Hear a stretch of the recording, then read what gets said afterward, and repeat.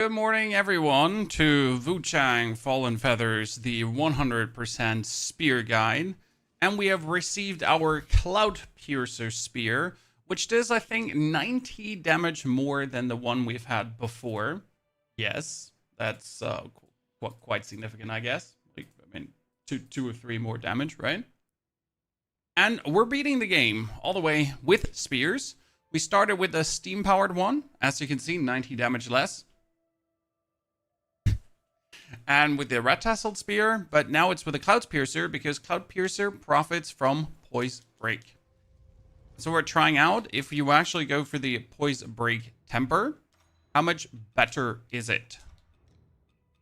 We get for magic and feathering. No, we get agility and strength. Yep, that's pretty good. And now we need to teleport to the Zenvu antechamber as we take our elevator up. Yes. Trying to remember where we were yesterday. Lynn, good to see you there. How you doing? Good morning. This is our playthrough number 5, by the way. We've spent one or the other minute with this game. See how much damage the Cloud Piercer Spear actually does. So we're going to have him. Oh, that was the wrong... Oh, wow. Oh, I forget something. Oh, no. And what I forget is actually significant. That is giving the Cloud Piercer Spear the Solar Leap power. Because I don't want to use Aerial Bulwark, as that's still good. But the actual Solar Leap is currently what determines my whole playstyle. Disciplines, Cloud Piercer, Solar Leap. Thank you very much.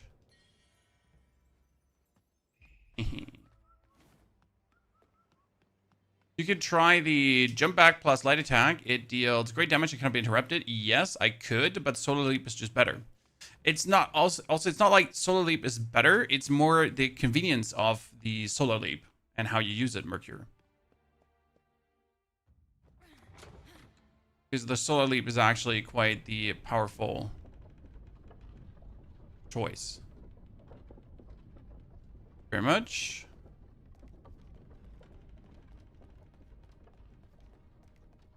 Boom. Radiant Red Feather. I shouldn't have taken any fall damage there. Okay, we are going to finish the game today, too. We got the Tiger in front of us. Then we got Bai Kru, the Bow Sorceress, Bow Magus, Vermillion Hong Lang, Dragon, and End Boss. So not too many. Oh, Demon of Obsession and Demon of Nightmare. Not too many left. I mean, we have 4 hours on this playthrough so far, and we should need another 5 to actually wrap up the game. At this point, we have the whole process rather streamlined. It depends a little bit on how well the weapon will actually play down the line versus the further bosses. Right now, the damage is nuts. Very nice and pretty significant.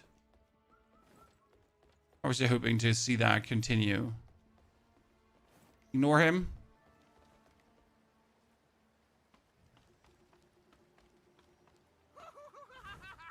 Ah, I did this already. Wait.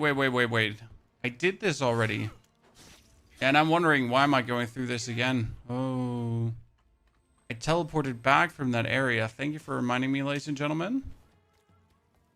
It's actually like a double backtrack right now.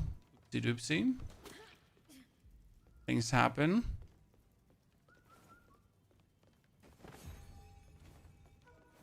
We went down here and we already activated the thingy. Then we just forgot to talk to the old man and loot all the items available. So that was a slight mistake. Which game is this, G-Sun? The game is called Wuchang Fallen Feathers. One of the better Souls-likes on the market. The great replayability and fun weapons to use. Let's talk to the old man. Because if you don't talk to him, story does not advance, I think.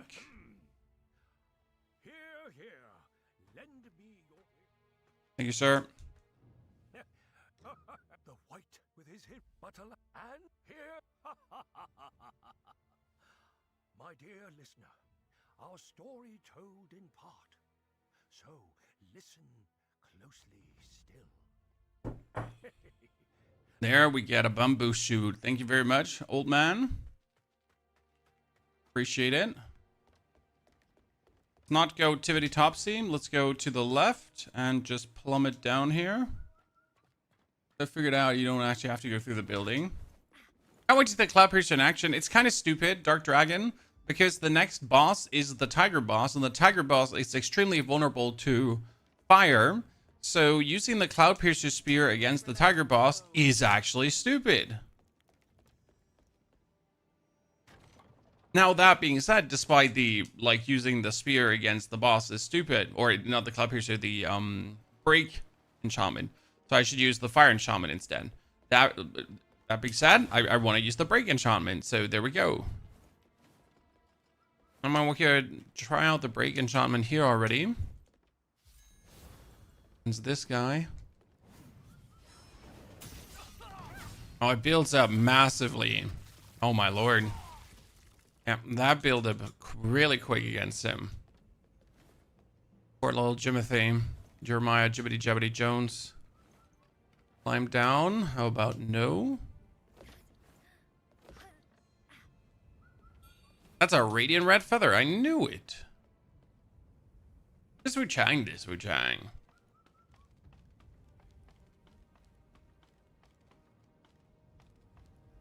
We're gonna fight up against the Tiger boss in a second, even though you shouldn't actually fight him because you could get your weapon upgraded further for more damage.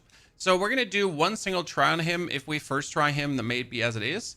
But if we don't actually beat the Tiger here first try, which obviously can happen, we will go for the Avian March first, because in the Avian March I get another upgrade for the weapon. I think another 2 upgrades to the weapon, and it would be stupid to not do that, right?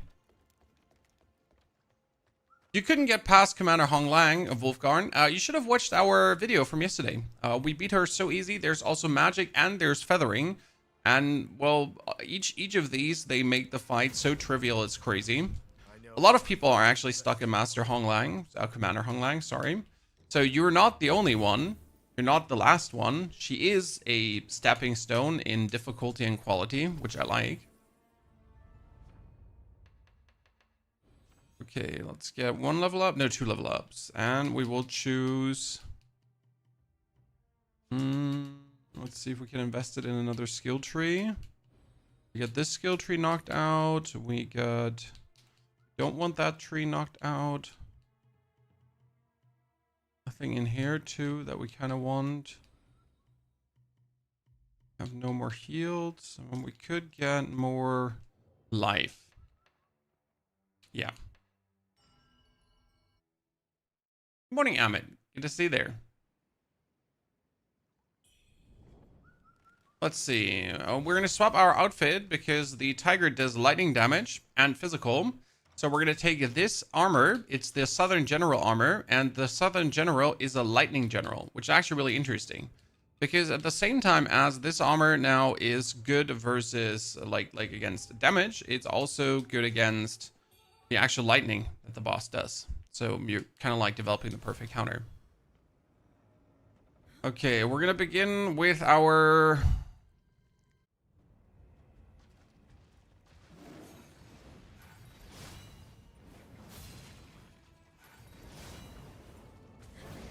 That's what I said about Break against him. Like, Bleed would build up right away. Break doesn't build up against him.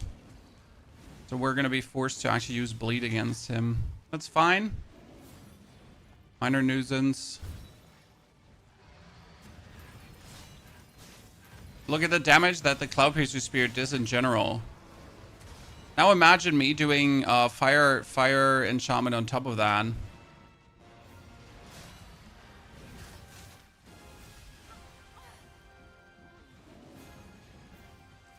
I kind of want to swap over to the fire enchantment just to see how much damage I could do. Oh my lord. Ignore me noobing around. I'm not warmed up yet.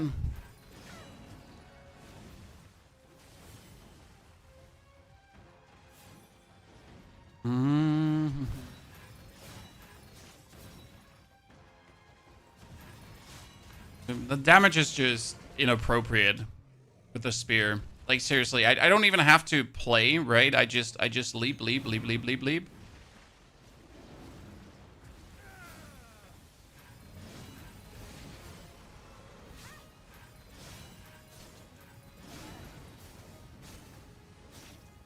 Man, like, seriously, what is this damage?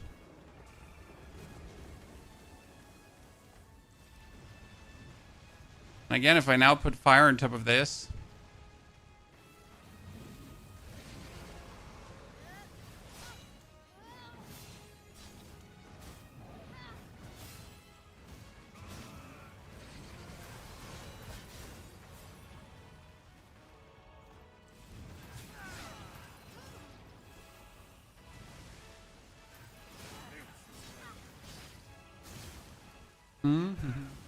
If I now break him, he's going to take insane damage. See, did you see that damage boop he took there? Okay. Easy peasy lemon squeezy. And that wasn't even with fire. It wasn't even the good enchantment, right? And we still did that to him. Mac, by the way, thank you for your subscription and support. Mac, thank you for the 110 months. Mac, did the alert work that popped up?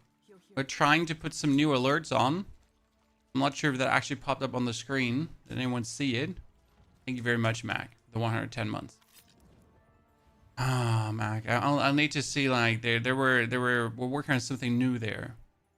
The run now about the spear. Yes, this is the spear run. The 100% spear run. The let's make spear great again. And that has multiple reasons we're trying to make spear great again, because I wanted to figure out how the blood hearts work. Because spear has something called blood heart that creates the Skyborn Might on the spear. And it was such an intriguing mechanic that I really wanted to see what can I now do with set blood hearts, right? Knowledge Pavilion. Refugee camp. Yeah, battlefield refugee camp. Phoenix, how are you? I am fantastic. I mean, I just absolutely obliterated that tiger first try with some pretty amazing damage on the spear side. I would even reckon illegal damage. Like, seriously. This might be the first time I'm feeling very confident about the bow sorceress. Even though against the bow sorceress, we might have to swap spears. Why? Because the bow sorceress needs to be turned around forcefully, and you can do that with the steam spear. Is Fallen Feather really difficult, or is it okay? Fallen Feathers is difficult, depending on your personal skill level, obviously, Rihanna. That being said, you have summons for every boss fight that really make them vastly easier, if you want to. There is magic that can partially one-hit bosses, and also trivializes some parts of the content. It's not the most difficult Souls-like, but it always comes down to how good are you, right? I mean, like, it's easy to say the game is easy, but what if you suck? You know? What if you suck at Souls-like games? Is it then still easy? What if you're average? What if you're novice? Is it then still easy? I mean, for example, I have a build here right now. I use the Solar Leap. And with the level of power I have, like, no normal opponent has a chance against me. Because I can just Solar Leap into them, destroy them, create more Skyborn Might, Solar Leap, Solar Leap, Solar Leap. So with the build that we're running here, we kind of trivialized a lot of things. Phoenix, you were watching YouTube and you thought about you want to check out Twitch. We also have YouTube live streams if you want to watch over there, Phoenix. That's totally up to you. But it's a pleasure to have you here, regardless.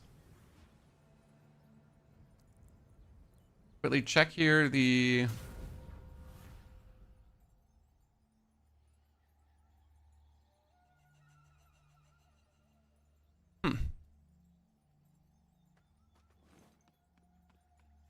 Also, Dark Phoenix, thank you for the Prime Gaming subscription, my friend. That's very kind of you. Welcome to the stream. Welcome to the Knights of the Round Stable. I've beaten the Demon Souls remake. The Demon Souls remake, I would reckon, is more difficult than this. Yeah, definitely. I mean, Demon Souls remake is not the hardest, per se, but some of the bosses have some nasty designs. And the Demon Soul remake is limited in motion, if that makes any sense to you. Because Dark Souls games are intentionally slow, right? I think everyone understands that Dark Souls games are intentionally slow. So what happens is that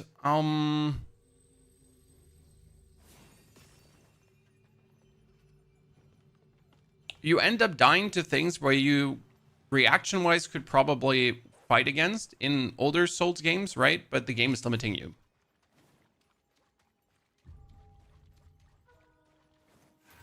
A female general? You mean Commander Hong Lang or Vermillion Hong Lang?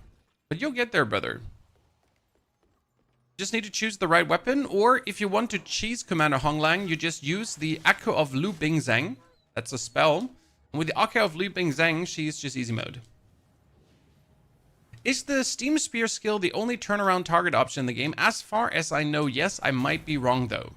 But Dark Dragon, yes, there is a benediction that is wholly dedicated to that one skill. Rihanna, thank you for joining as a member on the YouTube as well. Jesus. Time's popping. People are going crazy. And tomorrow we also have the Diablo 4 PDR. And what, Chad? Next few days are going to be very hot and interesting. Some evening streams for you. Some more content. I mean, we'll definitely try to finish the game today. That I could also get you the build. The fully flashed out spear build. And this time, let's not forget to kill the demon, because there is a demon down here that I 2-3 times actually forget to murder. Well, you gotta get this dude out, right? As you get that dude out and the poison cloud goes away. If you actually go for this thingy here, oh no, how bad. You end up in an arena with a demon. And since we're using spear, we'll just bully the demon. See, like, this is Solar Leap! Solar Leap! Solar Leap! Solar Leap! Solar Leap! Have I said Solar Leap, Chad? In case I haven't said Solar Leap yet, I mean Solar Leap! Okay?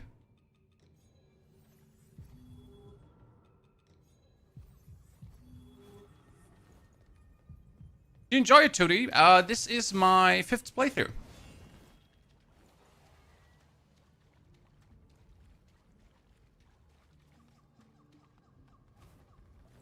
So, yes, I enjoyed the game a lot. Any good side comments of D4 Sales and 10 Notes PDR, Mazius? I'm really excited just to try out all the builds. There is a huge plethora of builds to try out, and the power should allow for even more, right? What type of games do you enjoy? All-arounder or specific? I'm an all-arounder. I really like Souls games, right? I really love Souls games, but I do play everything. From card games to strategy to action RPGs, adventures, side-scrollers. Whatever you give me that's fun and well-made, I'll probably enjoy it. I don't like simulations that much. You know, racing, flying, that kind of stuff. That's not my cup of tea. I find it rather boring. Or sports games in general. Everything else, you get my interest.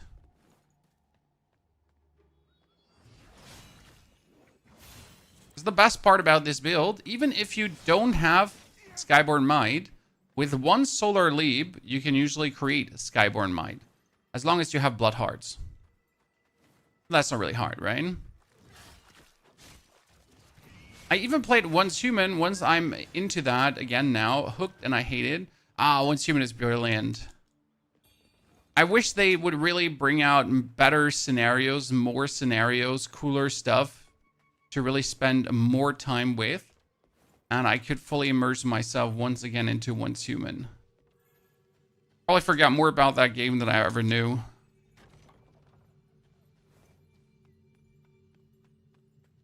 There's certain glitches on Demon Souls to get certain trophies. Yeah, you're going to jail, sir. Oh man, the spear is nasty on a damage output scale.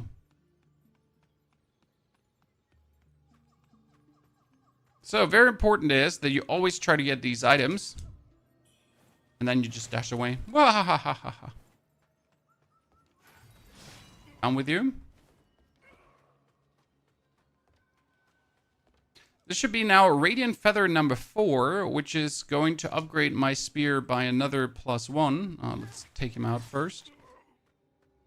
So that should be Radiant Feather number 4. Let's see. Yabba dabba doo. That was Radiant Feather number 5 even. Ooh.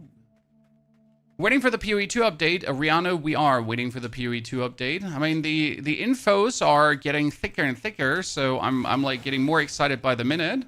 As like they're putting out their teasers to the teasers to the teasers to the teasers, right? As you like to say in PoE 2, the announcement of the announcement of the announcement of the announcement. But it's looking promising, so I'm not going to complain.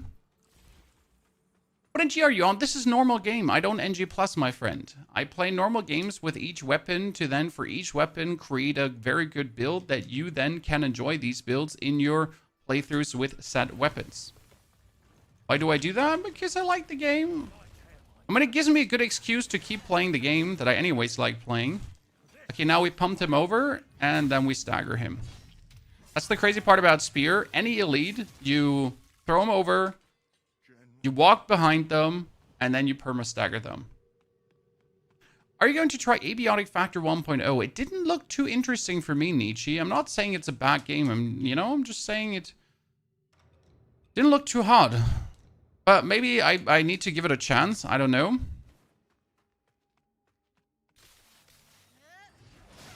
Turn him around and bend him over. Yep, and then backshots. Backshots is the name of the game. What can I say? Ain't doing backshots in this game. I don't know what you're even doing.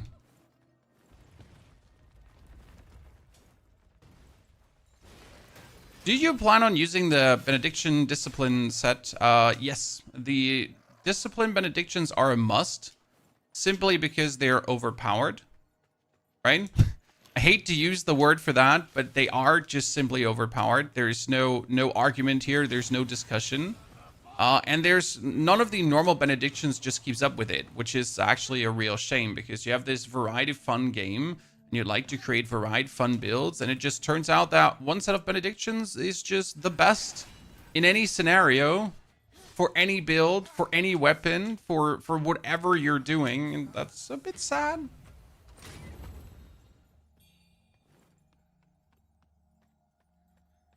I mean, it's cool that we have something like this, but it hampers builds variety severely.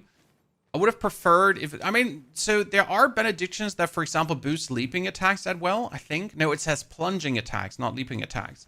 For example, my solar leap, I don't think my solar leap is a plunging attack. My solar leap is a leap, right? That leaps forward.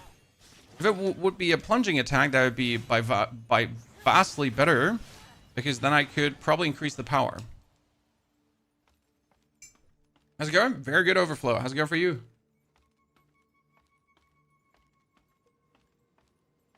Ah, tasty.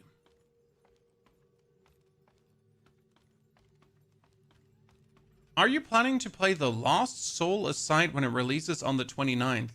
I have not heard about The Lost Soul Aside. Devin, could you educate us what it is about? This is the first time I'm hearing about it.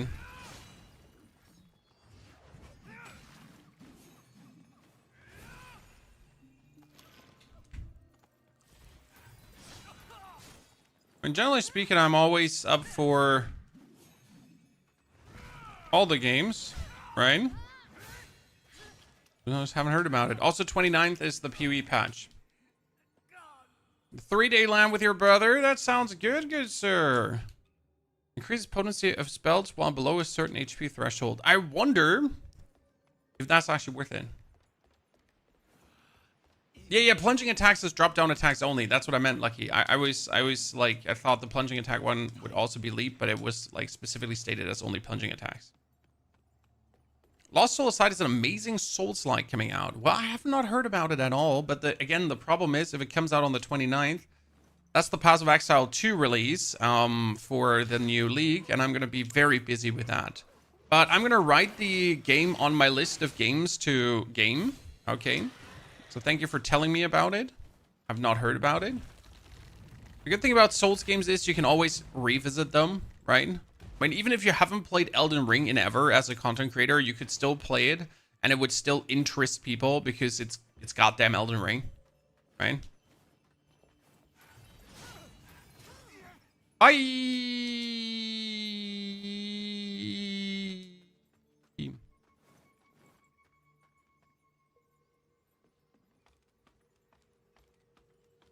Sorry, ignore me.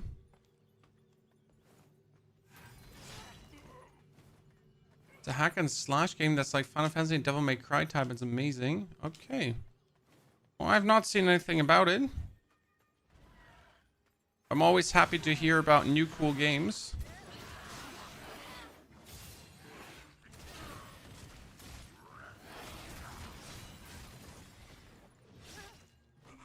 The damage I'm doing is just... Yep, I'm done with you. Might be the first time we really bully the bow sorceress. Why don't my hiders attacks faster? Even though I have attack speed not as well as extra hider heads, but it just shows 3 all the time. Aurel, if you have the Ophidian Iris, you don't get more hydra heads, you only get more damage. And the attack speed does influence them. You just might not notice it. Russ, good to see you there. How are you doing, buddy? I hope they revisit Benedictions. No, I don't think we're going to see any revisit and rebalance of core game mechanics. By no means. I mean, let's be fair. They have already done a lot of buffing to the game that I did not expect. But something like these core game mechanics, I think they're set in stone. There's nothing wrong with the imbalance of the... How do I say this now? Like, it's not bad for the game that one benediction is technically so overbearing. Yeah, it sure limits build variety, but you can also choose to not play it and then just be weaker. I know that's not what you want to hear right now, right? But it's just that. Like, I don't think wasting resources on that is going to do any good for your game or your franchise, right? There's nothing wrong with skills being too strong, partially, as it allows people to be stronger than they would usually be. They say Phantom Blade Zero will be the best Souls game, but we must wait for it to release. No, you don't have to wait for the release. Russ, congratulations on the baby girl. That's nice to hear.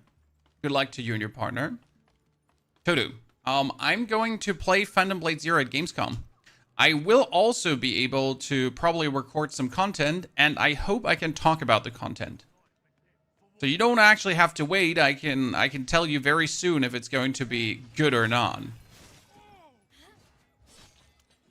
Because I'm going to actually try it.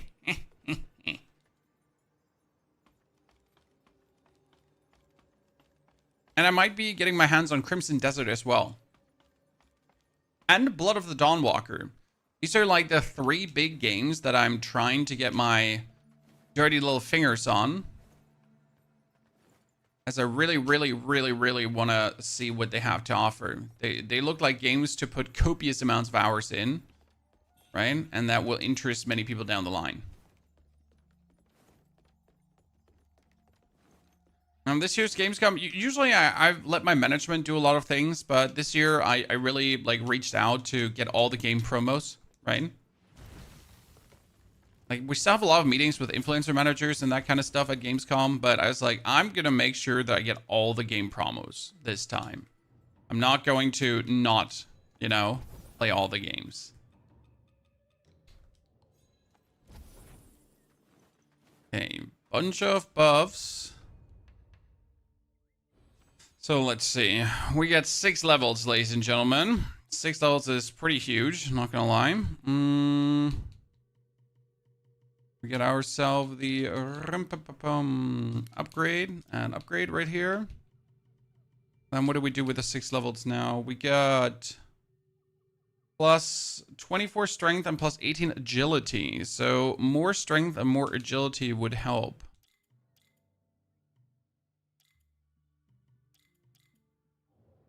Yep. Cool. Enter dream.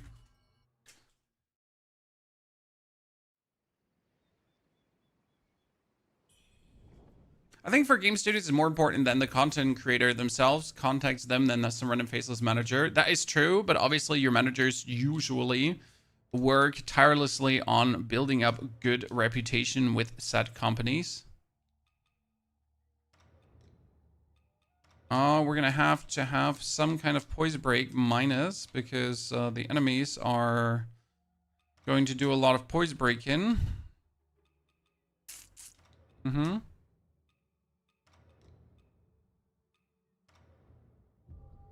I'm going for this outfit. Have you defeated the White-Robed Elder 4 times already, my friend? Not on this playthrough, but you'll see him soon. We have to take out the Bow Sorceress now. And I'm not sure if I'm actually going to get my White-Robed Elder friend to help me, because I usually summon the White-Robed Elder for this fight. As I really hate fighting her. She's just a massive, annoying bird. Not the B word I was looking for, but let's say bird. Okay.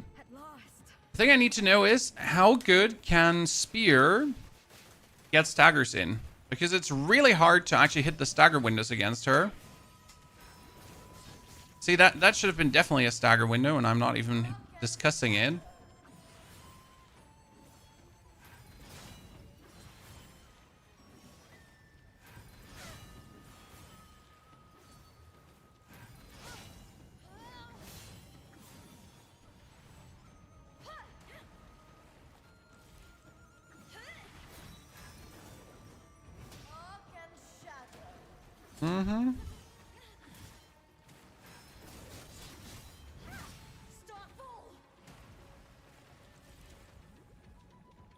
Damage you're doing is quite nice.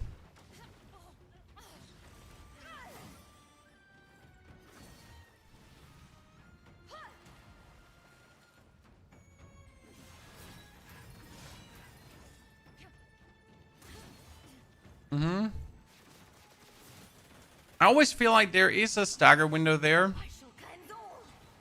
but I never found that stagger window there. There's a stagger window there. I know that.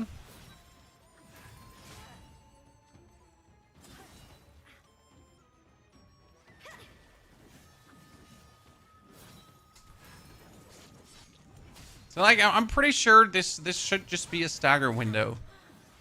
Because you're like right on her. And what you can do is you can technically stagger this, but you need to land right behind her in that very moment. See, like it's almost eh.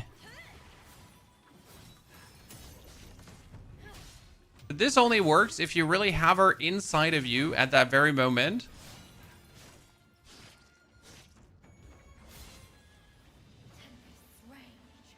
Right?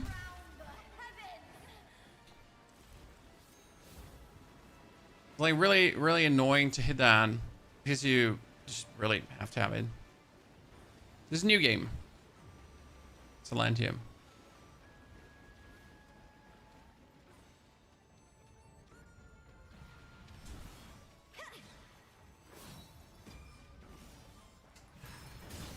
Yeah, just that. It's like almost exclusively in the moment where she... Yeah, and she always hooks there. It's always exclusively the moment where she charges you. That's the only like stagger window I could really find. Yes, mom. Yes, mom. The only stagger window I could find reliably, right? There are more stagger windows, but it's literally the only one where I'm like, yeah, I know I'll hit that.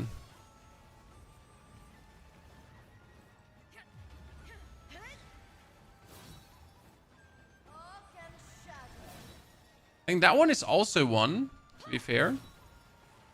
And that one is one, if you're close enough.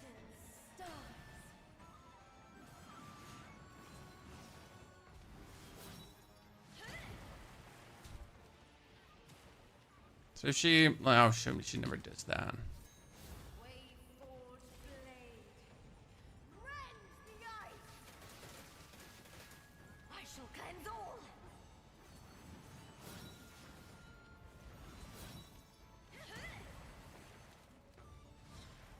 I'm just waiting for her to do her thing, but she doesn't do her thing.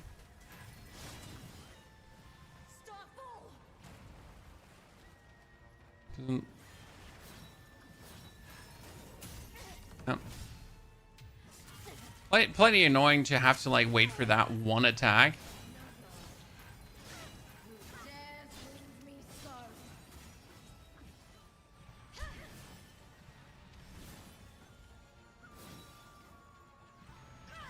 Wonder if you can enforce it more. Like, see, technically, all her sweep attacks, right? Every single one of her sweep attacks is a potential stagger. I think, but I'm not sure. That's why I was thinking about using the gunpowder spear, because with the gunpowder spear, you can forcefully turn her around. Probably in many situations.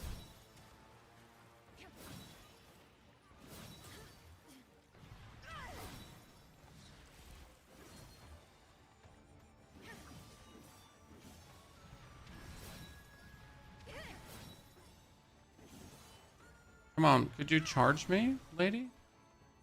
I'm trying to just stay as far away as possible, so she would do her charge. Right? No, I'm sorry, I'm not gonna let you take me. Charge me! That's not the charge. How about the steam thingy spear? Oh, we'll definitely have to swap over to the steam thingy spear. I just wanted to test her without it, because I want to see if like spear can hit stagger windows just for the purpose of being spear. Because, right, you have spear and spear.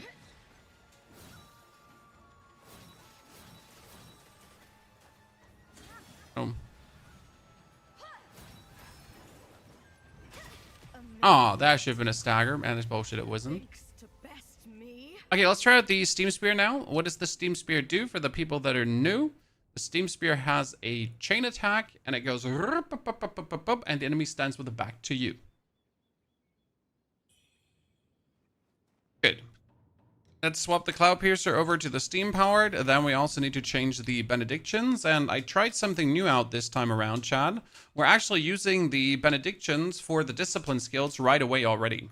Usually I wouldn't use these this early, but you have already 6 Discipline skills, so it's kind of like stupid to not actually use that.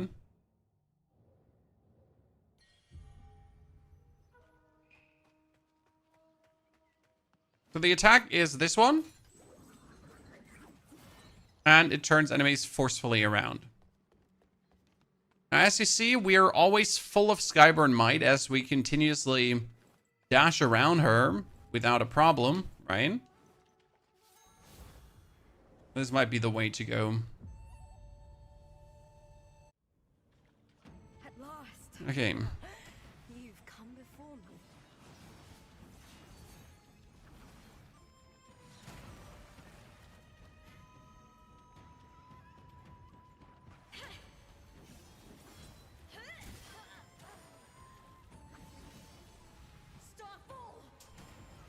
Okay, lady. Be gone.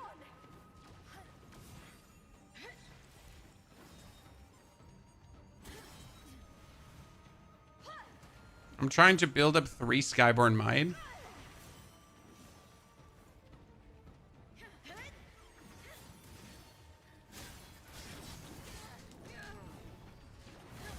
Bullshit, she did her water thingy, and that aborted me from turning her properly around and being able to hit the attack. And yes, that one should always lead to a stagger too. Unless it doesn't.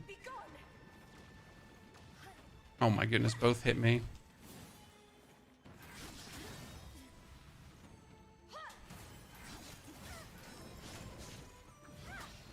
Problem is that she just ignores, like we turned her around twice now, right? But due to her attacks, she just ignores back shots. The back shot ignoring person.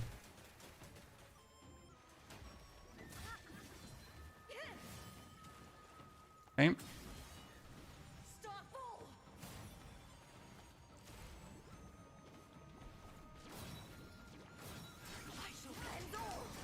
See, like, she just goes into an attack mode and just doesn't get back shotted. Let us test thy worth.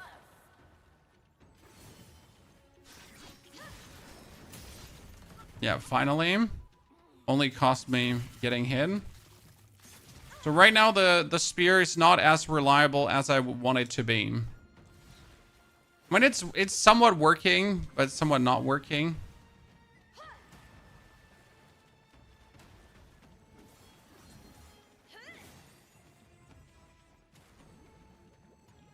Be gone.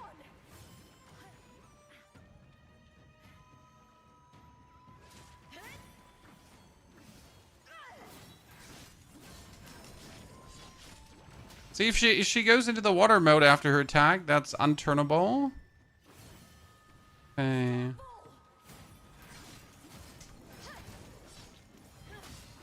And then she just runs away.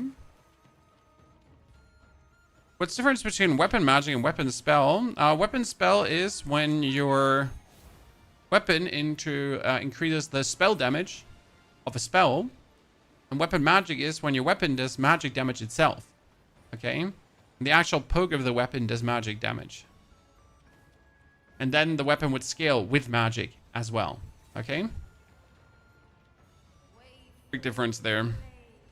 For example, mine scales with strength and agility. So all strength and agility gives me bonus.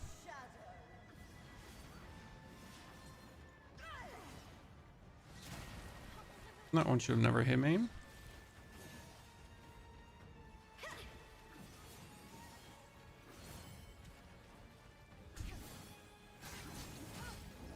Nope, that did not do anything.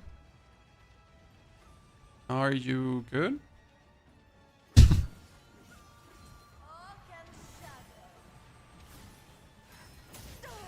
Same like the blades I told you about when she does that. Very vulnerable. Now at least we have our answer. She is vulnerable in that state. Me so.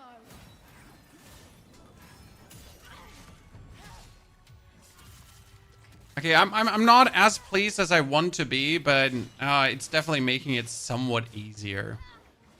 Okay.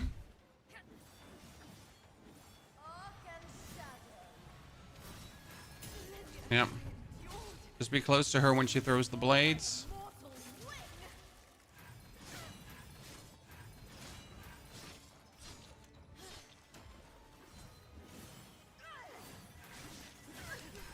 Yep. GG. Whoop, whoop, whoop, whoop, whoop. One of the easier tries. I'm still unhappy I had to resort to the blade. But one of the easier tries for sure. Easy GG. Teleport back.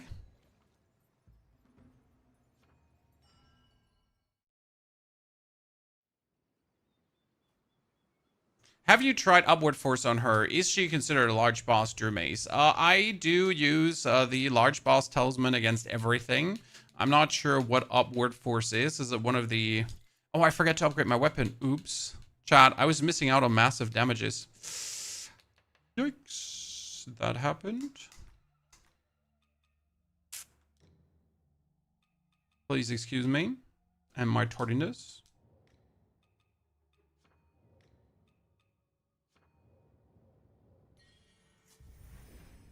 The discipline on spear. No. I usually use the forward jumping, the solar leap. Solar leap is just OP. It knocks them in the air and you can continue the light attack combo. She can't be really knocked, Drew Mace. I think the upward force would probably be better against Vermillion Hong Lang and Bo Magus, probably. But also Vermillion Hong Lang or Bo Magus should actually get swept away by the leap.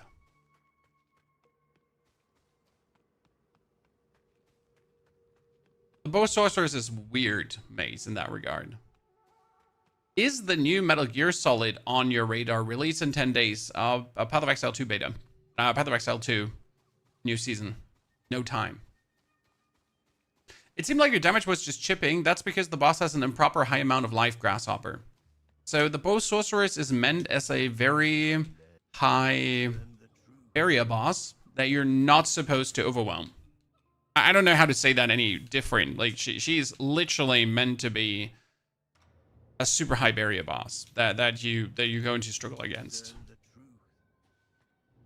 And she's made like that. She's made to soak HP like crazy. A bit like Bai Kru. Bai Kru is also one of those guys that just soaks like there's no tomorrow.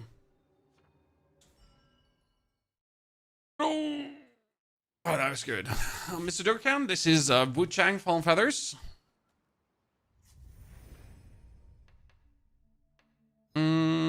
teleport now to the Zenvu altar. Oh, that, yes, and now we kill Bai Kru. Do we know if there will be, do we know if there will be a new class in PoE 2? No, I assume that patch 030 is going to bring more ascendancies. And on top of the more ascendancies, we're going to get Act 4 and maybe Act 5, but not Act 6. So we're getting more acts and more ascendancies, plus a new league mechanic, plus whatever.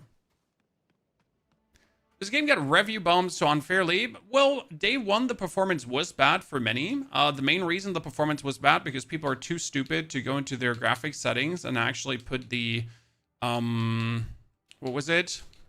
The super resolution oversampling mode to something instead of TSR because TSR is horrible, right?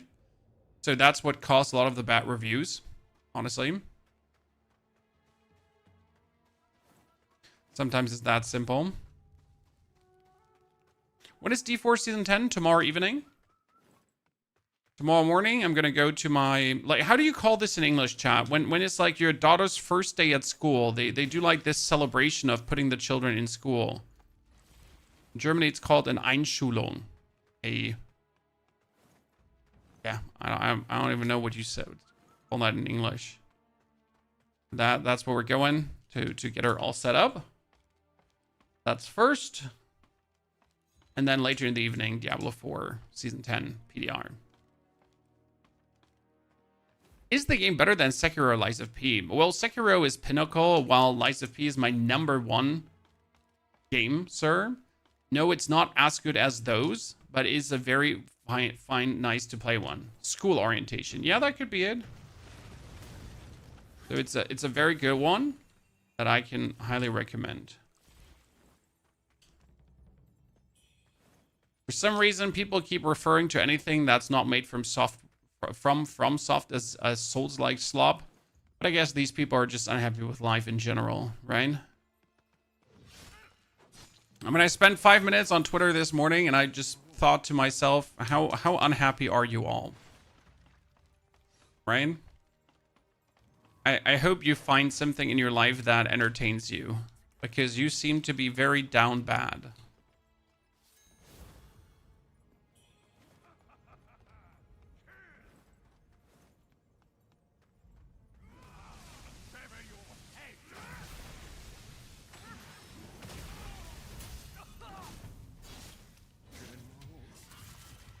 Look at the damage I'm doing. I am a demon. A demon, Chad.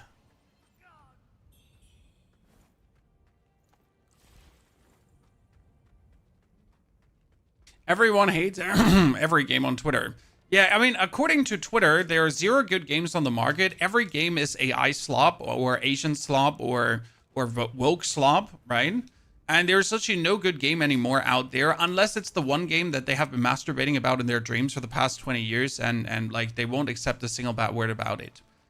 That's kind of like how Twitter works a little bit. Oh, and back in the days, everything used to be better, obviously.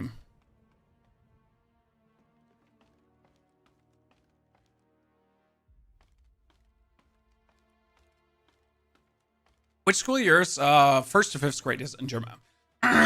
First to 4th grade is in Germany, and then 5th grade is next school. So you get like elementary, and then the weiterführende Schule, as we say in Germany, or the advanced school, elementary and advanced. Rain, Moins and Hans Wurst. It's like they're cold. Honestly, it's crazy guts. Earned a subscribe for that take. Also love your D4 content too. Just picked up the game last month and copped the DLC 2 days ago. Make sure, Adita, to level all your renown. It's important. Right? Still don't get the woke stuff. What does it mean? Well, the woke stuff means as soon as a character is too black, too white, there's a lady boss in there. Someone has pink hair. They're gay, lesbian, or transgender is mentioned. A black guy is too cool. A white guy's not cool enough. The lady's boobs are too small. There's not enough ass in the game. They're censoring the thermal boss scene in Ghost of Tsushima. That's all woke. And you actually, like, it's your job to look out for this, right? It's your job as a gamer to polish this. You need to look out if the boobs are big enough and if there's jiggle physique, because if there is no jiggle physique, that's woke. Okay? And the worst part is there are channels that do nothing else but this. Let me actually show you something, okay? If you want to be sad for a second, guys?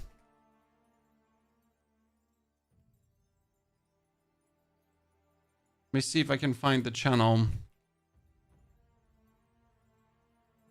There are YouTubers and they do nothing else but that, right? That's like their whole identity at this point. They don't make any more content. They don't actually play games anymore. All their content is just about which game is woke, which game is not woke, and to find in every game something that's woke.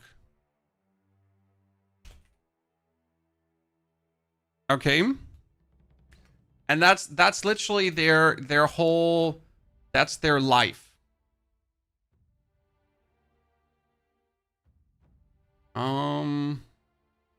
Here, for example, this man is a prime candidate. This is no bash for a creator. I just find it sad. So apparently, Battlefield 6 is also woke now for some reason. Like you see the titles, right? Then it's like bashing other creators, obviously, for their opinions and to just like really make 20,000 videos about it. Yeah, this is like, you know, this is instead of making actual gaming content because your actual gaming content sucks, you gotta have to rage bait everything. You know? Because like the sad part is, how do I say this now?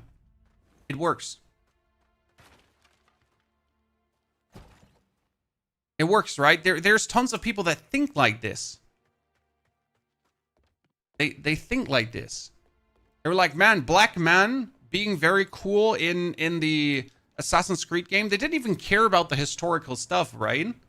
It's just about black man being big black man with a samurai sword. And then suddenly all the woke gamists become history experts to support their woke gamist opinion, right? It's a sad way to exist when from this point on you're trying to look for the hidden agenda in everything instead of just enjoying stuff, right? When we're not denying that some games definitely took it too far, that some games made mistakes, right? Let's be fair for a second. There are some games that tried to message, yes, for sure. But that doesn't mean you have to look for it in every game.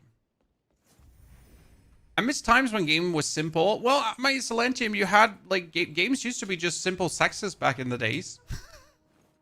Have I ever seen Dungeon Keeper and the main adverts for Dungeon Keeper just being the Iron Maiden with her big fat ass in the Iron Maiden costume, strapping around and whipping people? You know?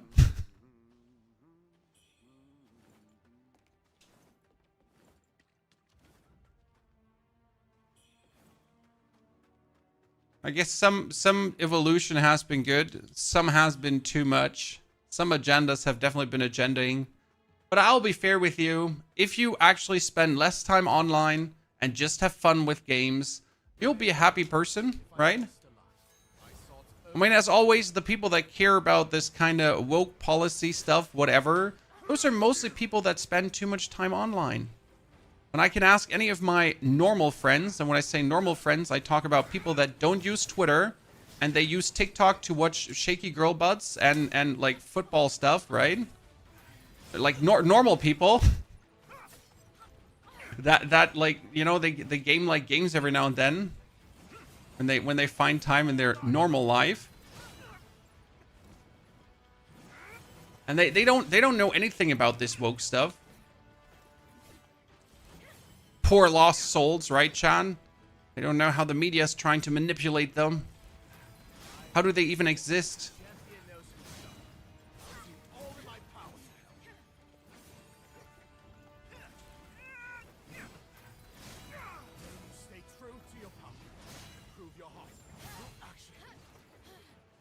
I don't like you, sir. Okay, come on. Ow. I said come on, but I didn't mean... like, I didn't mean it! Is my like key going broken here slowly? Either it's the fight versus him, but my actual button for like the double forward dash. See, like this one is not forward dashing as much as it should. Also, he does so much damage. It's so scary.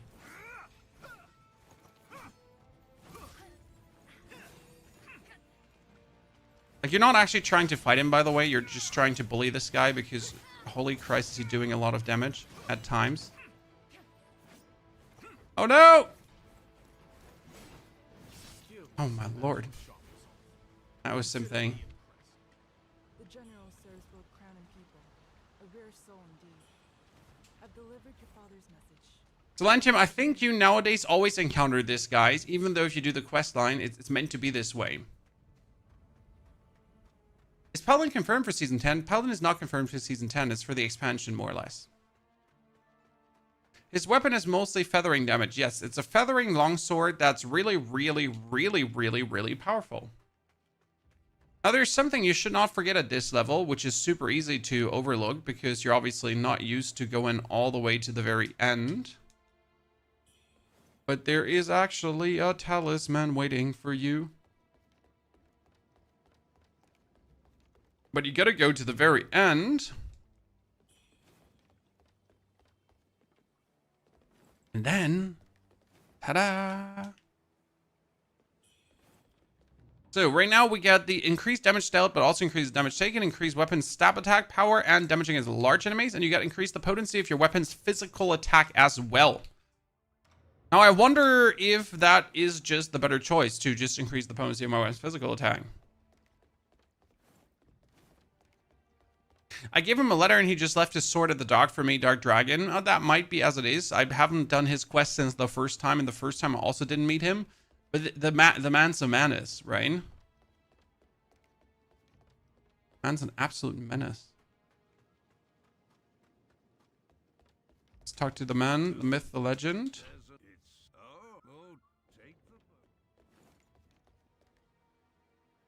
Oh, I almost stepped in the water there.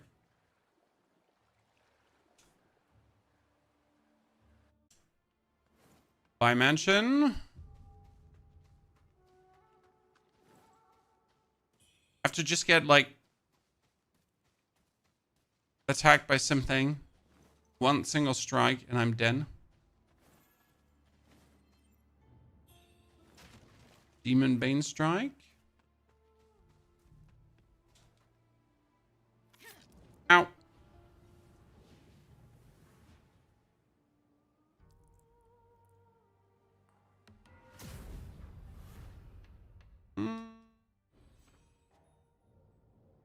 No level ups. Enter the dream. Let's see. Bai Kru. How much damage do we deal versus him? Bai Kru is one of these bosses also meant to not take a lot of damage. But last time we fought him, we actually hurt him pretty good. That was with our magic playthrough. Like per stab, I think we did 2,000 damage with a Demon Bane strike. That was pretty nasty. But I wonder how much my Solar Leap is now coming in. Okay, Radiant Red Feathers. Do we have 6? No, 4. 4's not enough. Might have missed 2. Okay, let's upgrade the weapon.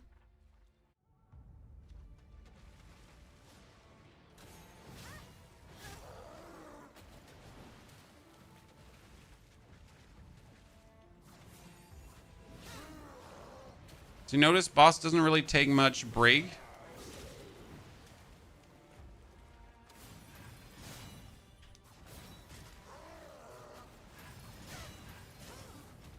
Yep.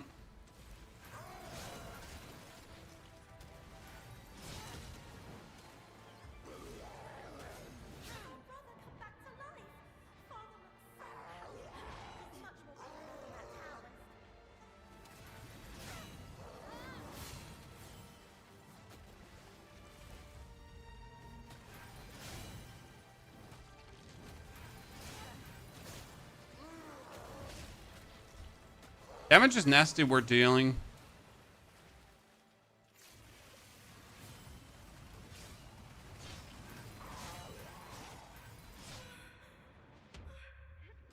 No, no, no, no, no, no, no, no, no. Ah!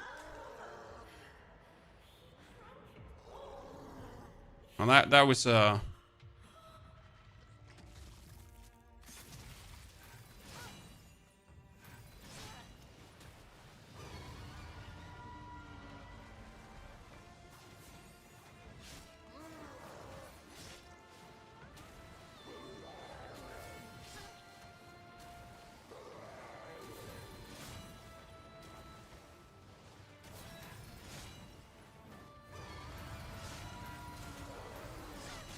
Solar Leap is just broken.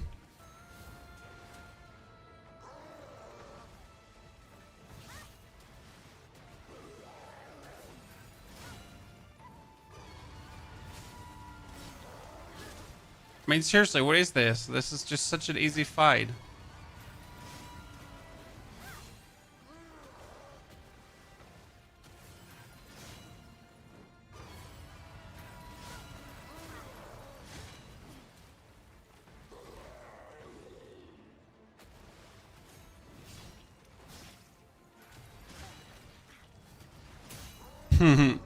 And finish him, Chan.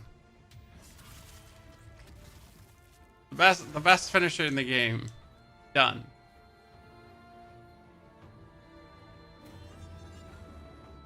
Diablo's getting another expansion? Yes, next year. There is one expansion every 1.5 years planned for Diablo 4 right now. And every expansion will always bring a new class to Diablo 4.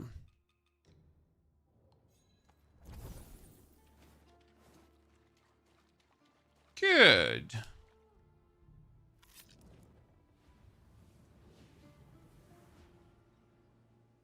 How do you feel about certain bosses in Chapter 4 being changed with the newest patch? Chapter 4 is a joke now, in my opinion. I don't think the bosses are much changed. Chapter 4 is vastly easier now. I don't think it's bad that Chapter 4 is changed because it was improperly hard, if that makes sense. So Chapter 4 was overtuned, for sure. Was it necessary to alter it? No, it wasn't. Does it hurt? It's fine.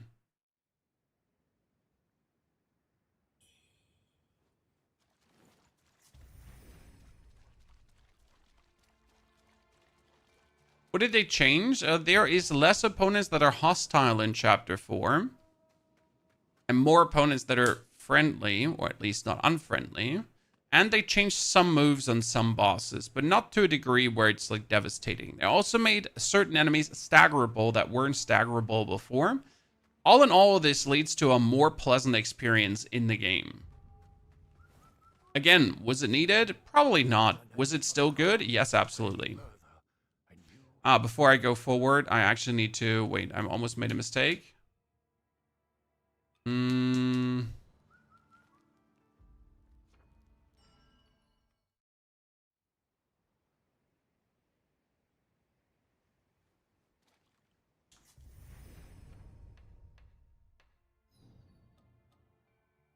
We need to go back to the ferry because the ferry has like the item for me, right? Can't forget about that. Is it worth paying full price for this game? Well, I've spent now officially 80.5 hours with the game. 80.5 hours is 5 playthroughs. I haven't done any NG+, so I could still do NG+. And I still have not used the dual blades. Okay, so it was magic, feathering, axe, spear, longsword, and I still have one weapon left, so I could easily put another 10 hours in. That would bring this up to 90 hours total of fun. Whereas, again, the comparison, my good old friend Sekiro was only 24 hours, and I was done with the game and never touched it again. Right?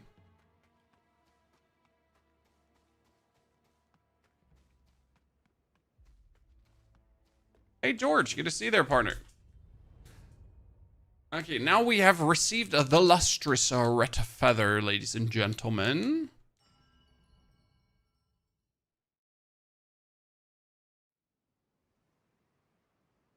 Sekiro wasn't too short. It just has 0 replayability for me, right?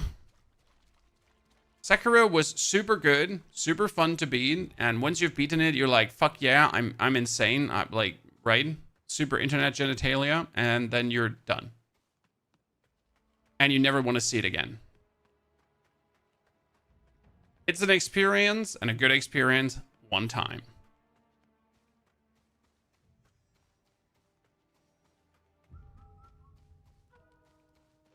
I kill your bird. Can I kill his bird? For power, go any further.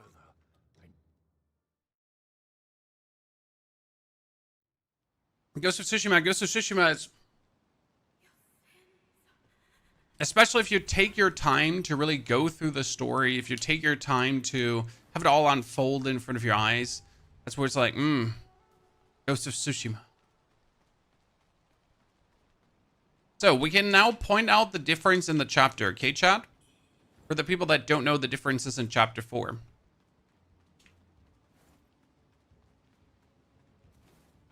I mean, first and foremost, what level are we? We're actually level 68. That's not bad. Not bad at all.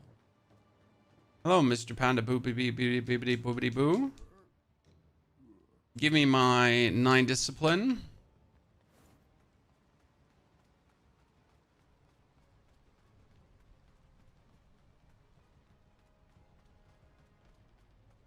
Yote will not live up to the greatest that Tsushima is. It simply can't live up to that, Invader.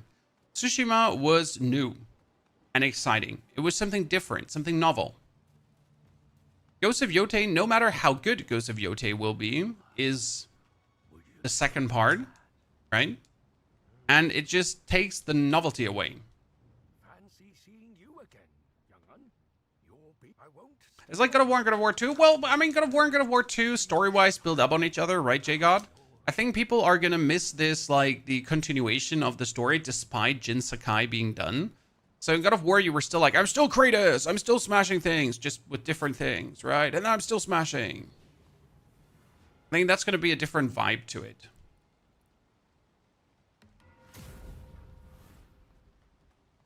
But we'll see. I mean, I'm ready to be pleasantly surprised. These two guys, usually hostile, not hostile anymore. Then right here, we're going to be facing off a dude, man, bro, right here.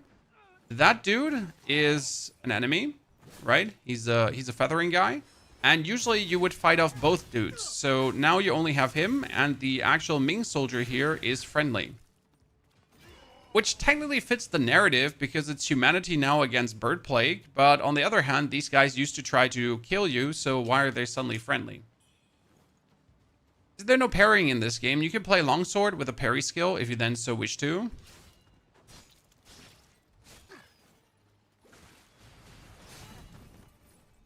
If you don't wish to, you don't.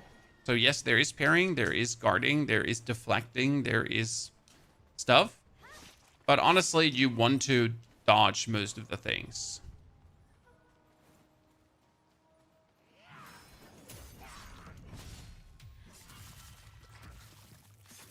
I wonder if these birds get actually thrown over by my spear attack.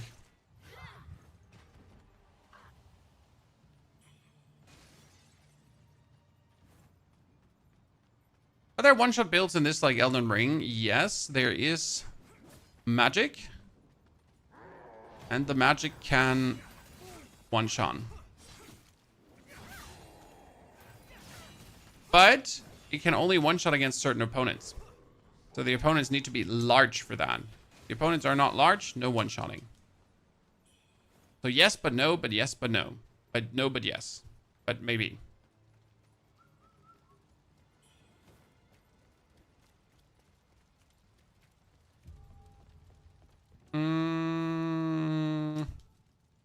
Let's go Birdman on the top.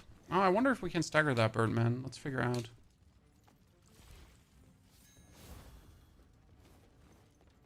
Birdman, I'm coming. Charge me, Dad. Thank you. Oh my goodness, you are doing way too much damage. And that's why I'm going to do this. And this. And this. And he still did way too much damage. But it makes sense that they would do so much damage because I'm absolutely wielding nothing. Last time I also wondered in this area, why am I taking so much damage? Until I noticed, well, sir, you're still wearing your chainmail bikini, so obviously you're taking more damage.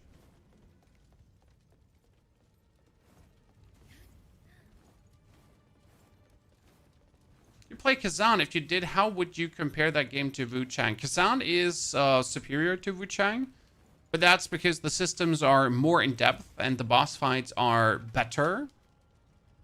It doesn't make Wuchang a bad game. It just makes Kazan like here, right? Absolutely top tier, super, super ultra S tier choice. I need to... I wanted to get stronger before we fight the demon, but I think we could just kill the demon quickly. Oh, I didn't bring all my heals. Nah, it should be fine. We'll see.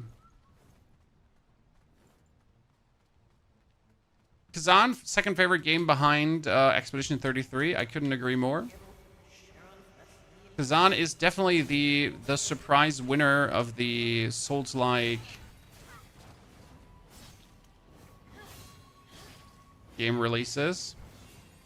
I feel like too many people didn't give it the try it deserves.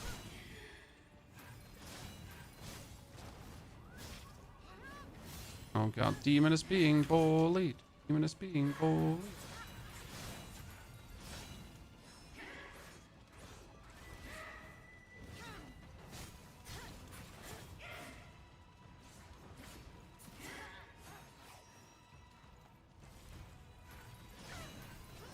Oh, really? 2, 3, 4.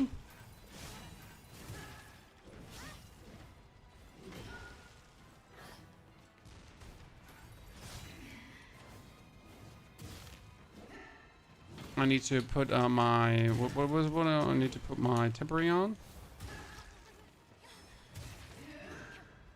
I'm stuck in a wall. Shoot me! Shoot me!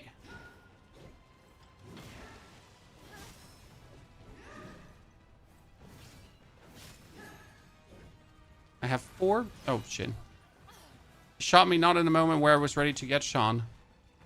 That's unfair. I need one more hit. Because that would give me 6.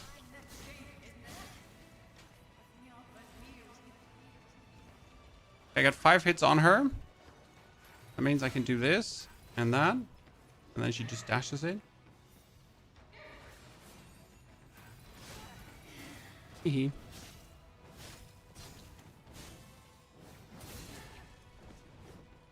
Well, not having any heal is kind of like unlucky, so let's do that.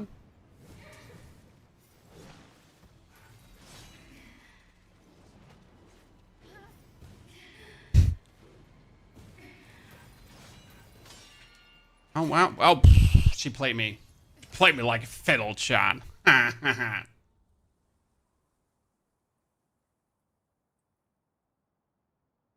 Elden Ring, what a waste of a game. So lame and boring. Streams too. Play a real game, no trash. Chris, that must be rage bait or you're just literally stupid. Sorry. When it's okay to not like Elden Ring, but calling it a trash game is just objectively being, I guess, dense as fuck. Or rage baiting. I'm not entirely sure. Her last evade was impressive. There, too. I'll give it to the AI. She played me like a fiddle there. Baited me into strike and then just gave me the counter. Knick-knack, triple tab. Never stood a chance.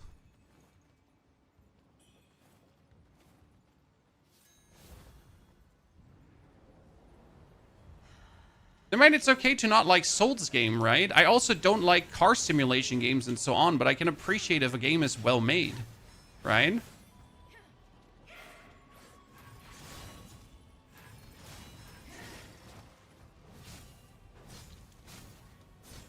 Or at least you should be able to look past your own bias then. Appreciate a game for what it is.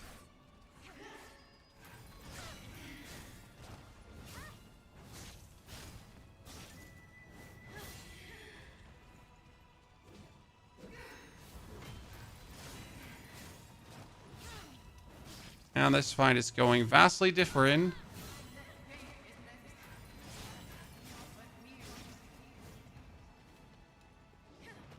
Uh-huh.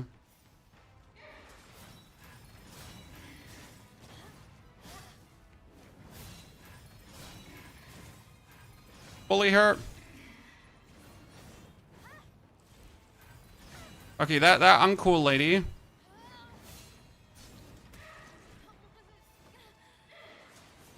I had you on your knees.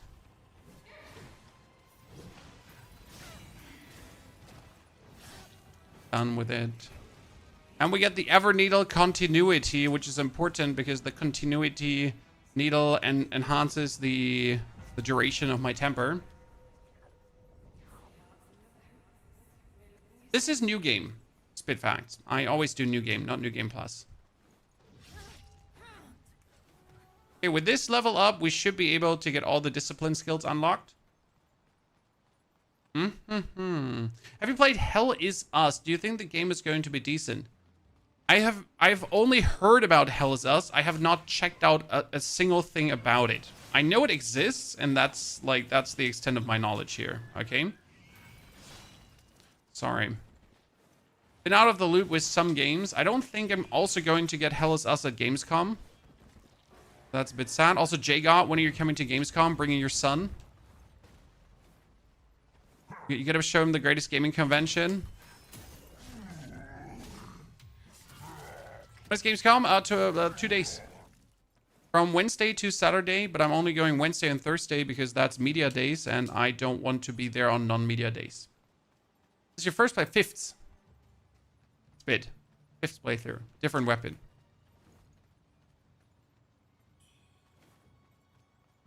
Is Hell Is Us like a Remnant-ish game? From what I understood, yes, but maybe someone else can chip in. What Hell Is Us is closest to game-wise? Your opinion? Ah, Bird Den. Pyro, thank you for your subscription and support, Mr. Pyro. Oh my lord. Oh, Pyro, you threw me for a loop there. I know there's an invisible bridge, but I was looking at your sub and I missed it. Oh man, thank you for the 93 months, Pyro, but you just gave me a heart attack. Also, sorry for the alerts not working. I'm actually trying out something new currently for like multi-stream alerts that they're also visible from whatever platform they're coming from. You played Stellar Blade and you were so disappointed. How dare you to go against my queen? I forgot her name. But that game was absolute peak. It was it was so good. From the fighting, the whole fighting was really fun to do. The abilities, the transformations, the boss fights. And the actual story was good as well. I know not everyone liked it, but I really enjoyed my time with Stellar Blade. I've tried other Souls games. Every Souls game, my friend. Every Souls game. Lies of P being number one. I think at some point we'll have to do another Lies of P playthrough from Lies of P with the DLC together. Okay, so what we have to do now is 1, 2, 3, 4, 5. Boom, discipline skill. Then I need to go over here and actually reset this one. And I also need to reset these two. And I need to reset this and that. Because that's another 5. Blade Master. And then I got 1, 2, 3.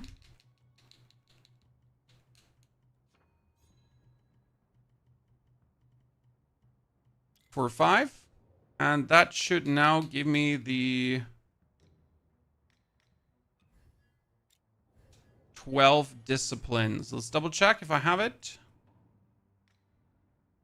12. Ultimate damage. I never used a controller in my life, to be honest. Is controller better than mouse and keyboard? What are your views? For this game, for any kind of action, Souls-like, God of War game, controller's just better. I mean, right now you have to understand that with a controller, okay? Alone this motion. Okay, watch this motion. This one here. With a controller, you have a stick that you turn in circles, right? If you do the same with mouse and keyboard, it kind of looks like this. Do you notice a big difference? Do you notice a difference? How the character's just jerking around? And that's just like... That's just so much better. Looks like it was 10, not 12. Yeah, I did math there. Very well. I need to check which one were discipline skills and which one weren't. I think I might have picked up 2 things that are actually not discipline skills, but should have been. No, I know where the problem is. I forget the spear discipline skills. Sorry. In my brain, I have 3 spear discipline skills, but my brain is lying to me. I only have 1 spear discipline skill. So I mathed the math ahead of time, and the math I was mathing was fake math.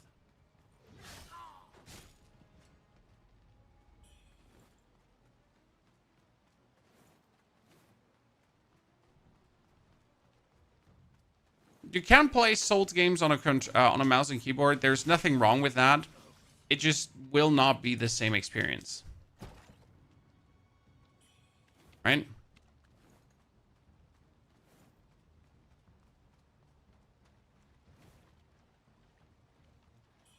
The main reason I think controller feels so good is because you have the bumpers and the triggers. So you got light attack, heavy attack, right? Then you have ability 1, ability 2, and you still have your 4 buttons.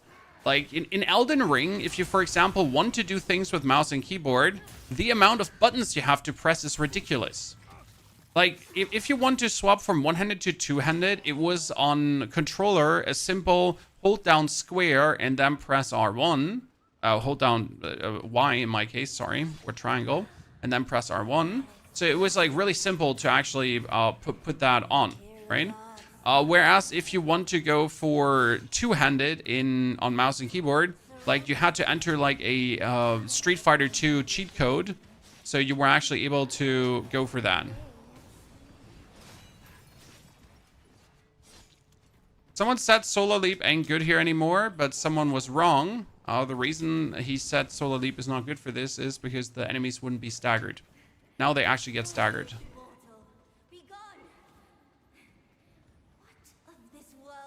I love the variable resistance they put on the triggers on the PS5. Yes, that was the only thing I loved about my PS5 controller.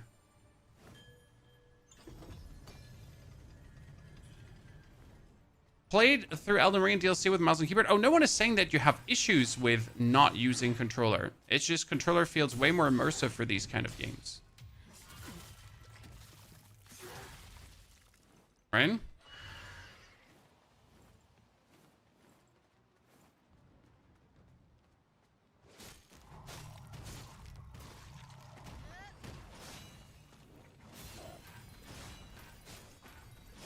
Oh my goodness.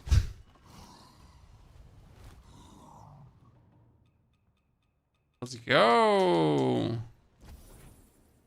Scooby, good to see you there. How is it? Very good. The spear has been an absolute nasty weapon right now.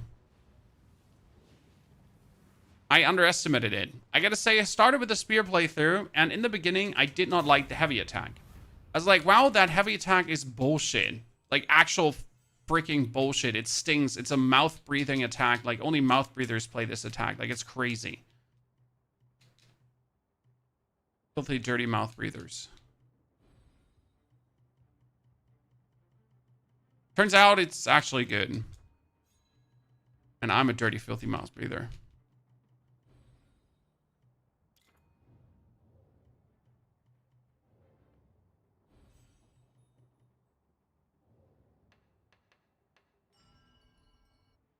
Comparable to Wuchang, it's actually harder than Wuchang and easier than Wuchang. The thing is, Wuchang is more a beat-em-up game than a Souls-like. Not hating here, chat, but I think you understand what I'll say in a second. Wuchang has abilities, and these abilities, they allow you to cheese many scenarios in an extreme way, partially. So Wuchang really in boss fights, like you can get invulnerable, and then you can hide from the boss, and it actually works, and so on. And that really trivializes some of the content. Is the game noob-friendly? Yes, Thumb. This is actually one of the more noob-friendly Souls-like games. It has very easy opponents to begin with. The first boss is also not hard. You even get like a tutorial boss thrown at you. I mean, one tutorial boss which will whoop your ass, and then a second tutorial boss who's actually meant to be more simple to deal with. So, delivers a good experience. Wukong has scripted boss fights? No. They're definitely varied. I mean, some of the attacks at certain HP thresholds, yes, scripted, sure, obviously. But that's like the sequences you got to go through, as every boss has like a certain sequence. But there's definitely enough move variety given to the game.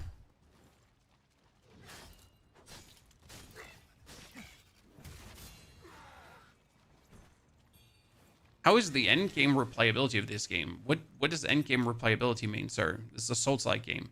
You either go for NG Plus or you start a new playthrough.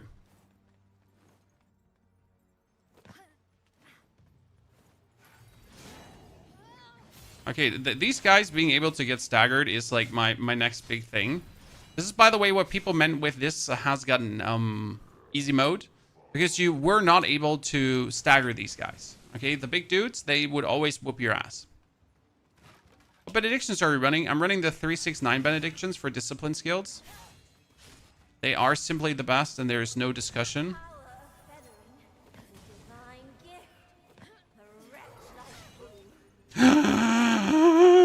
I've never fallen down here before, and I'm so upset. I'm so upset with myself. Yeah, Wukong is fun, but it's more like God of War, where you get so OP that the enemy difficulty doesn't matter. Apart from the one secret boss that turns into the gigantic lion dude. He's always hard.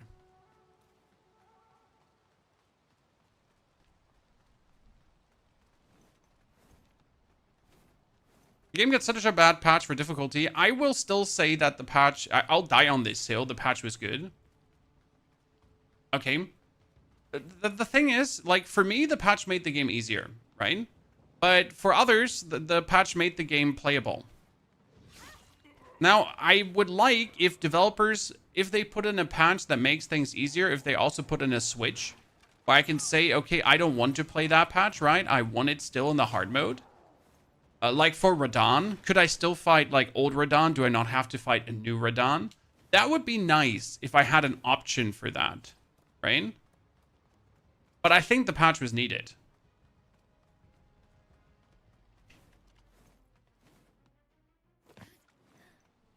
I also would really love to see stats of people beating things. Right?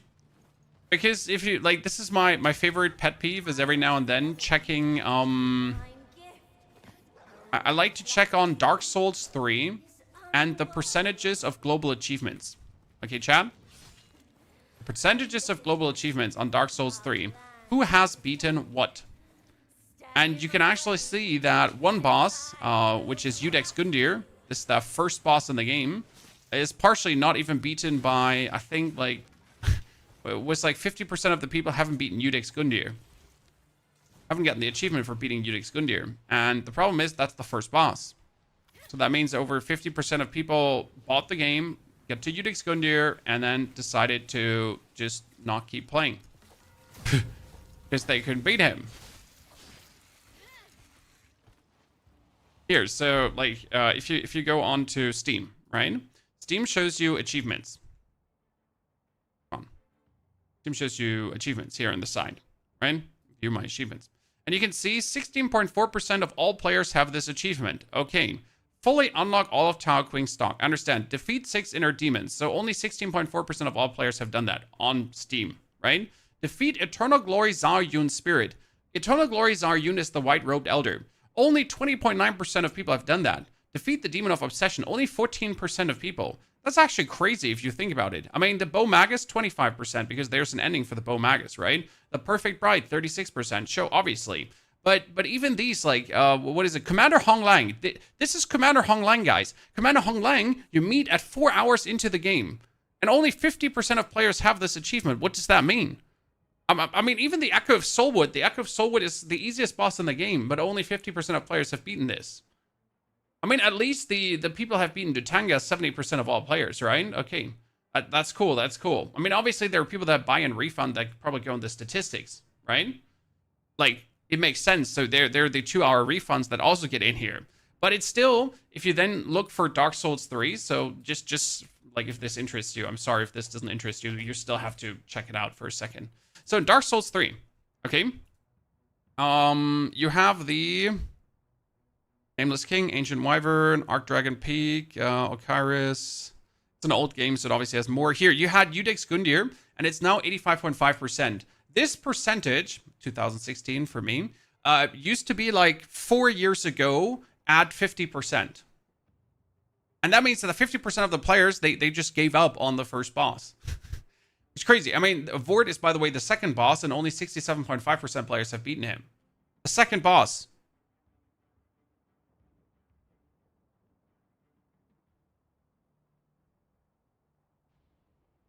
49% is decent. 49% is actually pretty decent, but it shows how many people actually also just give up on Souls games down the line. Right?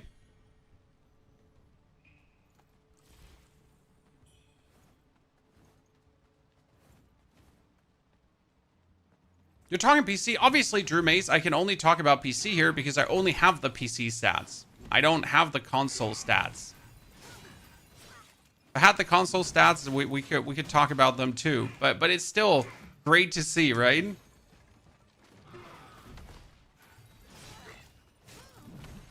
I enjoy looking at these stats. It makes you feel better. You know, call me petty, but it makes you feel like a better gamer because you went through this, you beat the boss, right? You put in the effort, you dominated, you showed him who's who. Twin Line Pendant. What did that one do again? I think I forgot to pick that up last X playthroughs. Ah, that was the Power of Discipline skills. Yes. Which is actually good because I use my Solar Stab a lot. So we can try out here Weapon Stab Attack Power and Power of Discipline skills.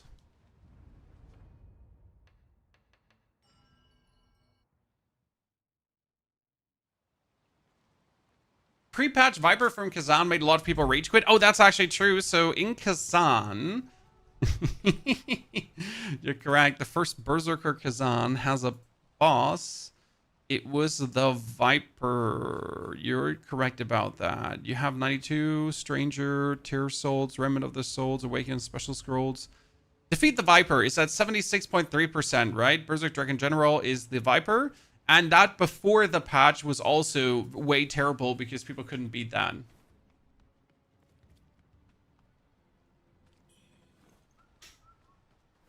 Okay, now we go for Vermillion Hong Lang chat. Vermillion Hong Lang, I would love to use, like, not use the steam-powered spear just to see how she feels.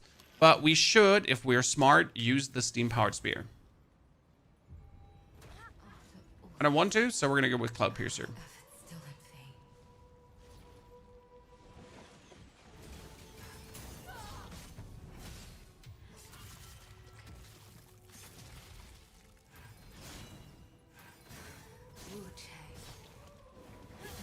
In my beginning combo, just do 7,000 damage.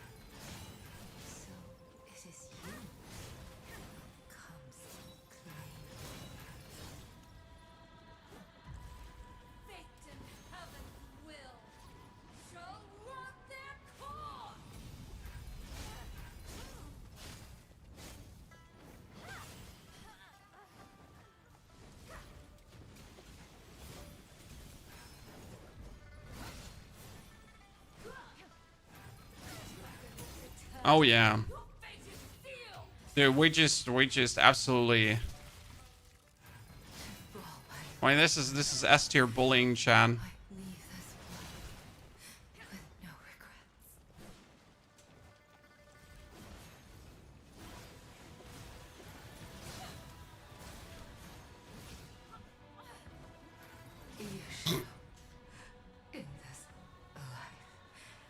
I'm sorry.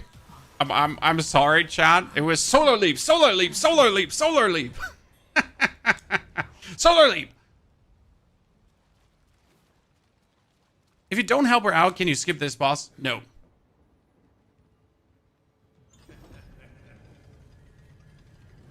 Why did you switch from Steam? What do you mean, Drew?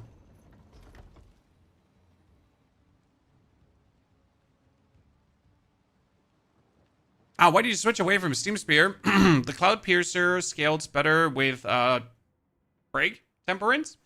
And the Cloud Piercer does 90 damage more. So this is the Cloud Piercer here. We have 174 damage. Then we can go for the gunpowder spear, 126, so 92 damage less. We could go for the steam-powered spear, which is 104 damage less, and the tasseled spear is 84 damage less. So the actual, like, Cloud Piercer spear is like, that thing is a menace. Solar Leap tracks. Solar Leap tracks more than it has any legal reason to do so. That's the best way of how to say it.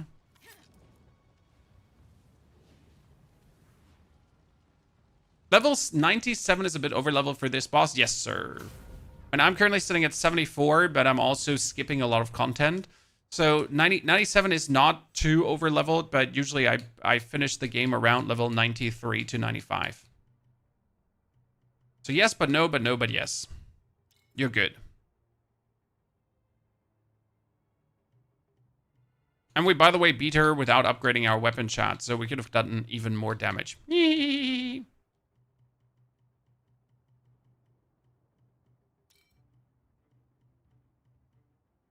Just decided our damage was enough.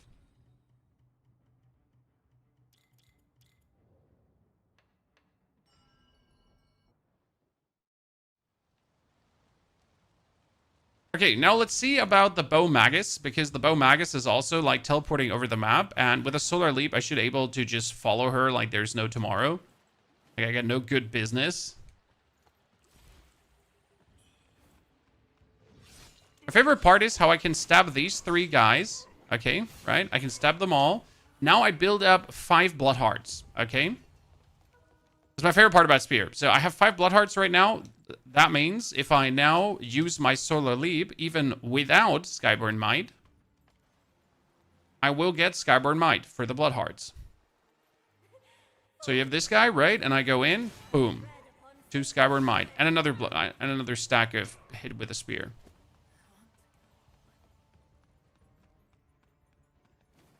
Okay.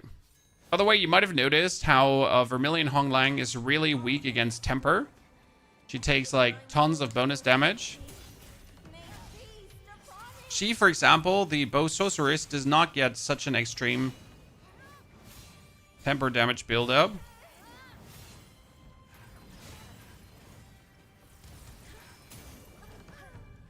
Oh, I was totally going to take that damage, Chan.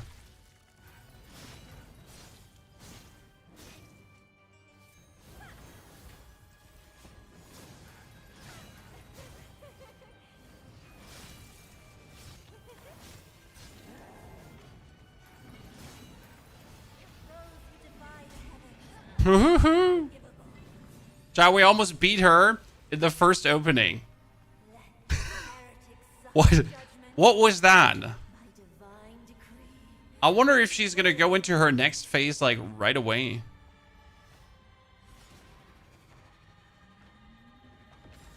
Oh, I was too close. Yikes. Okay, let's see how it is with a shield. Oh my goodness, too close again. Ah, yeah, see, like, she goes into the phase again right away because we bullied her. Ladies and gentlemen, look at that. Oh, wait, it might actually break her shield. That's so cool because she put on the shield, right? But her shield might expire in time now. Oh, man, the ultimate cheese.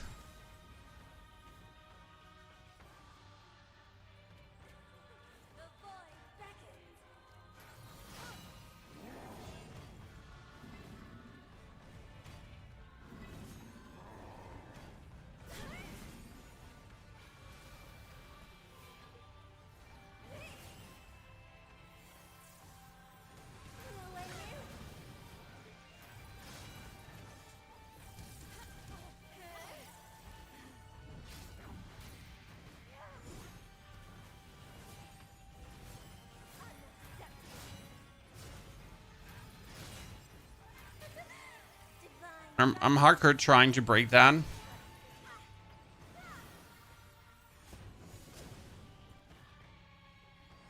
Yes. Oh, wow. She had me. She had me, chat, in the end. I put on the feathering armor again because she does feathering magic. Like, so her red blade, that's feathering magic.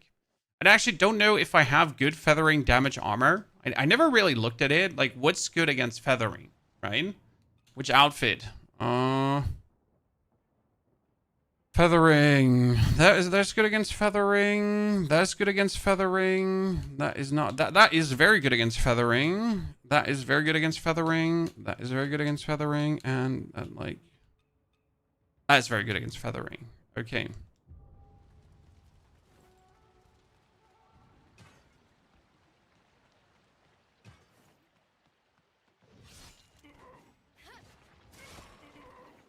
Good.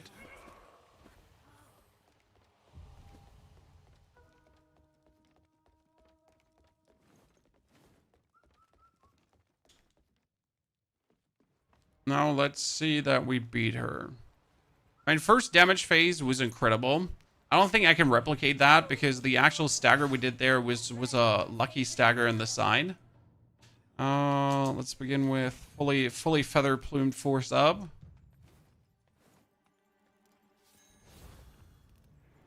Oh, I forgot to put on the needle, right? Oh, the duration needle. We still need to put that on, Chan. Okay, so stagger her.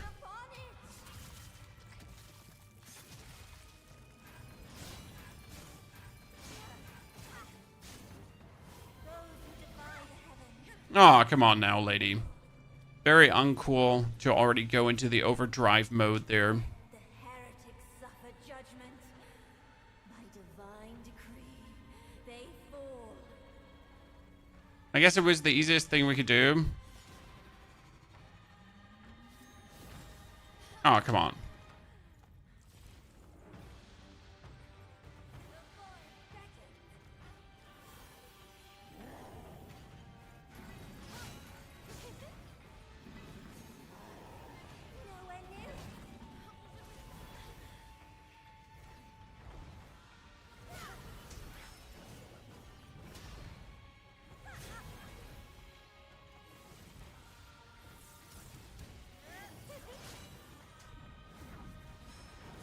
Oh my goodness. No, what was it called again?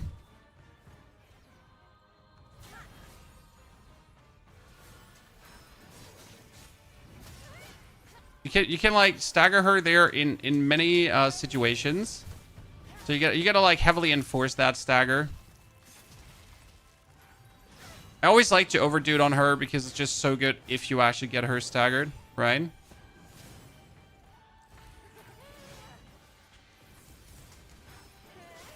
Oh no, if I got her there, we would have won. Chan. Ah, sad face. Oh, range? If we staggered her there, I could have executed her before wave 3. The boss area is something. The Bow Magus is one of my favorite bosses. She's I wouldn't say she's a gimmicky boss, but she is a gimmicky boss. The fun part is that you can actually end the game here. There's a 4th ending, which is called the short ending, where you can actually end the game. Funny, isn't it?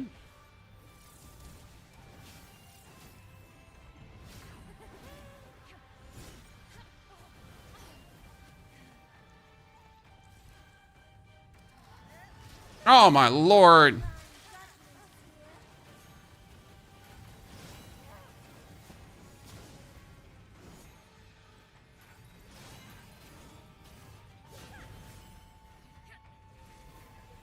The fun part is she reminds you of a very cool boss in Kazan. Because in Kazan, you're fighting a caster lady, and she has a very similar to thine Tizad. And that caster lady was an absolute nightmare to fight against, depending on what weapon you were using. I was using like the wrong weapon, and I was having like an genuinely hard time against her. I'm just missing her ending for a 100% achievement. Yeah, but her ending is pretty easy. I mean, you just have to say no to the god, to the storyteller, and be like, nah, I don't want to help you. And he's like, what the fuck is wrong with you? And you're like, listen, I don't like clingy old man. It is what it is.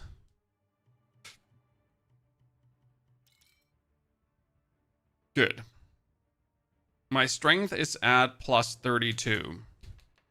Now we're going to teleport back to the Shoe Sanctum. And now we're almost at the end, chat. I mean, this playthrough is crazy. We're 2 hours in. That is a total of 6 hours or so for this.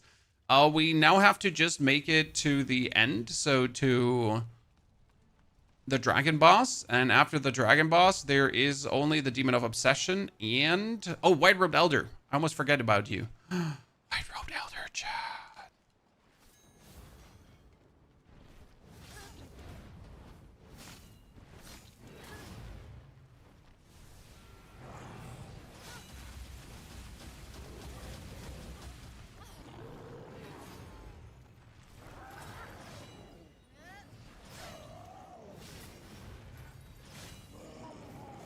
Okay, big bird bro.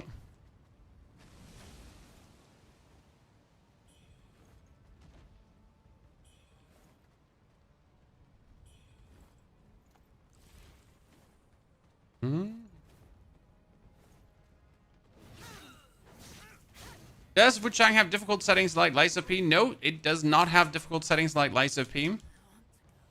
Which is on the one hand is good because I like to play games in the intended difficulty, but I actually think that Lies of P did it well. So in case you missed it, Lies of P introduced, after like 1 year of being out, they actually introduced a difficulty slider for the game. And I think that was a good change. And you could obviously adapt that difficulty slider at any given point. So if you wanted to keep the game difficult, you could keep the game difficult. But if you felt like there's a boss that you really can't handle for what reason ever, you could actually adapt the difficulty to that. I mean, obviously it's a trap and you should always play the hardest difficulty, but it doesn't hurt to have.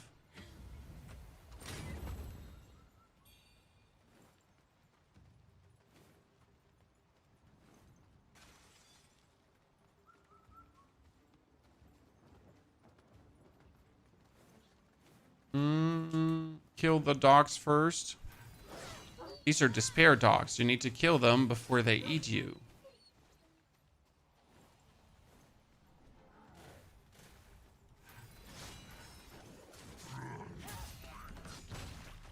Okay, bro, I'm trying to help you here.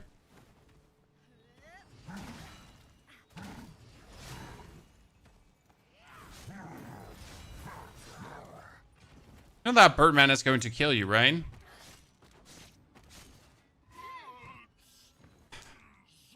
Technically, that guy should not be hostile due to the changes they did, but he's still hostile, which is kind of weird.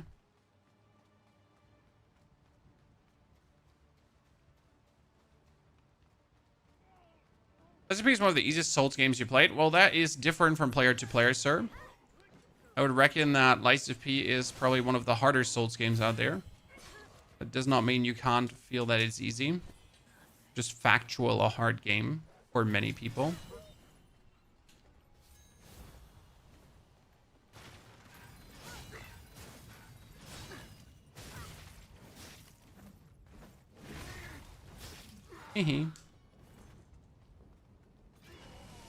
I think I have to upgrade my weapon another time, right? 10, yeah, 1 feather.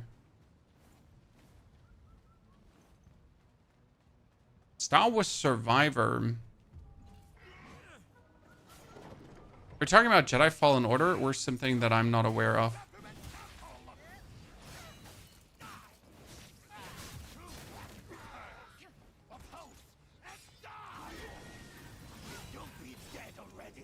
I still don't understand fighting this guy. I just simply don't understand it. Like, he was always the guard of the lady, and then suddenly he's like, maybe he wasn't the guard, maybe he was more the caretaker. I don't know.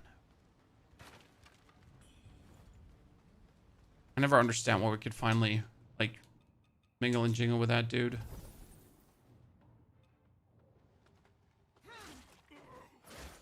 Jedi Survivor is the sequel. Yeah, I actually never played the sequel, so I started with Fallen Order. Fallen Order was great.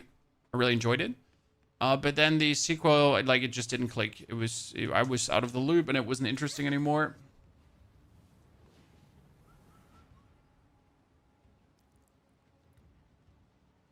I forget you have the light armor on. Technically, the light armor is okay because I'm immune to feathering. It's against feathering damage, and most opponents at this point do feathering damage. Where is more strength? I need more strength. Some more agility.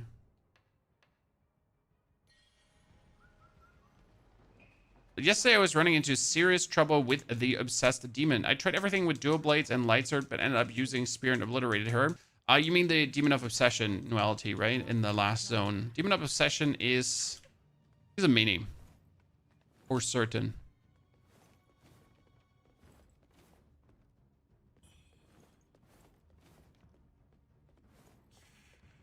Do you have a playthrough of this spear build on YouTube? Yes, B24. Our streams are running at the same time on YouTube, and all the YouTube VODs will be put live. That afterwards, you can check out what's happening. My very first YouTube of Wuchang has also timestamps to every single item I have found, which is kind of cool for the people that need it. That being said, spear playthrough day 1 was yesterday, day 2 is today, and we are going to be almost done. There will also be a TLDR video that explains everything. +5 strength on the longsword tree. Already gotten Dark Dragon, don't worry.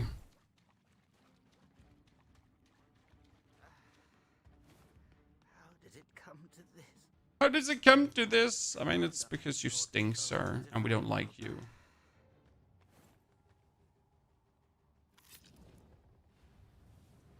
Because we don't like you. And we hope you step on a Lego.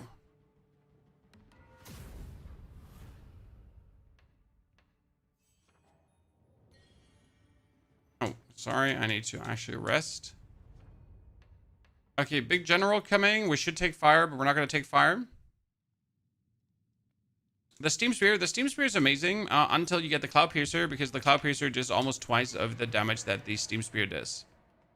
So yes, good, but Cloud Piercer better.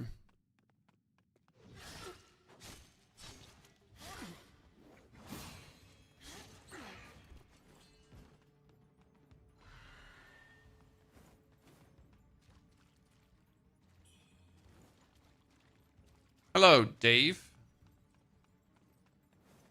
Welcome, Jeremiah. And that's our friend, the Reborn.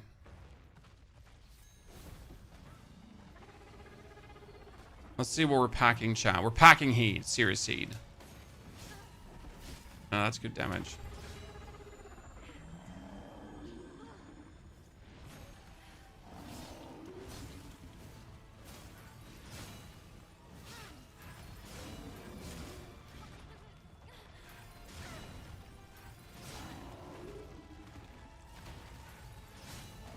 It doesn't matter if you're trying to get away, because I'm always there, right?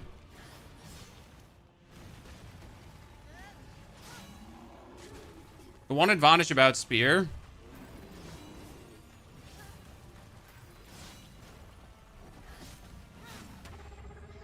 you're just always in range.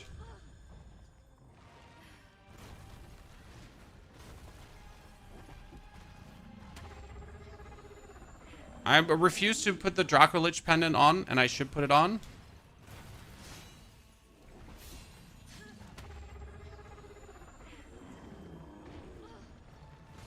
I'm just ready to mash that B button. Okay. See that? There's phase 1, chat. Just Solar Leap into Solar Leap into Solar Leap. Okay. In order to make this phase a bit faster, I recommend running up to the guy.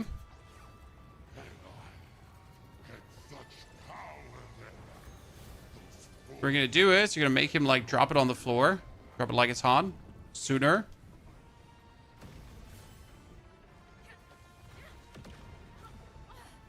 You still barely take any damage, so it's fine. Come on. Come on, go into your... Wait, he doesn't go into the Nether Realm because I'm too close.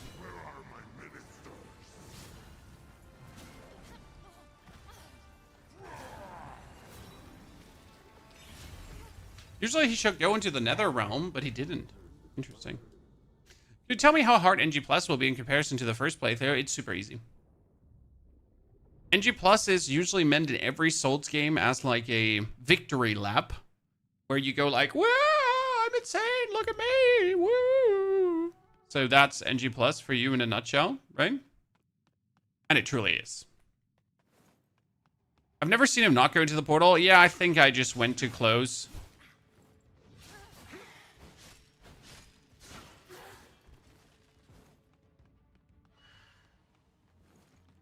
I made the mistake of getting a little bit too close to him.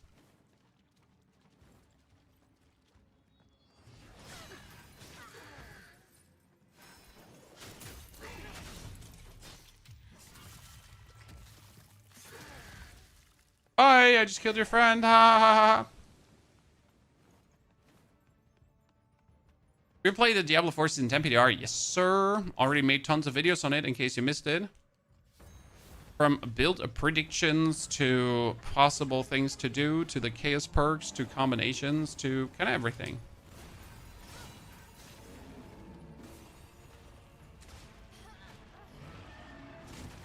Oh my lord, that was bad. I don't know. My brain is not braining, Chad. By the way, Chad, I have good news. My 4-year-old daughter yesterday, we put these the support wheels off her bike, and she drove her first rounds unsupported.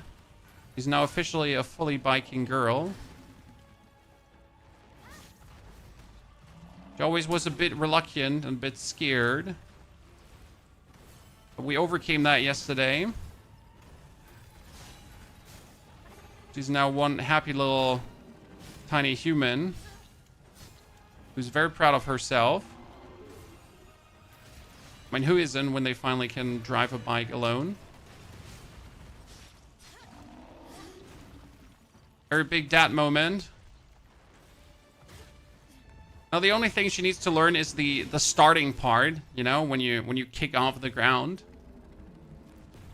She was so proud yesterday when she could finally drive. It's funny though when they drive the first time alone. She's driving like squiggly lines, right? she drives and goes like wee wee wee wee wee, and then sometimes like it's cute to watch that one slowly learn how to operate the bike properly. Now he should go into portal. Yeah, see that? That's what we were waiting for last time. Oh my lord.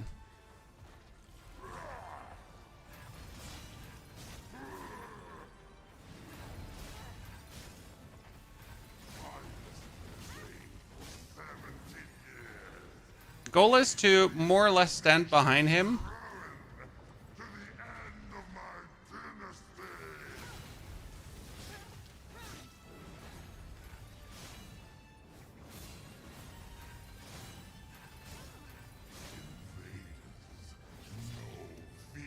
Oh, yeah. For some reason, I don't think you could, like, interrupt that one.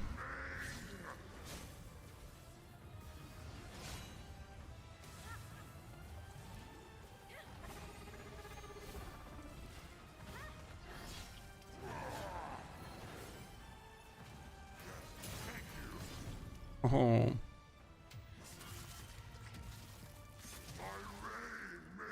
Yep, solar leaping feels kind of OP. I mean, I'm not doing anything else but just solo leaping into the opponents and just defeating them. Spear is quite nice. Well, I'm not gonna lie. I'm really happy with the playthrough in total.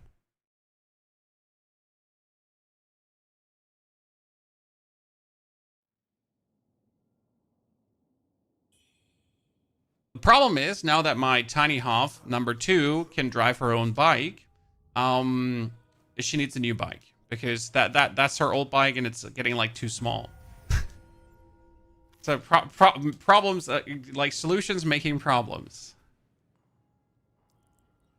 But luckily it's her birthday in October, so it's gonna get a new bike.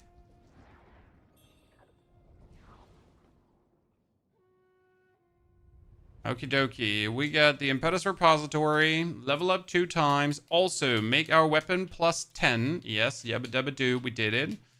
Give ourselves more vitality because we can, and then enter the dream.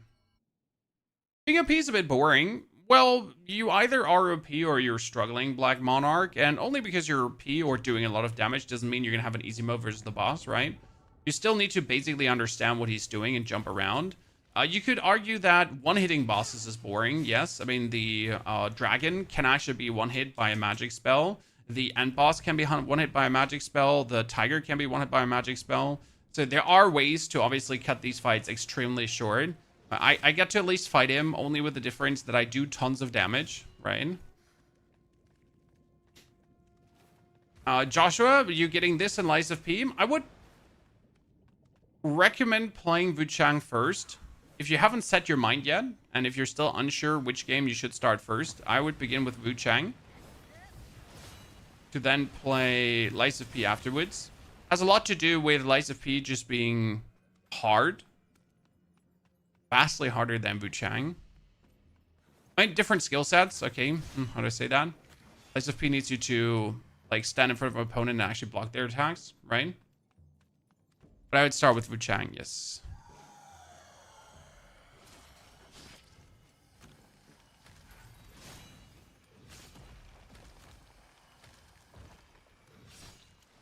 Don't mind me just farming here.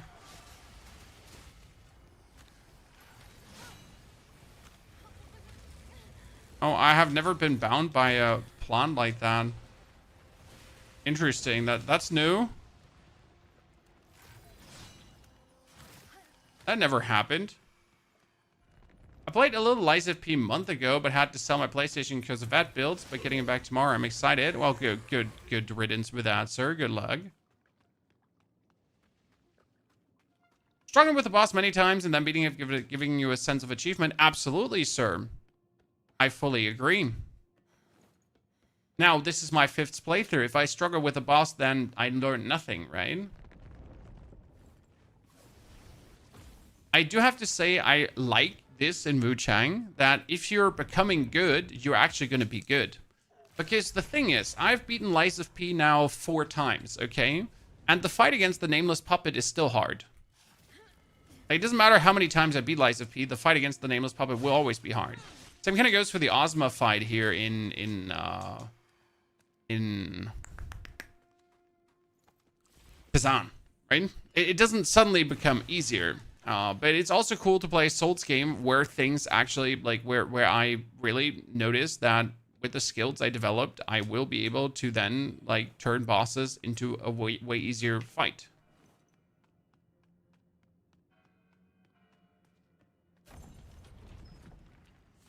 Game cycle are you on? This is new game.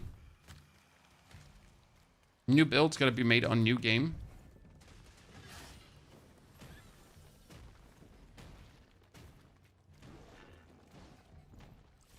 Anyone of you ever killed these two? I don't recommend it because I've fallen off the platform so many times now. Interacting with these two guys. It's like I am still in shambles from it.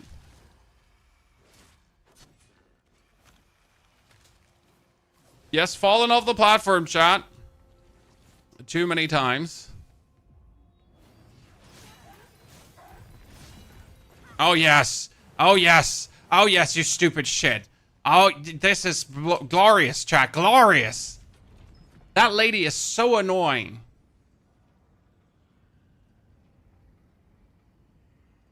Lies of P has difficulty options. Now, Lies of P difficulty options are literally for people that are not able to finish the game. I know the Souls community is kind of allergic to difficulty options for some reason, but putting an easy mode into a Souls game is good for people that suck. Yeah. I mean, look at summons in Elden Ring, right? They are, to a degree, the easy mode option. Accept it or don't accept it. Use them if you feel like it. I do use them still. I like my summons in Elden Ring. They're fun. Or let's not say they're the easy mode option because that's actually wrong. Summons in Lies of P are the intended difficulty.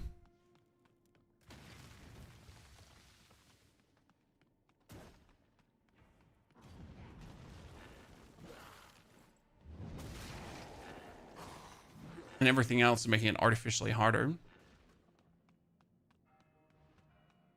The Kazan devs recently said they found that more people are willing to quit the game than switch to a lower difficulty. Yeah, people are Like, people have egos. People have egos. Massive ones.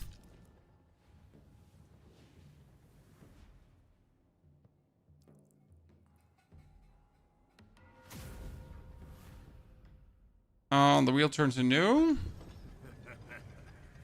To devote oneself solely to the pursuit of dreams is folly. Are you Should be the demon of obsession. I wonder if I can kick her over with my spear thingy. The specters and lies of P, yes. The summons and lies of P and throwables make everything easier. Then again, also intended difficulty, right? So we keep saying things like easy mode, but the tools are in the game and you just choose to use as many tools as you feel like you need. And I prefer games that give you tools over games that don't give you any tools, right? I just did your Elden Ring beginner mage guide. Oh, the beginner mage guide is my favorite one, Aerith. That's one of my favorite builds to play. How's Wuchang? Pretty good.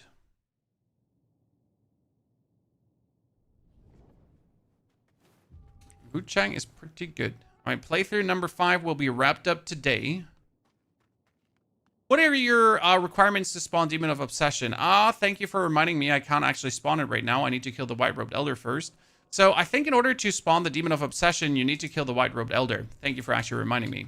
I almost forgot. So we got to go for Mont Vu right now. Back to the Avian March.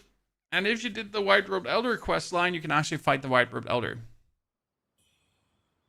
Hard difficulty in Lies of P is ridiculous. It's not hard difficulty. It's normal. Cow. That's the thing. Like, Lies of P has a normal difficulty.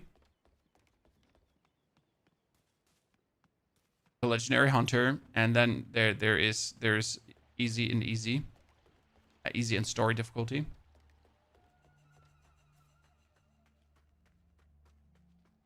So yeah, Demon of Obsession, you have to kill the White-Robed Elder, and then he should appear. That reminds me, White-Robed Elder, I need to take armor that has burn resistant. Yeah. So against White-Robed Elder, the Northern General's armor is actually the perfect one. No, the Ming armor is the perfect one. Because it's physical and burn. Okay, ladies and gentlemen, Eternal, Zhao, Bingo Bongo. Let's do a combination of leaps and staggers. We could probably use the steam-powered spear to turn him easy mode, but he's actually not that hard because he charges, right? You dash, then you dash, and then you dash, and then you always get a free stagger.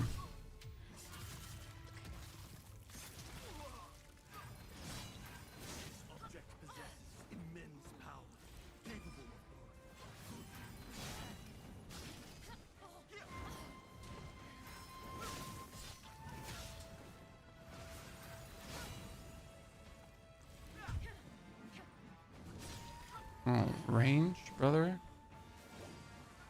witness the might of the dragon?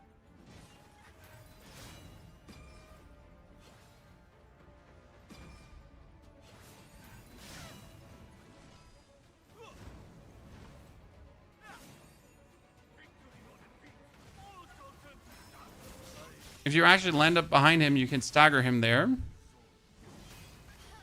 Oh, that was bad.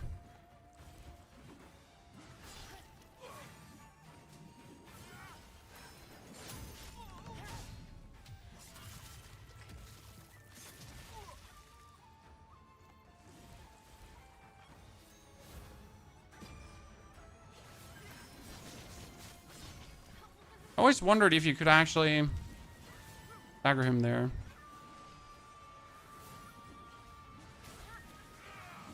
See, like, he does this move, and that's like a predetermined move that will always lead to him getting staggered.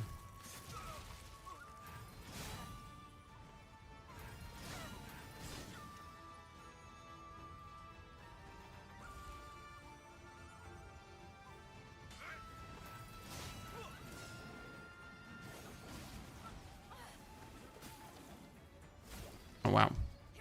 You have me, chat.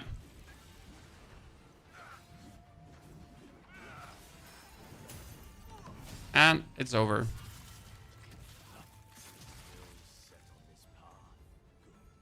I am better, ladies and gentlemen. just better.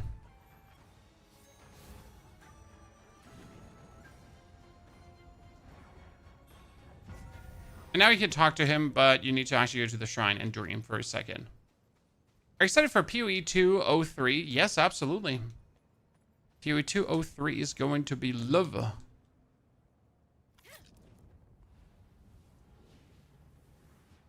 The guy on the ship was ridiculous. In reality, the guy on the ship was ridiculous.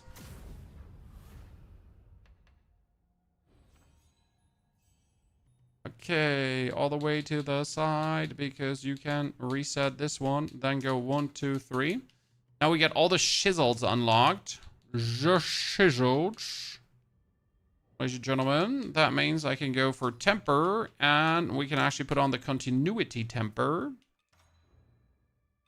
But we should also pick the status temper so we build up more break. Then we enter the dream. In reality, we have the playthrough up and running. We played an interesting set of weapons. Use it well. So that playthrough is also on YouTube. All my playthroughs are at this point on YouTube. It's like the biggest library if you're looking for, did I beat game XYZ? You can just find it there, right? Okay, now after beating the Elder, we actually have to go for teleport back to the Annalum because someone is going to sell me the white-robed Elder Spear. I don't know who it is. I think it's going to be Wuchang. Let's double check. Wuchang, I'm coming! Brother! Not sure what made them put the teleport point there, by the way, instead of, like, closer into Annalum, because I gotta go all the way around just to get to this guy. Good morning, Sid. I hope you're feeling very good. Ouch, ouch, ouch. Little hobbling. Sid, thank you for the 57 months of support, Sid. Welcome back to the family. Thank you for the ongoing subscriptions. Hi, Mr. Protogen. Okay, hand over the bronze armor. Red tasseled spear. No, he's not selling it. I know you're supposed to get his spear. I just don't know where from. Did he hand me the spear and I just missed it?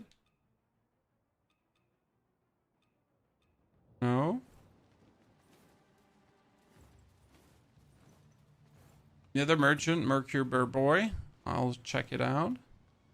Oh, I had hoped. Have you? Oh, the town's gone. What treasures do you have for me? Okay, copper drum. It's only I have fine. Oh, good. Tortoise. Ivory seal. Shoe army board. Ice crystal. Sorry, chat. I haven't been in a while to this guy. Magus eyepiece.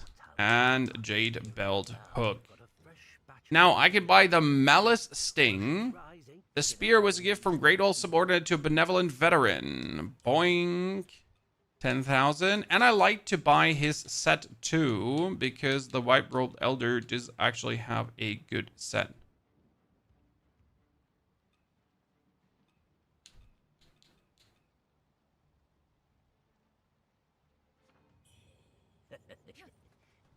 Chat, look at me. I'm a dragon now. So, how much damage does the spear do? This is Cloud Piercer, and that would be the Gunpowder Spear. Oh no, the next one is the Malice Sting. Use Temperance buff to buff Blight. Makes this effect much more potent. Huh. Not worth it. I mean, the scaling is shit. It's 2 and 3 scaling versus the actual scaling that we have here. So, that's not the, like, look at that. This is like just 68 more damage. The Cloud Piercer Spear is really the maximum damage spear.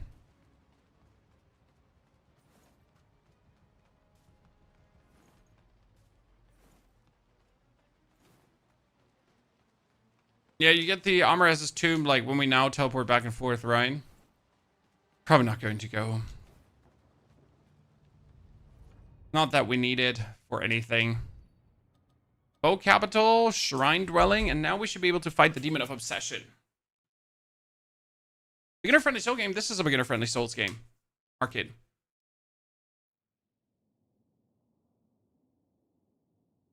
The other beginner-friendly souls games is the Demon Souls remake for PlayStation. It's also relatively beginner-friendly.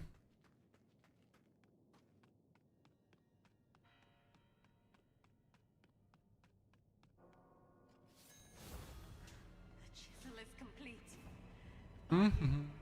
It's time to bring you home.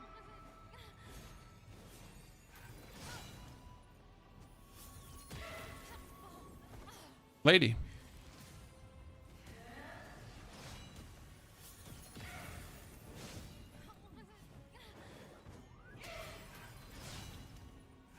Why are you taking so long to do that?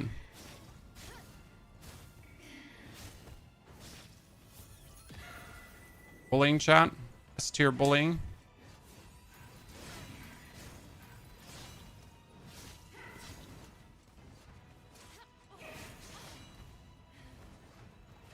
Keep the pressure up. More pressure, chat.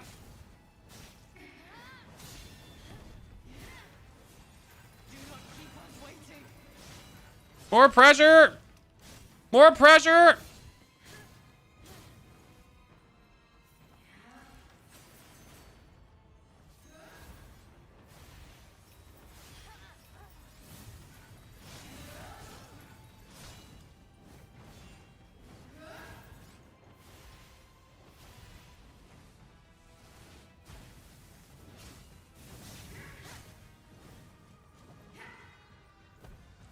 More pressure.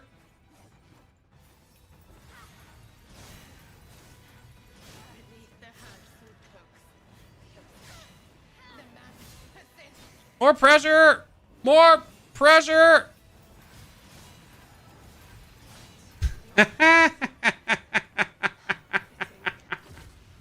I mean, seriously, what was that shot? We get up with more pressure. More. Harder.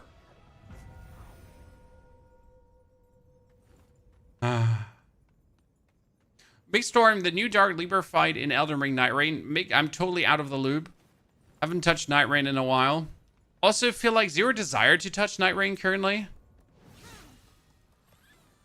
We'll write it on the list, but I'm not sure if I'm going to revisit currently. I mean, I had my time with Night Rain, right? It wasn't bad.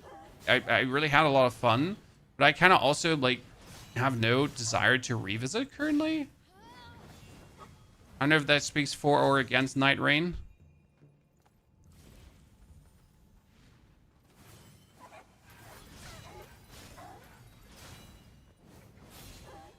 I'm a demon. I'm a demon, chat. What can I say? Demon. Let's teleport back to our thingy. It was kind of similar to Sekiro with deflect, but focusing on dodging. Yes, Iris. This is focusing on dodging. There is a deflect skill, but it's not good. There are also deflect skills more than that. But yeah, the game is made for dodging, for being close to the opponent, for trying to get behind them. Because if you get behind opponents, you can actually do a stagger move that gets them on their knees, and then you can do a brutality attack or an obliteration attack. Sorry, it's called obliteration. And that kind of makes the game, like, the whole flow really nice, because you get to figure out where's the moment that I get behind him, and if I then get behind him, can I do the obliteration attack? And I think that feels really good, personally, to work towards that moment where it's like, bam, surprise, little shit, I gotcha. Right? Who doesn't like to do that? Teleport back to the depths of the capital.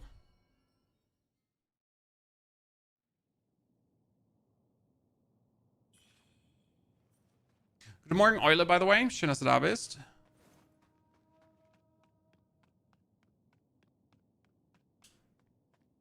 Thing with Souls beginner games. Souls games are not by nature beginner friendly, right? Souls games by nature are meant to include a struggle.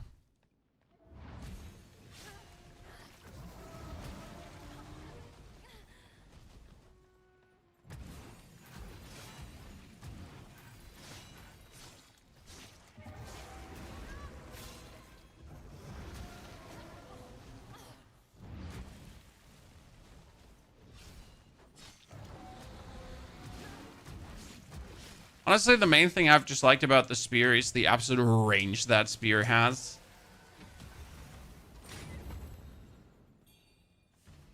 Will you play Diablo PDR tomorrow? Yeah. In case you missed it, there's already 4 videos on the Diablo patch notes up and running. So if you have not watched them, watch them right now. Then recommend them to your friend. Then recommend them to your friend's friend. And then recommend them to your friend's friend. Okay.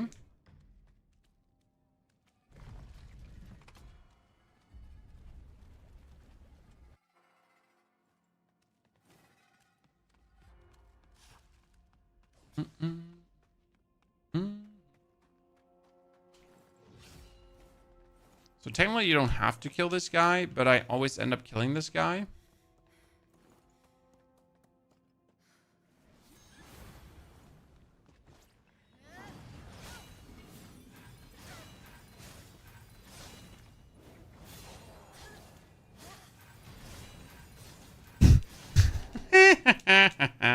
It will just never get ugly. When I just know how much other builds have been struggling against set opponents, right? And you're just going, you're dead. Is the hardest part of Souls game in the beginning when players have limited choice, weapons, armor, skills, spells, things get easier towards the end game? Technically, yes, until you get absolutely bestiality destroyed by some boss. Merc your bear boy. So technically, yes, the more tools you have, the more things you have at your disposal to make stuff easier. Like in Elden Ring, for example, if you then do use summons, you get better summons and better summons and better summons and better summons. These summons don't magically make you win the game, though, because obviously some of these bosses are, frankly spoken, ridiculous, and you might just hit your head against the wall. Also, some level designs are ridiculous, and you might hit your head against the wall, right? 35 euros for Wuchang PS5 disc. That's cheap. Toad. Good deal. Absolute good deal. I mean, even if you plan on only doing one playthrough, 40 to 50 hours, right? By the way, sorry chat, but I missed a super chat from our friend Ryan, who subscribed and super chatted. Sorry, Ryan. I need to get those updates to properly update.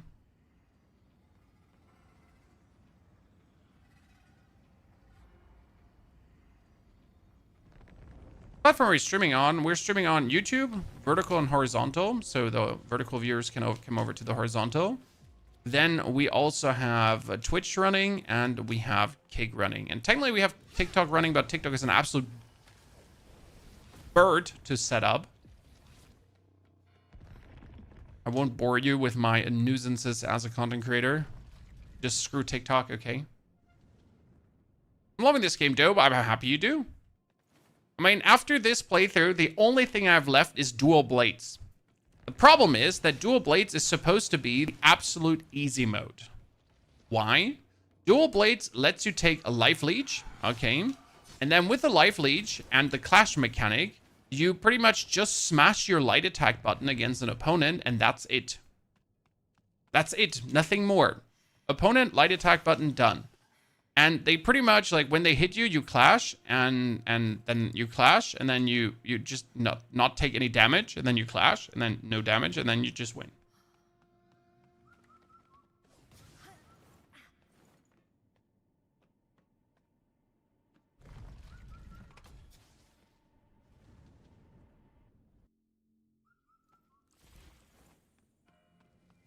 I kind of have to try it out, I think. Tell that to the bow sorceress. Yeah, that's the different kind of thing, Judge. I agree. But the bow sword just needs you to have pressure, and then more pressure, and then a little bit more pressure.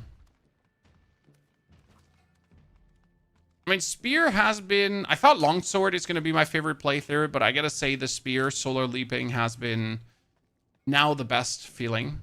Magic was great, but magic always has a certain amount of cheese to it, right? The actual spear has just felt absolutely novel and amazing.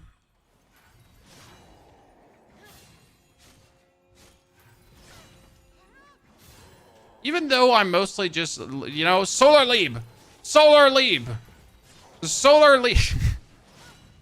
Even though that's the playstyle, it just feels good.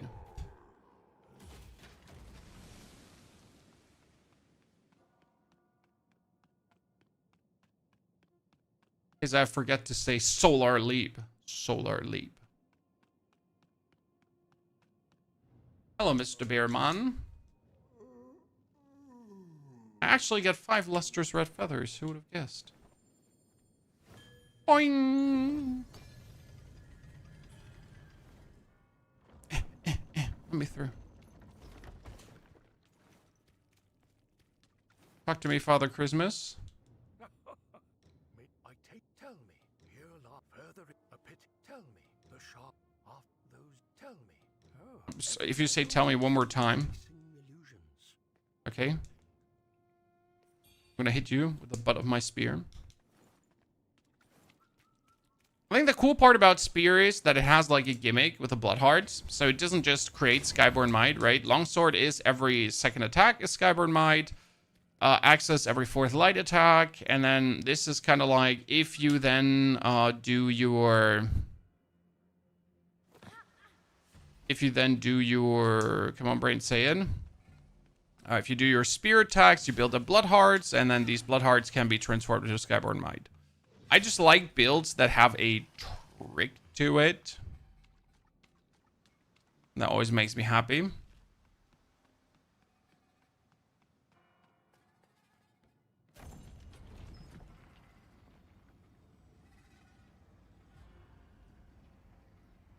Euler, you could technically, but I don't think it will be good in any way.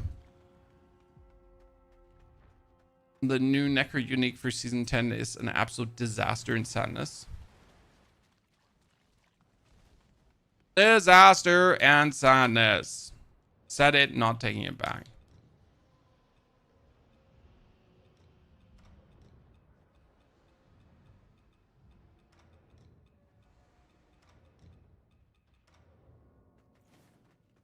Look at me, Chad. Cool outfit, huh? A mix between ew and wow. Unless you're all in for centipede skin, then it's double wow. Correct. Ow, Mom, why you do this to me? I did the dishes. I brought the trash out. There's no need to hit me like that.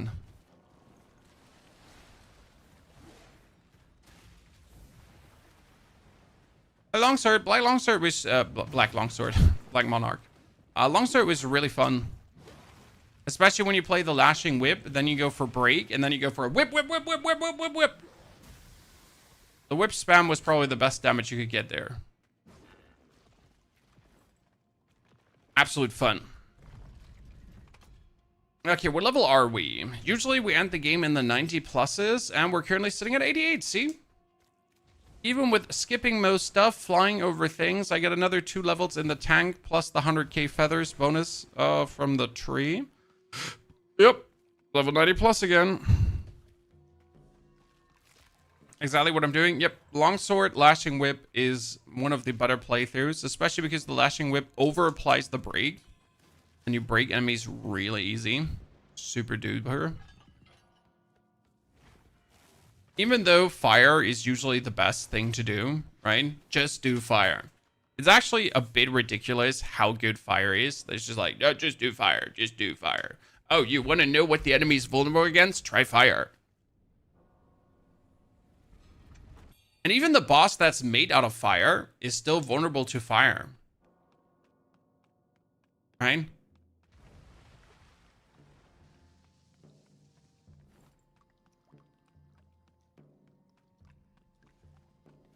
Just burn everything. Good. Eventur. 100k. Hey, chat, what could possibly go wrong? Let's just smash them all. So we're running around with 200,000. Let's go. 215,000 joinky madoinkies.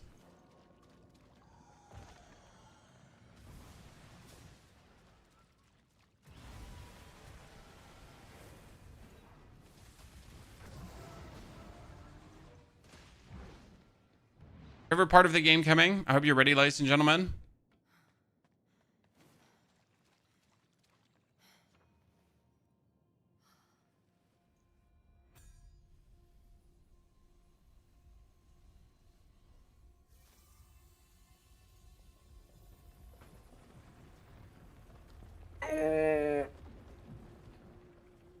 Oh, holy.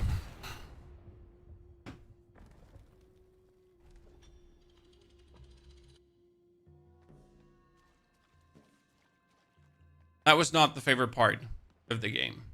Okay?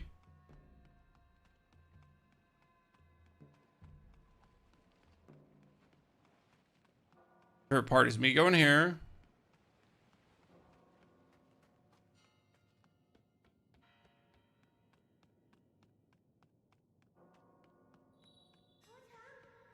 And the music playing. Wuchang!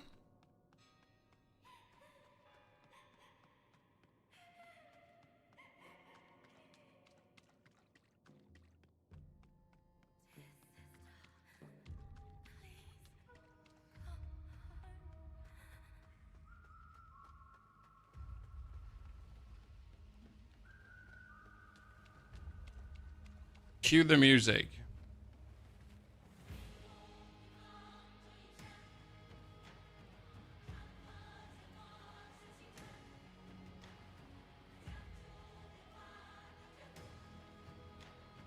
Alone for this moment, I think it's worth it to play the game. After a long artist's journey through the game, you get the music. By the way, with the in-game sounds were super quiet. Why did no one say anything, Chan? We forgot to turn the in-game sounds up today. How did you forget?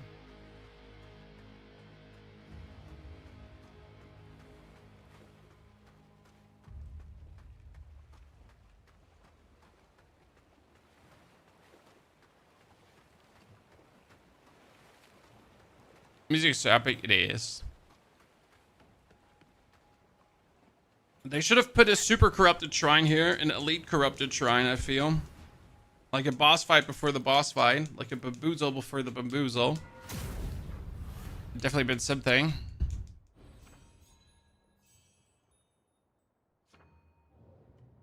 Good. How hard is the final boss going to be? With the spear. Nuality, take care. Thank you for dropping by. Greetings, everyone, by the way. Pleasure to meet y'all. Name's Ponyhoff. Today, we're finishing this Wuchang playthrough, and we might be starting a dual playthrough as well. Dual blade playthrough, so I can try out some things with it. And most importantly, we will also release the build guide for this today. So as soon as the stream is done, I'm going to sit down to record the build guide and also get you the fully flashed out guide for the spear with all the detail and every single... Okay, 800 damage per hit.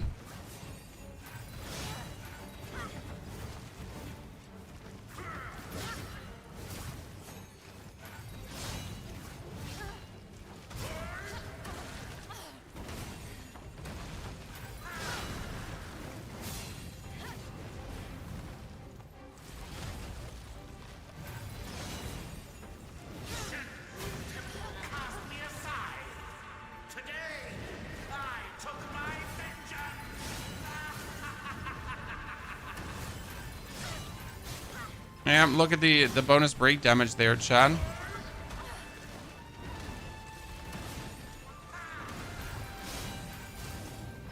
Mm-hmm. The break damage hit him hard.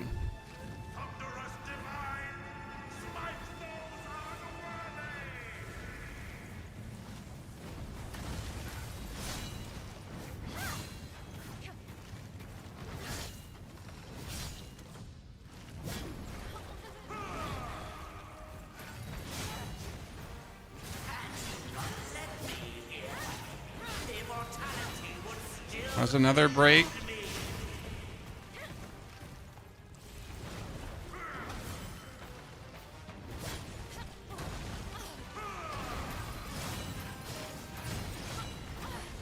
Even before you could go into phase 2, that's kind of crazy. I don't have the spell ready. I'm gonna have to tank this. So there's a spell for this to avoid this damage, by the way.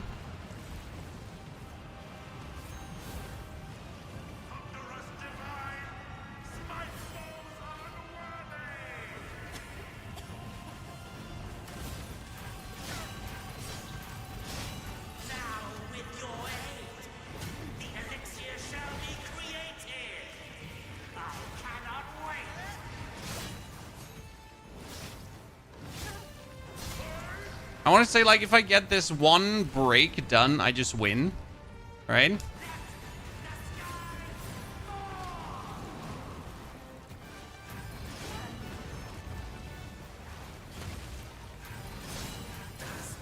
Yep. Insane. So, spear was actually super easy. GG, ladies and gentlemen. Spear is officially nuts. And it's all thanks to Solar Leap. Number 1. Slim, yes, I'm going to play Diablo 4 Season 10. The Unstoppable Force skill helps a lot. We actually didn't use the Unstoppable Force skill a single time because, as you can see, we spam Solar Leap. How many times do you finish the game? That was now finisher number 5.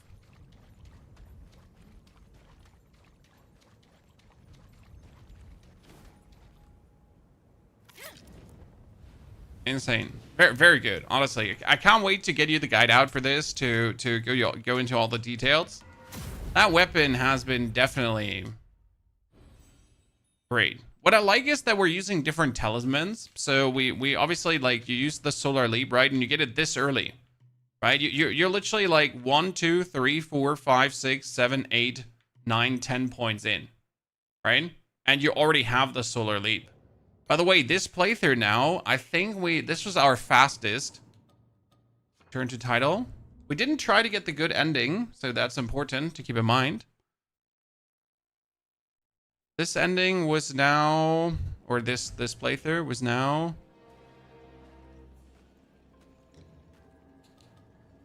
Oh, 6 hours and 54 minutes. Holy. Considering that my other was 9:55, then we had one in 11:44, right? We had one in 31 hours. But damn, that's 7 hours. Not even 7 hours, right? And I could have done it faster. What's the next run? So we can do another run, and it's going to be dual blades. There's a very interesting dual blade that you get early, and it's the gun blade that goes like, you can circle around an enemy and go like pop, pop, pop, pop, pop.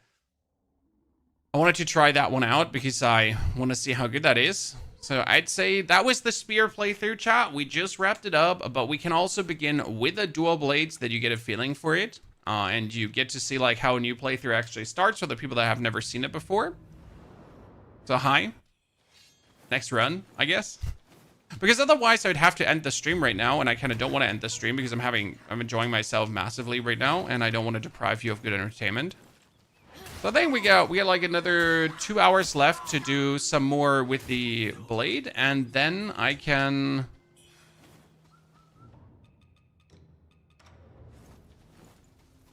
make the guide for you. Which is better, leveling the agility of one weapon or having agility unlock of another weapon? What? You need to rephrase that. The game has so many stab damage support items and benedictions. Yes, sir.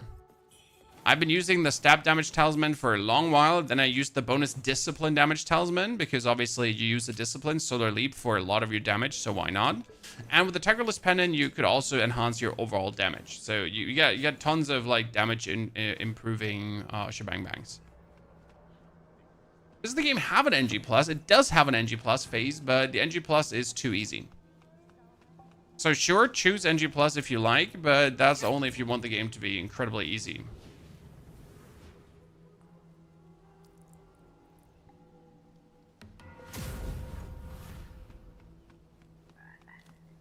Not my forte, not my cup of tea, to make it that simple.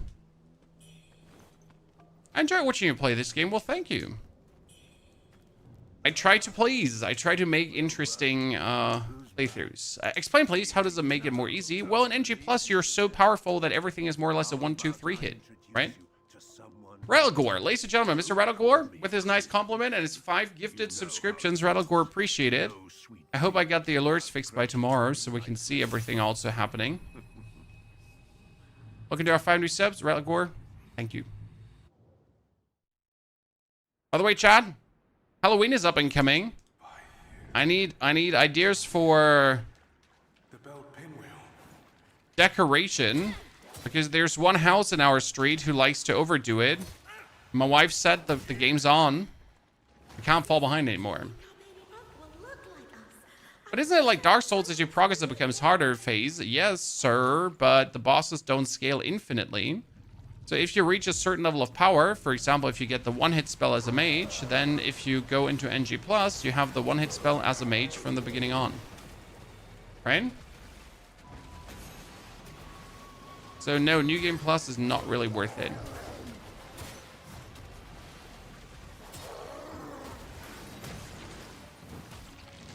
Rather you do it like me and start a new game and try out a new weapon. And we're, for example, going now for...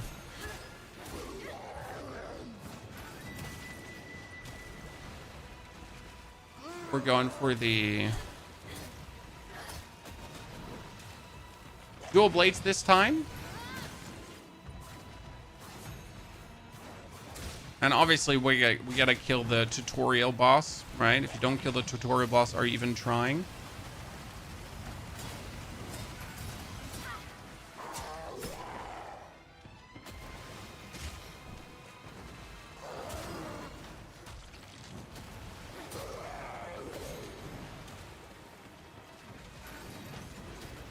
But that didn't hit.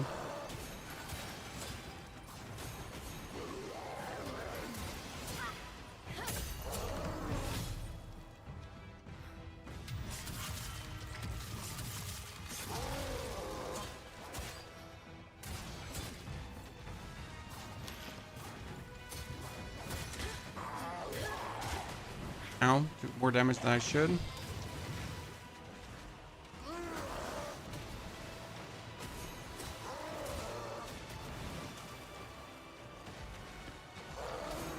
Need another steam bunny bun in a second.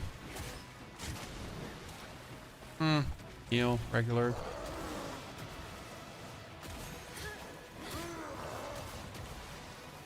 This is nothing you should beat on your first playthrough, but on your second playthrough, I think you should beat it.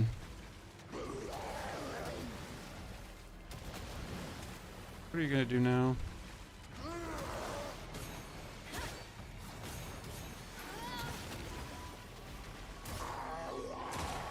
Oh, ow.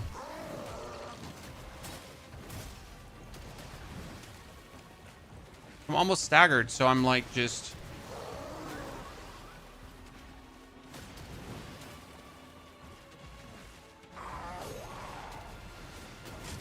What am I doing?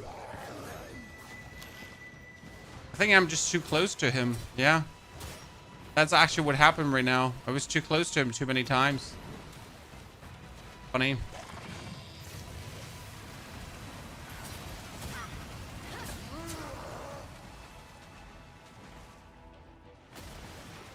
And I was already worrying.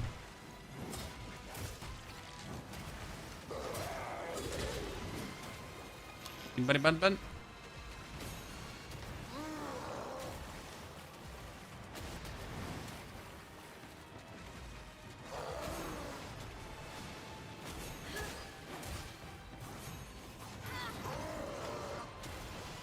Interesting. I haven't had that in a while, that the tutorial boss behaved different because I behaved different.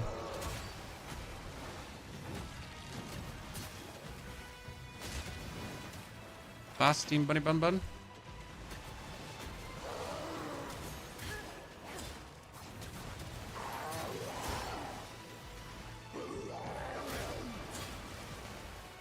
Ta-da! There's more people watching YouTube on Twitch. It's actually a simple reason why. Do you want to know why more people watching on YouTube than on Twitch? Because Twitch attention span as a community is this big. It's not an insult, but on Twitch, there's a lot of volatile viewers, right? They watch when a new game releases, and then they watch it for 1 week.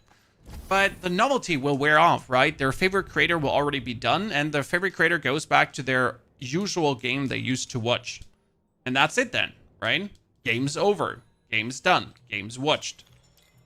And that happens with a lot of games on Twitch, right? Where it's like this, sure, it's novel, it's new, it's exciting, we're gonna watch it because... And then over. 8-Bit Adventurer, we just finished. And the thing about YouTube is that if someone finds a YouTube stream, he could obviously be a community member, but there's a lot of new people in here today, right? There's a lot of new people that might have never been in this stream before. And that's a YouTube thing, because you get people right now who are actually looking for Wuchang and who then found this live stream looking for Wuchang. And they're going to be happy finding it. So, 8-Bit Adventure, it's a new run because we just beat the spear run. We just got done. We just finished it. I'm sorry for the people that missed the finisher of the spear run, but you can go back in the VOD, right?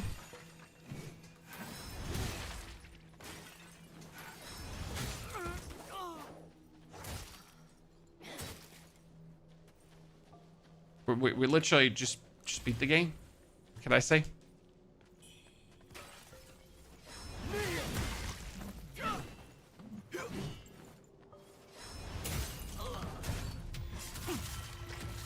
Hardest opponent in the whole game. The first red feather guy. Peter, Cyclone, howdy. I'm stuck at the Forbidden Lands at that boss. Which one was Forbidden Lands again?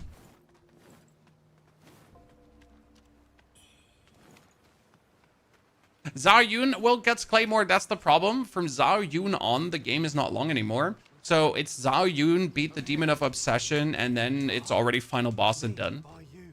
Right? I scouted the chutes. See the lights. You will need to find if you encounter. Oh, and this, but the fireflies. I've tested it since we got the refugee. I will try. I'll leave marks. It just goes rather quickish. Monster. At times.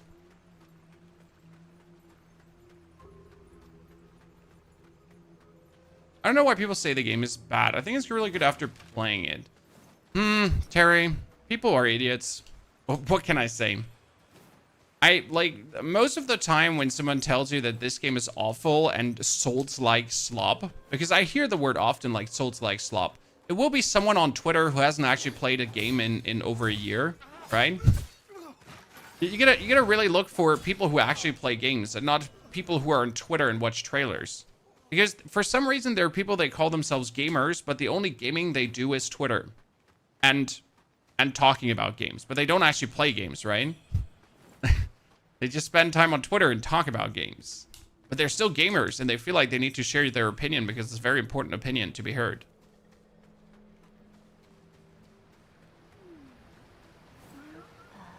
You could say Steam reviews is still one of the better times to talk about games, right? But then again, can we take Steam reviews really serious? Hey, Sorkin, good to see you there, buddy. Can we take Steam reviews seriously, chat? Because a lot of the Steam reviews are 500 hours. The game is trash, don't play it. I kind of feel like after 500 hours, you're just not allowed to write the game is trash. Like Steam doesn't allow you to give a review anymore. Right? Because I'm sorry, you're just not allowed to say after 500 hours the game is trash because you spend 500 hours with it. Either you have severe addiction issues or it was fun for 500 hours. You're stuck at the final boss phase, well then get good and have fun. No tips for the final boss, just have a good time and try to overcome him. But you can one-hit him with magic if you want to. Which ending did you get on your first playthrough? The worst. On the first playthrough, I got the bad ending, Judge. And I was like, this is bullshit and I hate the game. Let's do another playthrough to get a better ending.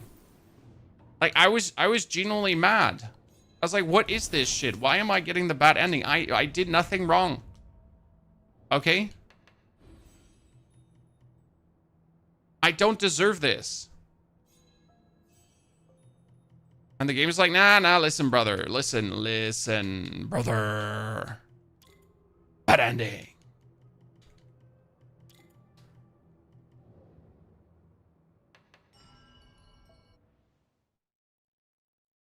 I think it's really easy to get the bad ending first playthrough. What affects the ending? I'm not sure if I should spoiler that.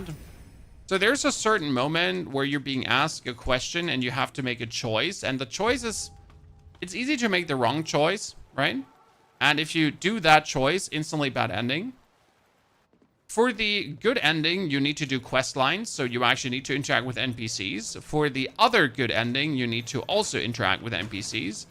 And then you can get a short ending too, where you like suddenly decide to be a dick face and don't actually help the main dude you have been helping the whole game long anymore. And then you get the short ending. Because there's actually a worse ending than the bad ending, and that would be the short ending, where you don't even get to see the final boss.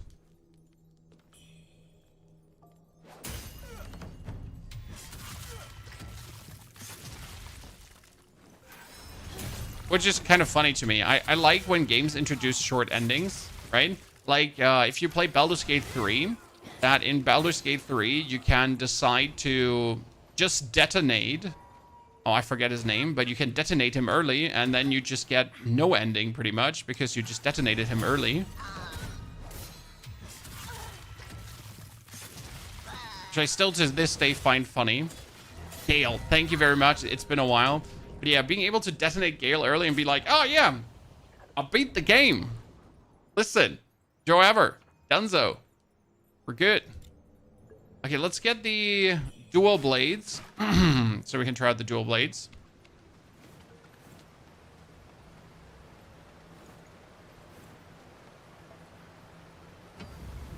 Twitch still says spear. Well, Twitch will still say spear because I'm not changing the stream title, my friend. This was the spear playthrough. We just extend the playthrough for the sake of people hopefully enjoying the show. Is there a build that uses consumable items, Euler? There is a talisman that increases the damage of throwables. The problem is the tracking of throwables. So you have blight throwables, you have poison throwables, you have burn throwables, and that kind of stuff. But their tracking is awful. Which puts you in situations where you're throwing them, but the enemy is just sideways strafing, and therefore not a single thing is hitting.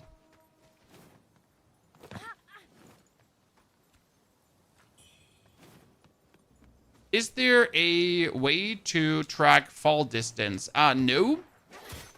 Like, there is very few opponents that you can fall damage execute, Terry. And it depends on your weapon length. So with the one-handed sword, you actually are missing some opportunities. And you pretty much have to play the spear for some of the others. It's actually kind of funny in that regard. So unless you're playing a certain weapon, you might miss out on a lot of the fall damage executes.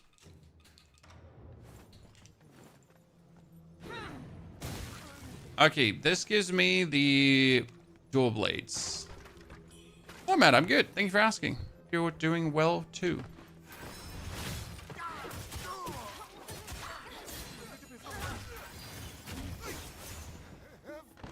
Okay, pick up. We're getting the monkey pendant. The monkey pendant is what I told you about. So that is increases the power of throw bolts. Then we get the Dark Frost Edge. And do we not get dual blades here as well? Or when do you actually get dual blades? Do you not get dual blades early? Do not?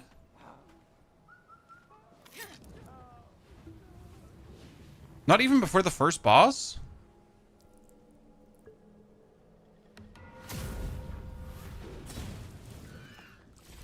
Really?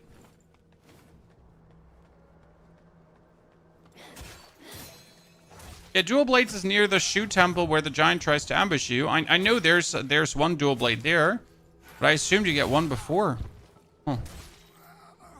Unless you use deluxe. That's crazy. Because you literally get every weapon beforehand. It tells you how much attention I paid to getting dual blades.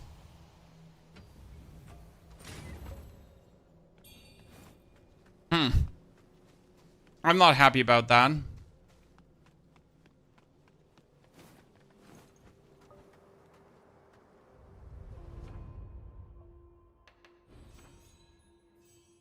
We're leveled.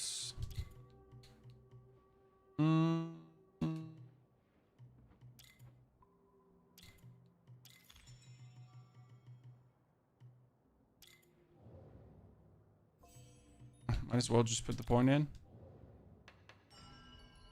When you have combo build, like using an axe and quickly switching weapons to a spear, yes, Cloudly, you can do that. It's called a swift draw, which means you could actually use, like you could fight with magic or something, and then you could spontaneously whip out your Cloud Piercer spear, your Chain Spear, to turn the enemy around, and then you somebody swap to your other weapon to do a stagger move or something whatsoever. There's definitely the swapping between weapons intended. I haven't actually played a lot with Swift Draw because Swift Draw never seemed like a mechanic that would be fun for me or in any way interesting. So I mostly just ignored Swift Draw.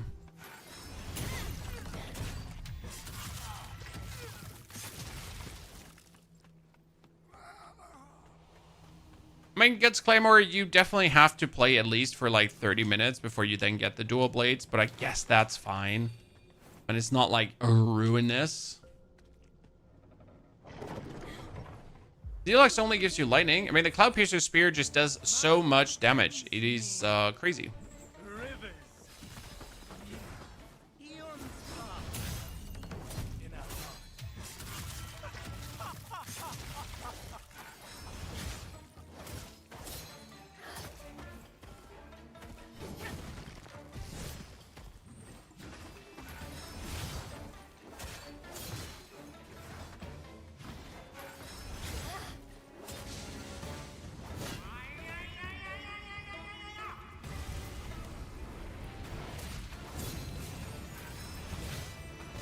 Always wondered if you could stagger him in that mode.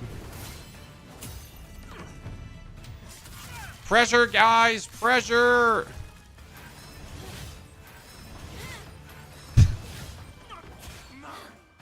Poor guy. Holy. Does the censorship ruin the game? Yes, Rosen. So you can't kill innocent people anymore. Horrible. And there are also certain generals of the Ming dynasty, instead of dying, they now give you quest dialogues. And that horribly ruins the game. So the censorship actually, like, it's terrible.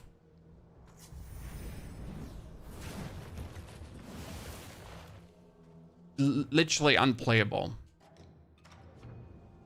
Okay? This is so bad. True power in feathering isn't about possessing it. It's about understanding it. What buffs do you have for it? I'm struggling with the second boss. What more sentence, sir? Buffs for it for what it? And we gotta get into the habit of using more sentence, okay? So we're gonna go for the Bone Needle Leech, by the way, now. Bone Needle Leech makes me leech life out of opponents. For the spear. For the spear, we have been using in the beginning fire and later the poise break buff. But fire in the beginning is just better because fire is so POP and we all know that, right? But definitely have an eye out for fire, as fire just goes bazooka crazy.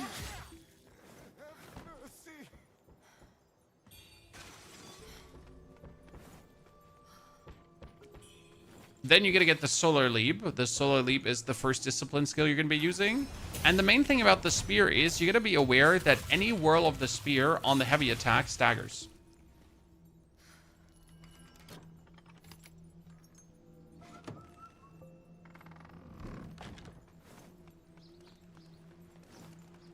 I mean, the main reason that censorship happened, as you say, is because of some negative feedback from China. And I guess since a large part of their player base is Chinese, so I can understand why they did it. But it literally doesn't affect you as a Western player at all, because I don't even know the historical facts, right? Nor am I even remotely intrigued in finding them out.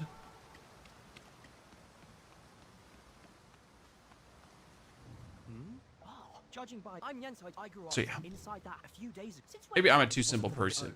If you headed, they say the Seeing Hoff play a fresh run is tempting me to cancel my current NG++ and restart on a fresh run instead. Guts, NG+ runs are fun because you have all the cool stuff that you earned over time. But I like the power curve. It's the same as with ARPGs, right? Playing ARPGs in the endgame is often boring. Because the endgame, you're already powerful.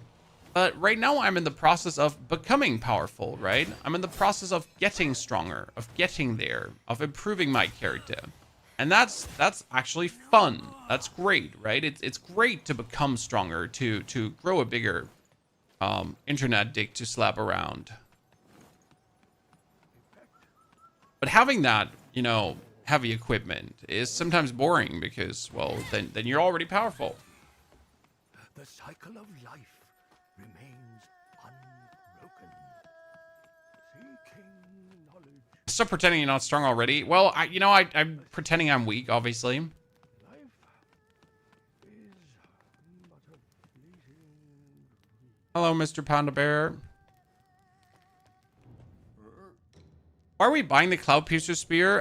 The Steam-powered Spear? Only reason we're buying this spear is because I need to unlock the spear tree too.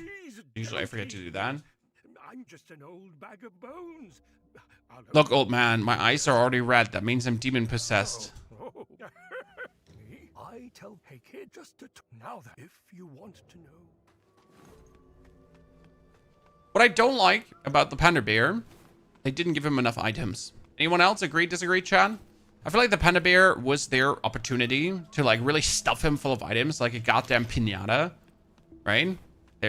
So much could be coming out of that bear, and they gave him like minuscule items. I mean, I would have liked if at any like more nooks and crannies you would get like cool unlocks from him that make you more powerful and that give you some options to tinker with some stuff. That's the only sadness I found about the Panda Bear. Yeah, no special armor sets. Sure, you get this Panda Bear helmet, but they could have done a little bit more, right?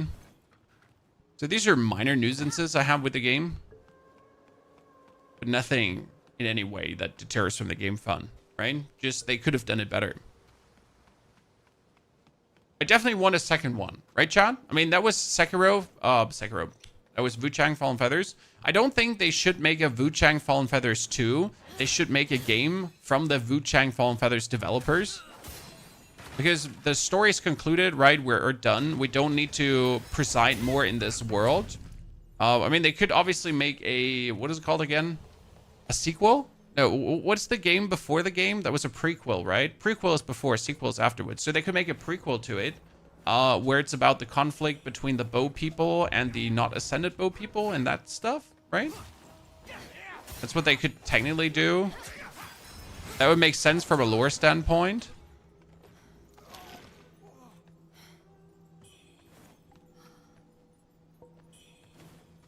There's always Volong Fallen Dynasty. I did not play Volong. There was something about the game that put me off that I did not want to continue playing.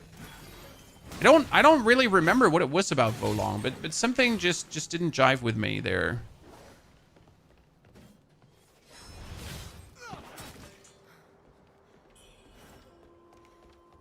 Okay, now we're gonna get our... We can get our... dual blades, ladies and gentlemen. Okay. The time has come. Let's go to the location, upgrade our longsword, and then get the dual blades real quick.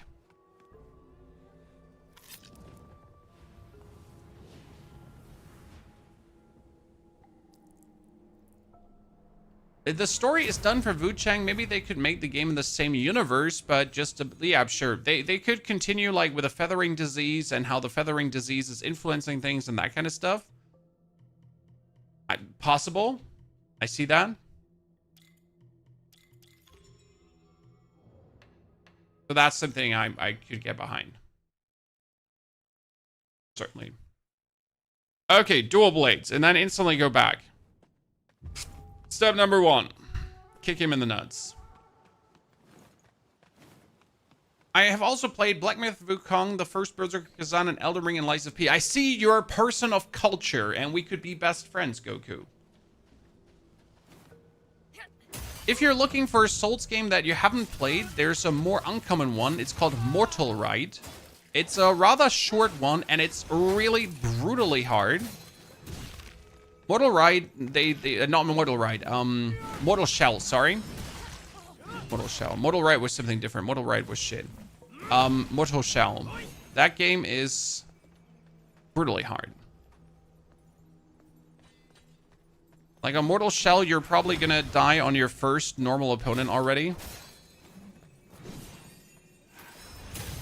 I'm not even kidding. I wish I was kidding.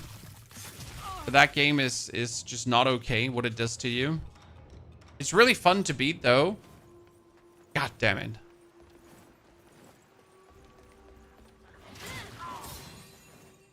Also has an interesting story, Mortal Shell. It's a bit like the Tarnished way of doing things, but different.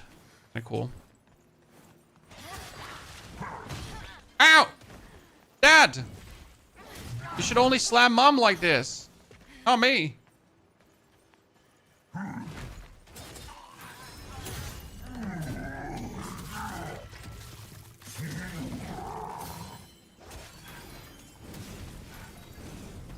Boom.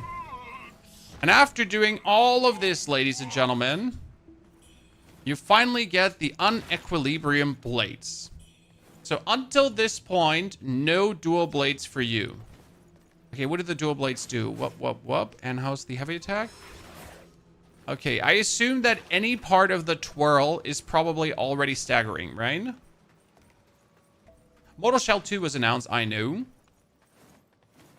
Nioh 1. I can also recommend Nioh 1 if you haven't played. Very good too.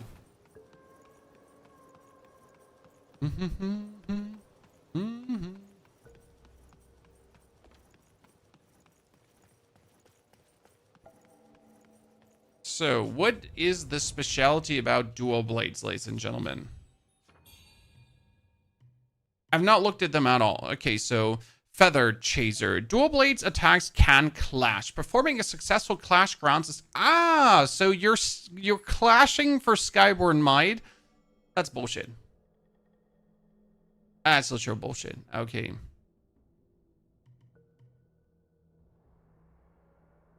Sudden Strike gains Clash. Really? Really? That's bullshit too. Okay, consume stack to do heavy dual blade attack. The fourth attack of the dual blade's light attack grants Skyborn Might. Blade Dance. Flurry of blades, striking both blades. And that is Blade Master.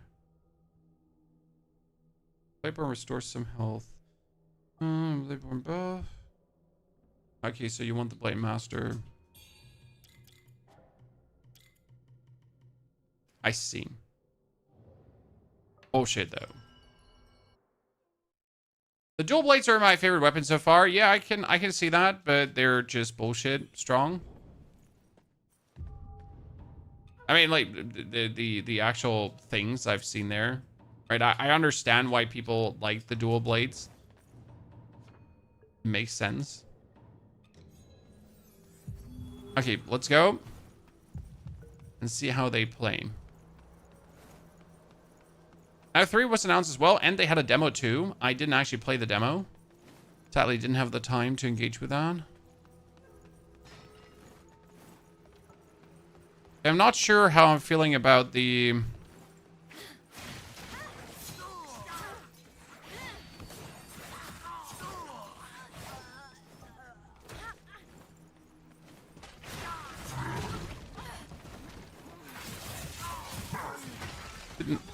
Do the heavy attacks of the thingy not stagger? Do they not stagger?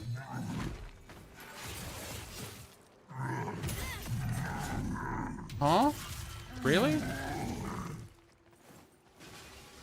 I mean, they stagger. The last hit of the twirly has to hit the enemy, okay.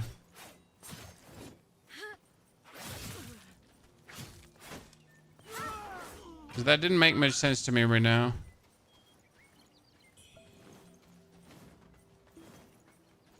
Let's check on him here.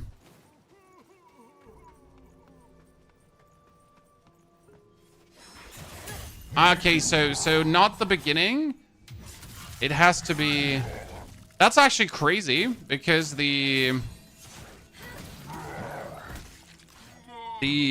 spear doesn't do different, so every piece of the spear attack chain staggers. Right?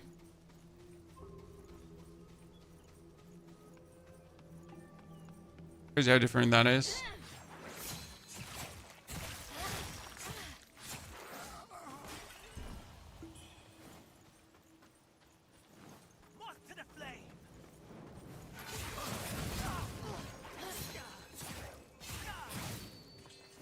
Okay.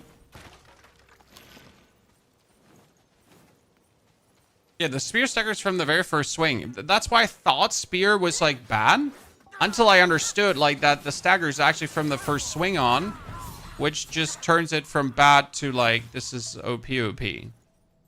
Right? Spear just didn't feel special, and then it suddenly felt like holy moly.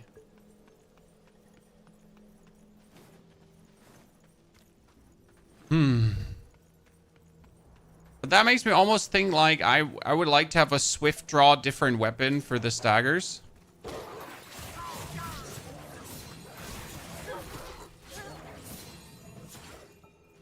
Wait, the doggies can do poise break? Since when?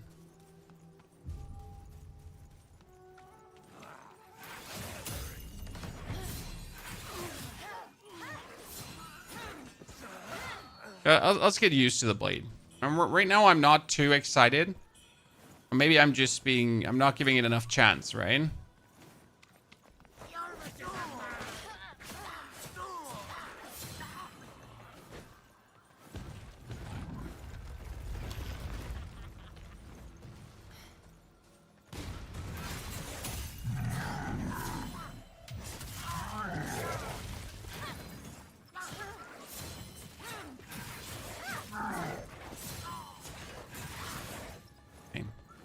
I mean, right now, I definitely have enough Skyborn Might to just spam away.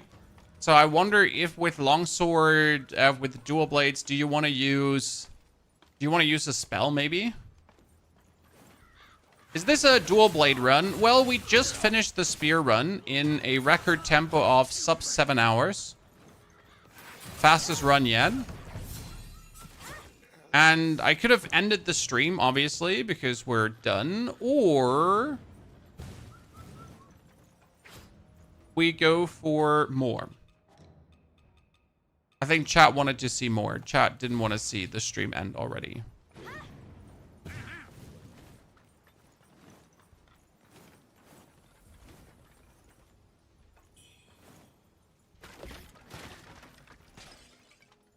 Dual blade animation. I like the...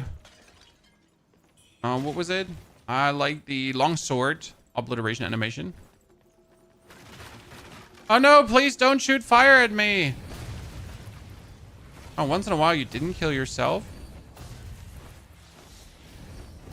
Usually the dude tends to kill himself.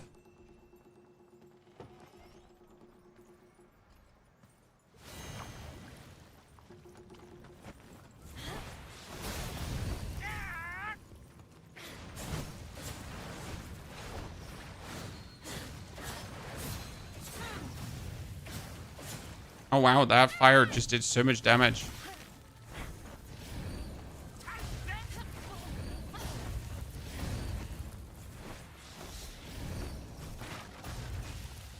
Ah, Mom! He does fire damage to me and it's so scary. Let me open that door quickly.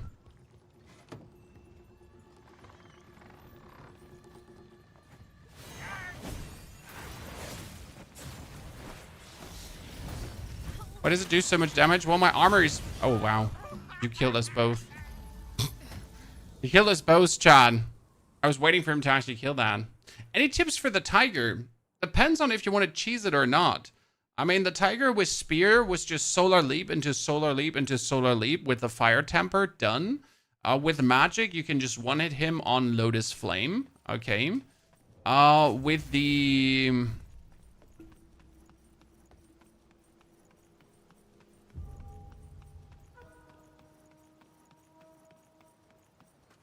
come on, say brain.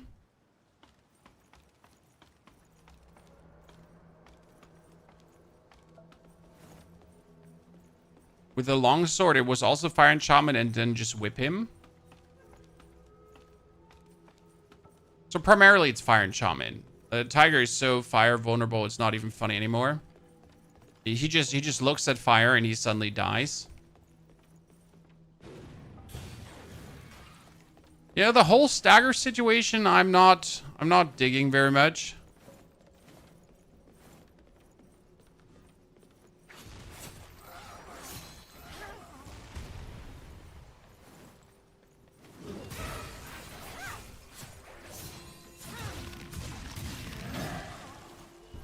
Wait.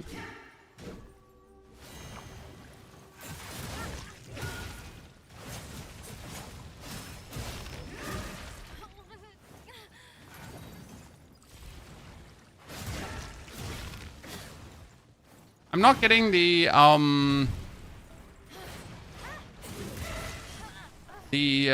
clash I'm looking for, right? No, I can clash there, but I'm not getting the clash I'm looking for.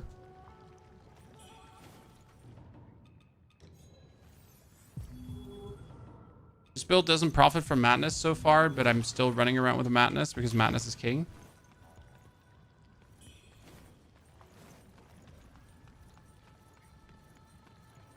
I need to unlock more skills for the clash. I feel that. Once you get the notes, we'll get the notes then. Let's try everything. Ah, yeah, with the Blade Master skill, I think it makes sense. So let's get that Blade Master first. I mean, I'm still definitely not digging the heavy attack problematic here because I think it's a problematic, personally. It just doesn't feel like an awesome heavy attack, right? All the other weapons feel better in that regard.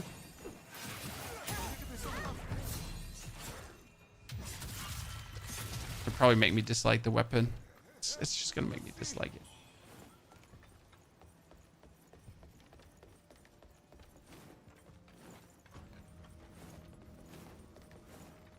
Let's activate the shortcut.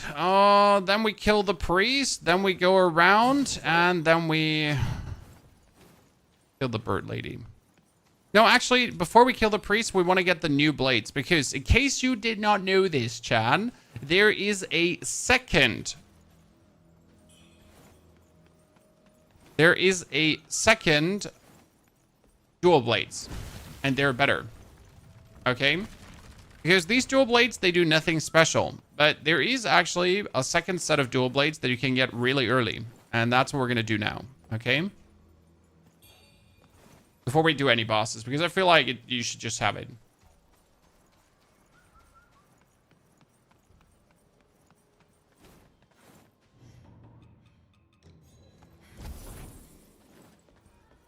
Mm-hmm.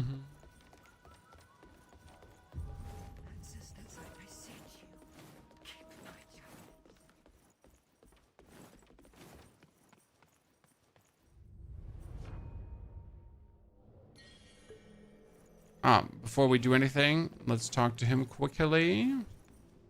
Hey, we meet again. Dashy sells you this. Come back soon. Skyborn Vigor is really useful because whenever you get Skyborn Might, you get like better stamina regeneration, right? Okay, 2 more. So dual blades.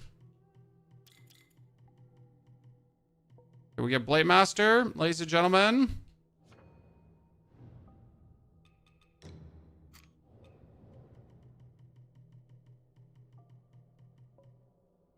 Still need to actually read through Blade Master again. So it said, use Skyborn Might, Blade Master buff performing clash during Bladeborn, restores some health. Bladeborn makes your dual blades light attacks even swifter. Okay.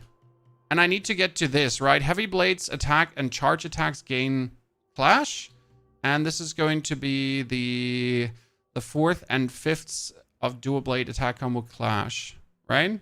So I want to have these clash we're looking for.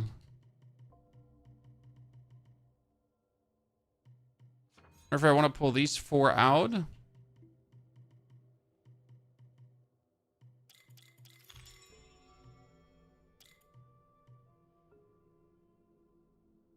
Yeah. And then just make my way over there. Probably that would make sense.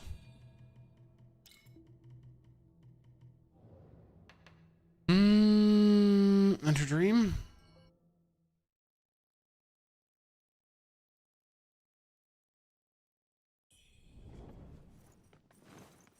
So let's zootin' and poopin' chat to kill the next guy. What did she give you again?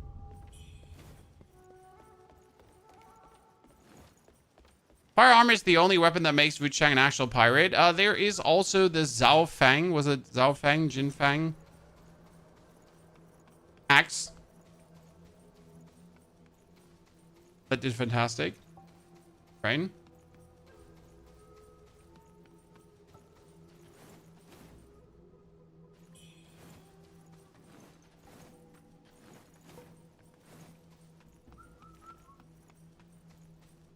The lightning drill blades have interesting stats. Yeah, there's always that one weapon that just does immense damage.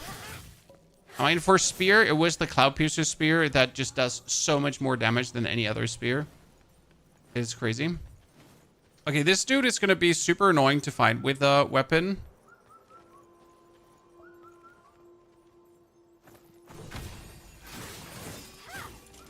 What, did we just clash him? We clashed him, Chan.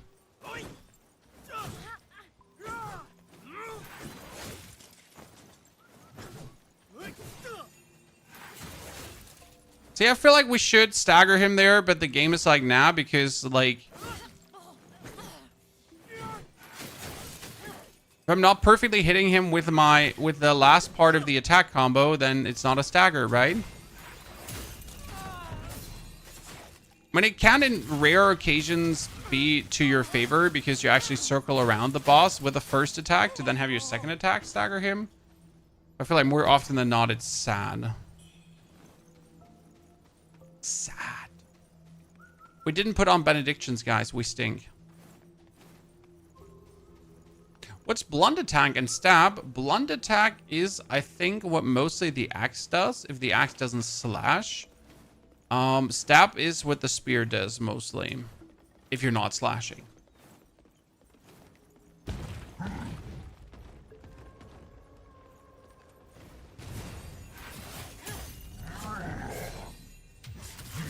I just really wonder why the first part... Okay, you know what? If the first part of the dual blades heavy attack would be a stagger, it would be too strong. I accept, ladies and gentlemen, I relent. If the first part would be a stagger, it would be too strong. I can accept that. It's fine. I'm not mad. Just sad, you know?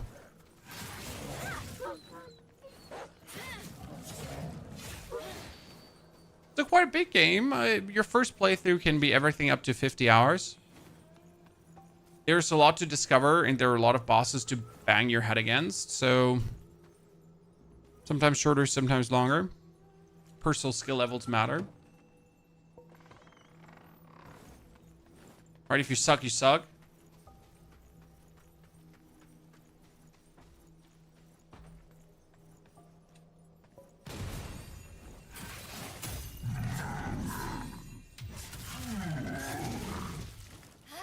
Dual blades are more for spam stagger than for backstep stagger. Yeah, but they can still do backstep staggers.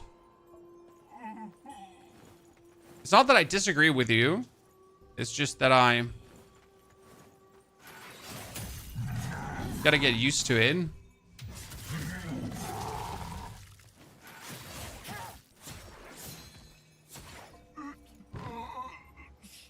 Sometimes I get bored with how easy it gets with the dual blades. On the one hand, that may be as it is, right? On the other hand, it's good that there's a weapon that makes it maybe easier than other weapons, because people need it. So this part here is for the blades, Chan. Okay?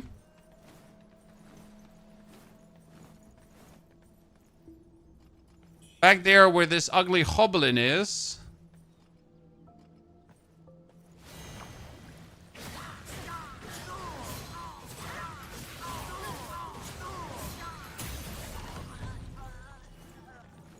I just killed your friend, and you can do nothing about it.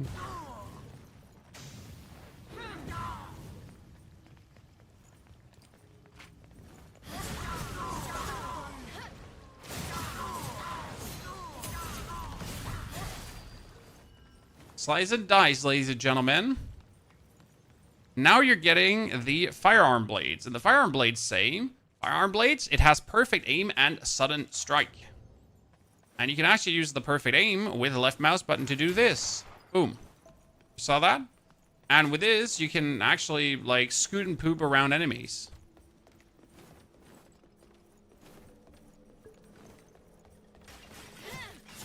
Like, you go for the leg attacks, and then ba-bum. And the more of the thingies you have, the more you like pop pop pop pop pop pop pop pop pop pop, scooting around them, right?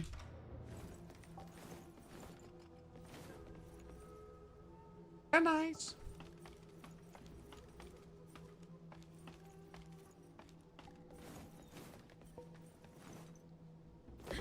I wanted to do that. Fully intended.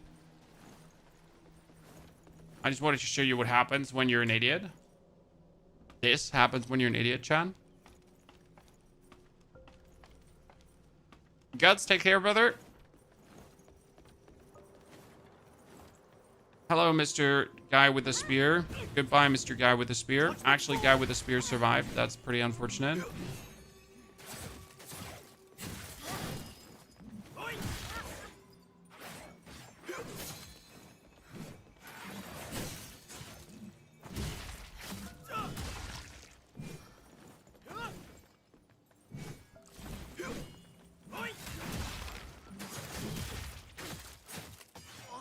Yeah, Guy with the Spear wanted to be a menace. And he almost menaced me, chat. Okay, so now that we have the firearm blades, and now we can get the levels for all the clashes, we can try things out, right?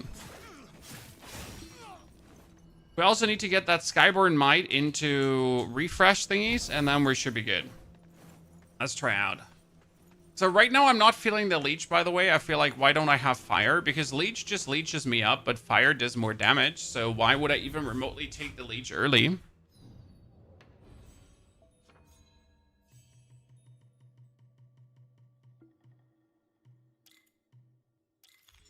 Okay, leaf slasher. So everything gives Skyborn Might now. Dual blades dash against dash attacks gain clash. Successful clashes grant one Skyborn. Oh my goodness, how many bonus passives does this have? They have more bonus passive. Successfully deflecting an enemy attack with a twin bandit's weapon skill block causes the enemy exposed their vulnerability. Wow. I have not seen a weapon that has more passives than this. Increase the duration of the Bladeborn buff. Restoration effect becomes more potent while at above 90% madness. Addiction.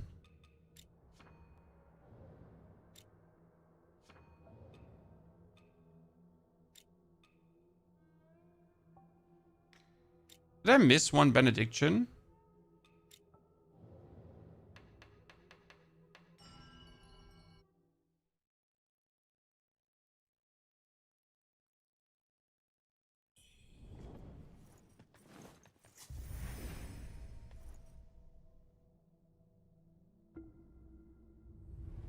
Yeah, to be honest, you don't. I feel you too. I don't feel like I want to play the leech right now.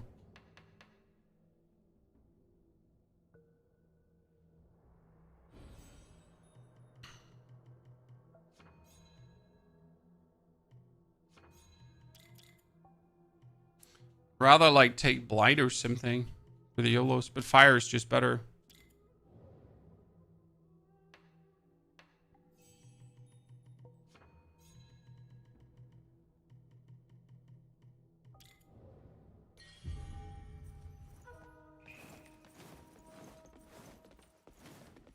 Flash while dashing, that's when you do a dash strike. When you do like the charging strikes, when you run and then you attack, this one can clash. That's what it refers to.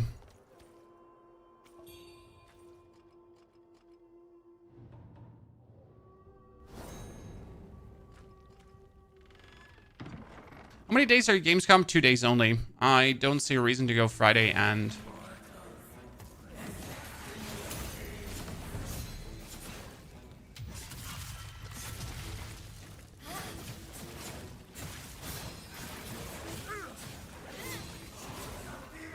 Okay, that's maybe not okay, Chad.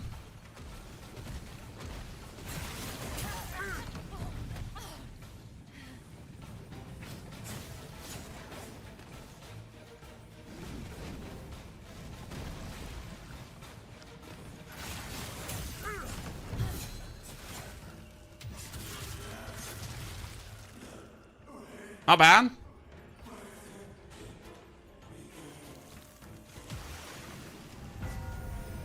Not bad.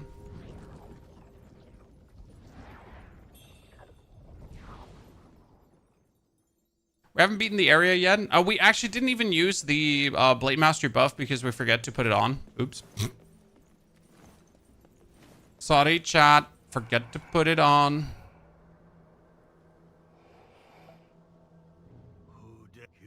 However, the feather you get this is Talk to the crazy man. Going on the other side. We're not fighting the bird lady yet, chat. Okay, give me a second. We need to first make our way downtown. Walking fast, looking good. Best weapon type so far. Everyone says dual blade, no brain lifesteal, but how can dual blade clash when facing big bosses or no weapon boss? That's the problem. Cloudy. Right now, I'd say the easiest playthrough was magic. Mostly magic, yes. That gets followed up by the spear. So it's magic into spear. The spear was crazy, I have to say. Like, we just finished the spear playthrough, and I mean, holy moly macaroni, was that not okay for our opponents? What just happened to them? Like, seriously. God damn it, Christ. And you're getting that spear build today, so don't worry, chat. I will have the spear build for you very soon after we're done with the stream today. I'm going to sit down to actually create the spear build. But we wanted to push at least the long swords a bit further forward because I just wanted to see how the long swords play and how they vibe. And they're pretty damn good.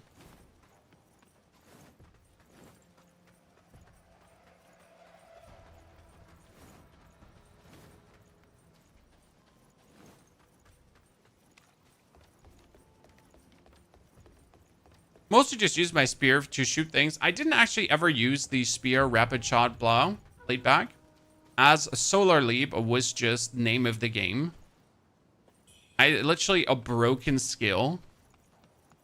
Absolutely menaces everyone. Solar leap made fighting any kind of elite just a joke. Poor elites. Ooh, I wonder how good is Blade Dance against my demon, Chan. So if I use Blade Dance against my demon, how well will that be? Good question. Please, more questions.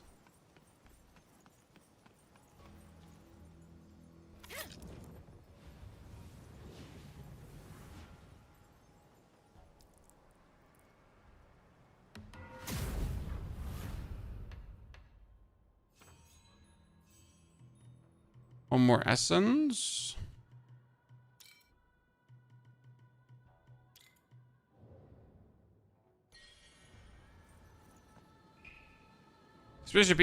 Spear is actually OP, right? Not even like, haha, Spear is OP. It's more like, what the fuck? Spear's OP.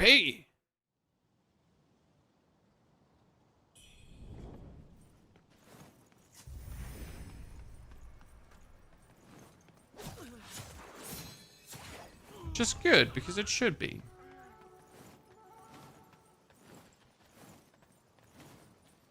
Hail Mary! Okay, let's try out our Blade Master against the demon down there. So I already forgot what Blade Master does. I gave me heals on clashes, okay.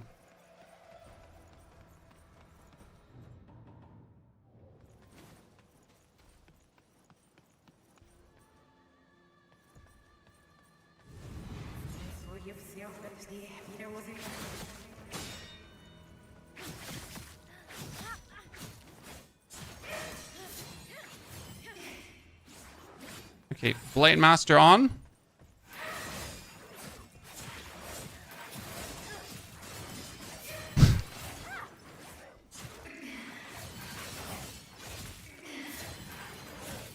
Yeah, I understand what people say with this is stupid, because it is stupid. Right? It is stupid. But I can also see how it's actually not working against big opponents, because that's what it does. It does not work against big guys. Because if you're fighting, for example, the Bird Lady, the next boss, right, you can't clash with that. I wonder, can you clash with a Centipede? Because the Centipede has 2 blade arms. So I would assume you could probably clash with him. I mean, you can definitely clash with Commander Hong Lang. Which might still throw you over at times if you're not careful enough. I guess the Centipede arms don't count as blades.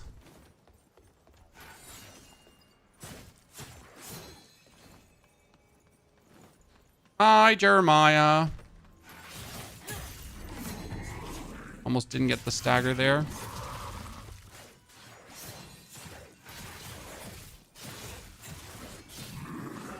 I'm better. You sink.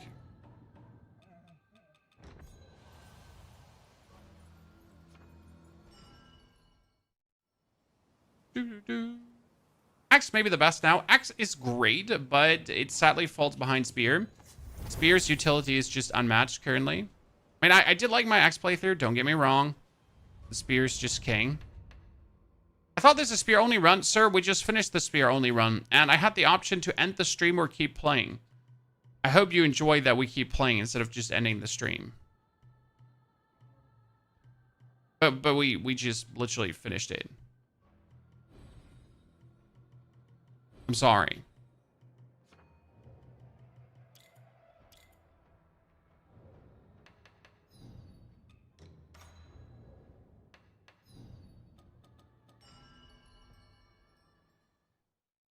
This assault's like, yes.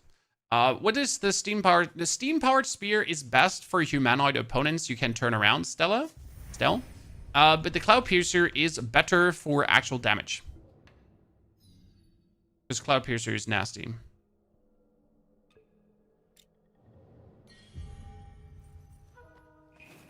My Cloud Piercer run was 6 hours and 55 minutes, ladies and gentlemen.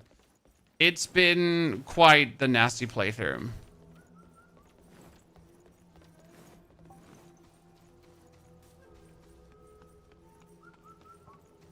Gentai, you started with dual blades when Wuchang was new and you couldn't finish it. Well, Gentai, like, you know, I got the experience to back it up. Don't you dare making a comparison there. Don't you dare feel bad.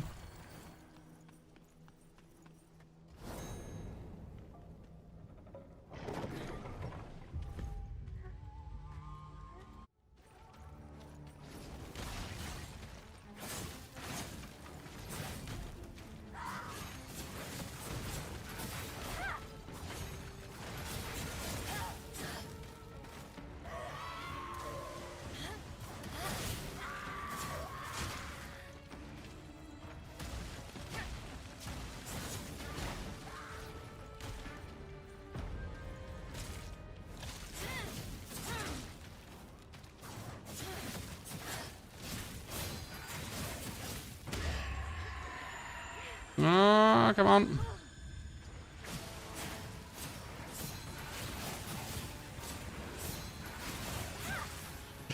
Easy.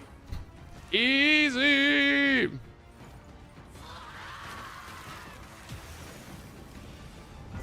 Me through.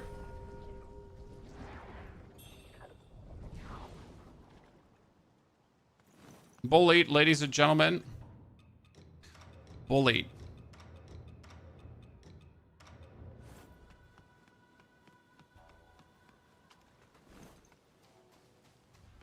This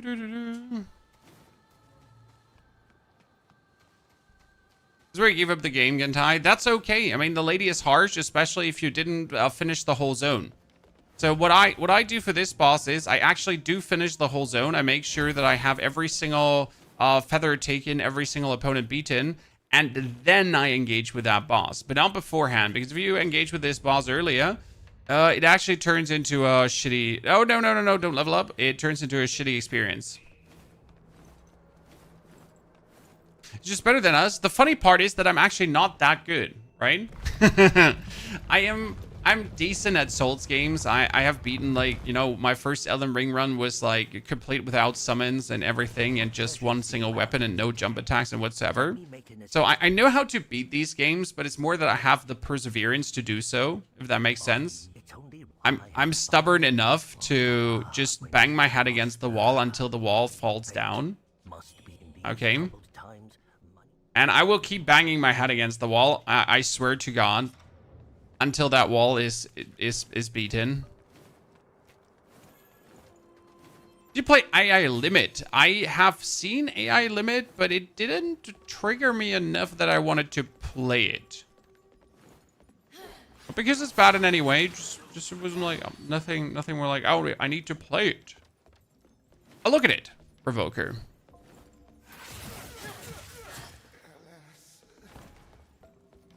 I heard good things from friends about it.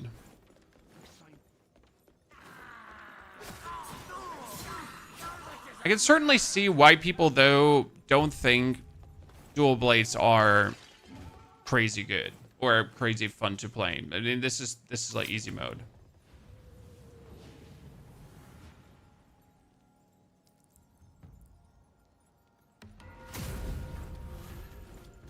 Because they are. I mean, let's be real.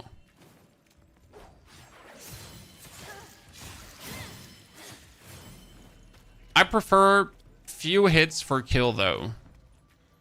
Right? Like, even for this standard opponent, like the amount of hits I just needed to kill this guy, because it's just how dual blades work.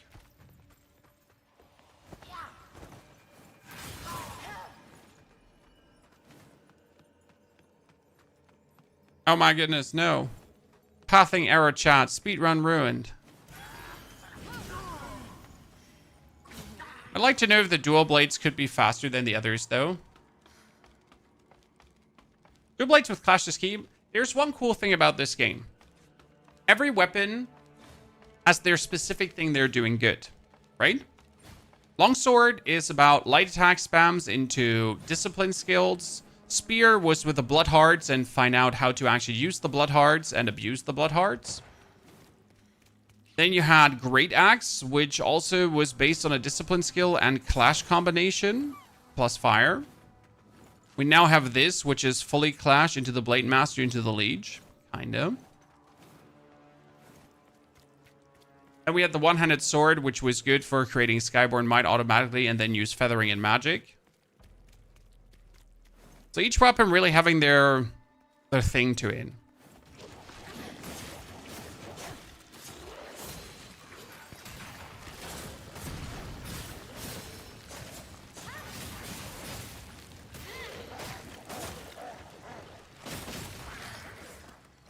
I've never taken longer to kill these guys than with the dual blades.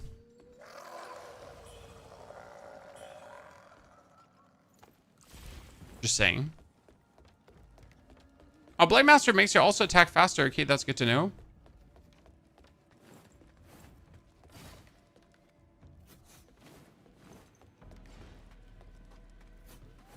Sometimes it's helpful to read the whole thing.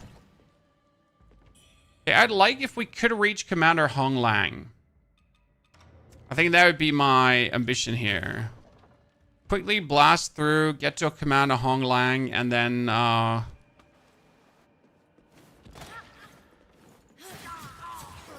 and we have a 12:14 chat. What do you think? 30 minutes to Commander Hong Lang from this point on?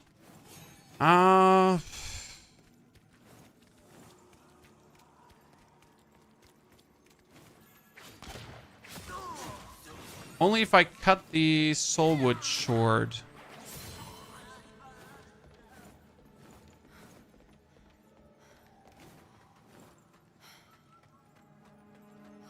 It's not that long to Hong Lang at this point. Yeah, we could do it in 30 minutes probably.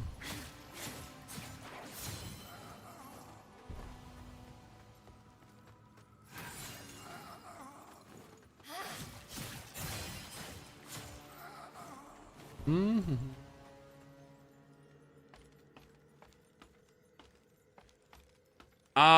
Clash is passive. You have to get the passives for it. And Clash is often, if you attack while your opponents attack, then you're going to not take damage because you are clashing your weapons literally with them. So clash is in the word of what it says. You're clashing weapons with your opponent, and it creates this cling sound where you're then not going to be taking damage and your opponent is going to take damage.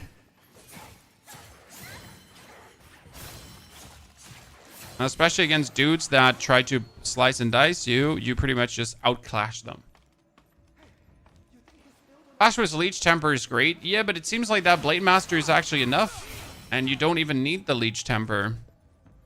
When we just tried it, and we get to the conclusion that the Leech Temper, as nice as it is only needed if you're actually super sucky at avoiding things. Because if the Clash works and the Blade Master works, then you're most of the time just getting out unharmed already. The game looks smooth as fuck. We mostly have 180 to 200 FPS. Using FSR and also frame generation on a 9700 with a 9070 CPU. Actually, there's a command, it's exclamation mark new PC on Twitch that shows you even that whole PC. A pretty good gaming powerhouse for 2K only. 2K is pretty cheap for like a fully flashed out AMD powerhouse.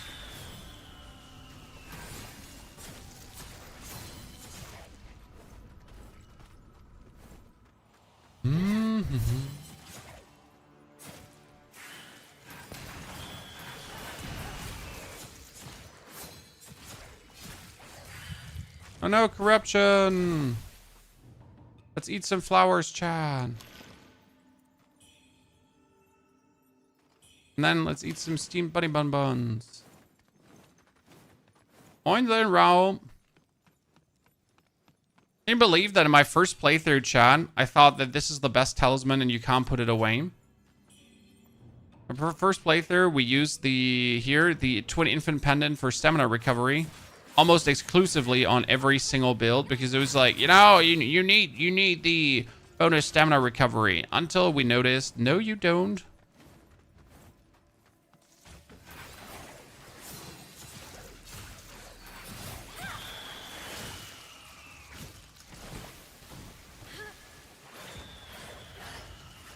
Agreed.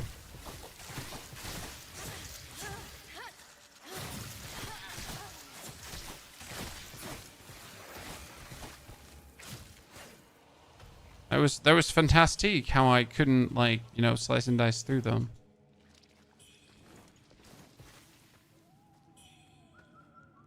Overflow. I gotta remake that link then. Can we pick up everything? Well, what if there's a good item that we're missing, Chan? What if?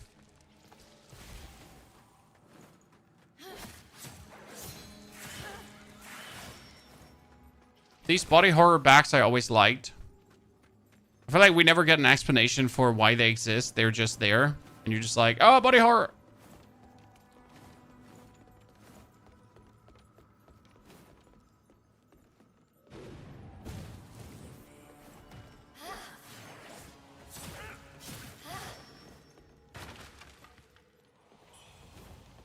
Right? There was never like an actual explanation why there's a bag.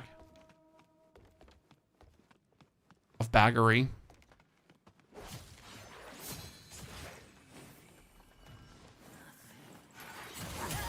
Anyone else was like super scared the first time they saw this dude and they were like, oh shit, oh shit, oh shit. He's going to be like a big fat nuisance.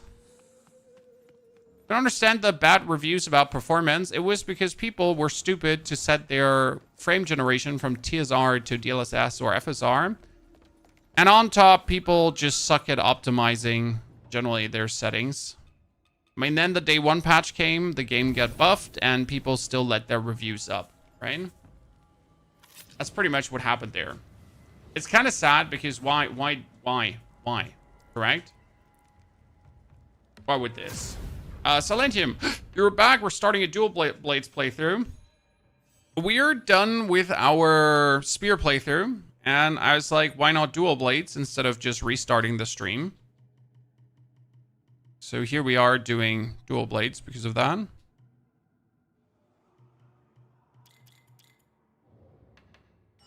I hope you like it. Let's see how fast we can now slice and dice the boss. It should actually happen extremely fast because, a main reason, chat, here. The boss hits the pillars, then he gets electrified, and I should be able to absolutely go to town on him.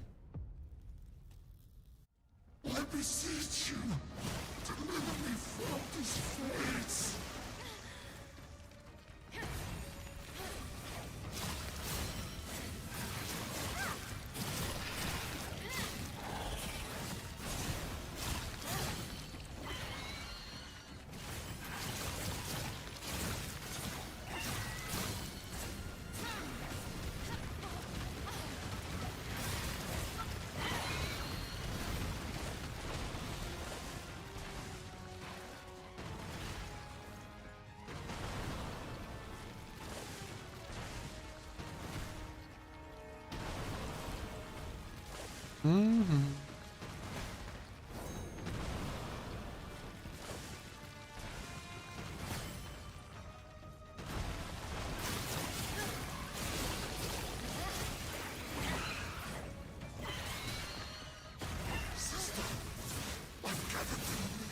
Okay, town, heavy attack.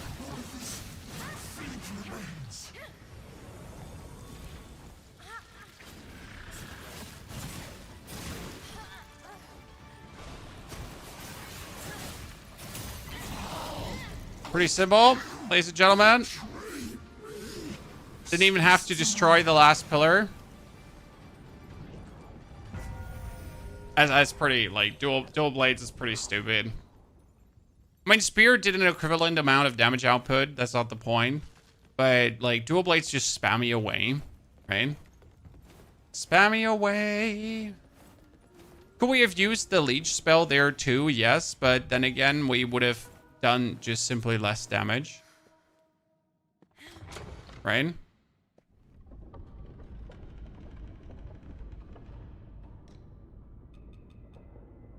And the firearm blades just straight do more damage.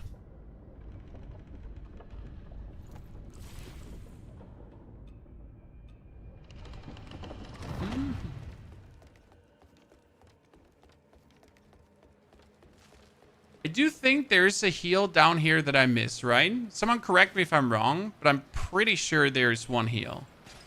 I just keep not interacting with it because I know it's just like a nuisance to get up and down and then you have to call the elevator again and I really don't want to do it. I'm going to restart the game and try one more time. You'll love it, Gentai, because you notice how much smarter you've gotten and how much better you can nowadays handle than the challenges. And that makes such a difference, right? Like just being like, wow, I'm so much more intelligent now. And here, the road ahead. I'll scout ahead. And everything that used to be like a super hard challenge becomes like a vastly easier challenge.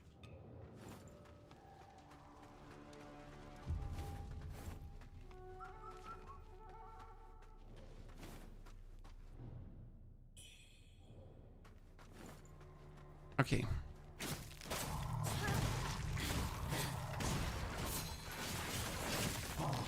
Our first time I met this thingy, it almost killed me. I'm still not happy about it.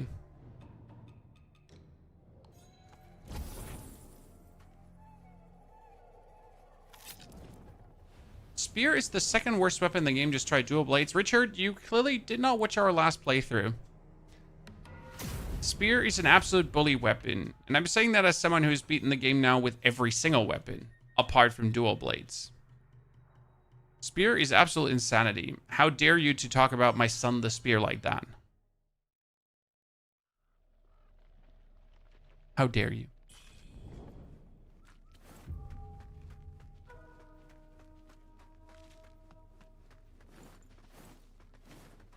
I wonder how simple the Demon of Obsession is with dual blades.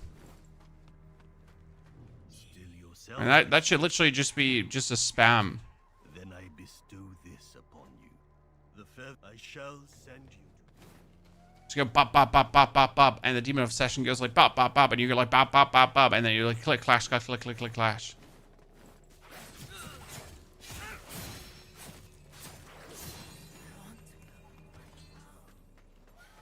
Richard, I'm sorry you lost already. You talked bad about my son, the spear. Gotta apologize first. Can't take you serious anymore until then.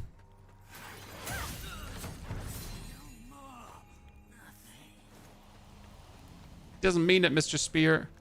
Just doesn't know better. What game is this, Michael? This is Wuchang Fallen Feathers. An absolute rat Souls-like game.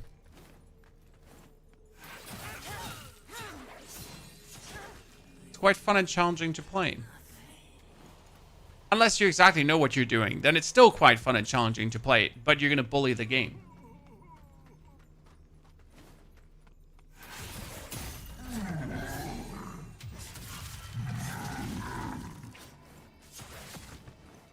Boop, bitty, boop, boop, boop, bitty, beep, beep, bitty, beep, boop, boop, boop.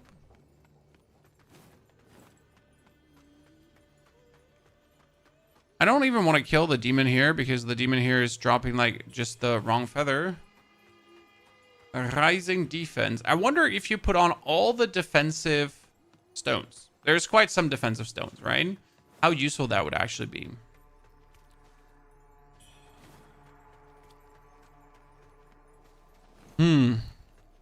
It's a very good question. Very good.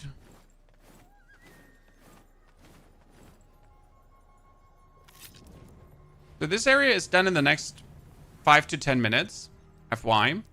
It's really quick.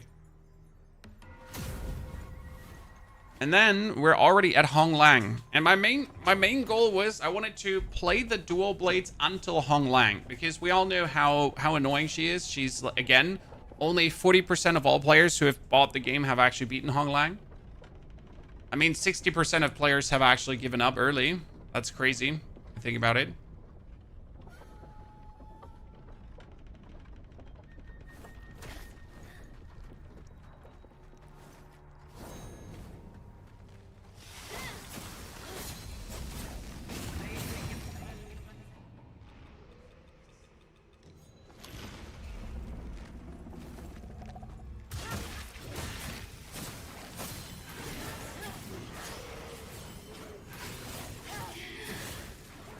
Bully!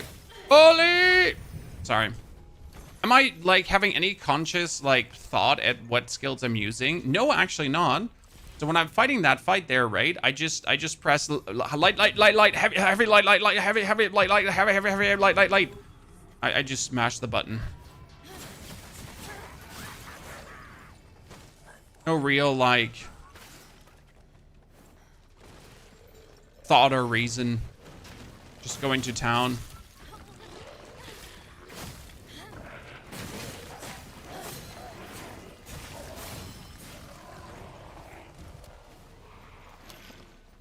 Light. Well, that's quite easy. Should probably be quite easy. The problem is that this weapon doesn't teach you anything about the game, if that makes sense. That's like what I dislike about playing something like this, because what are your understanding? Oh my lord.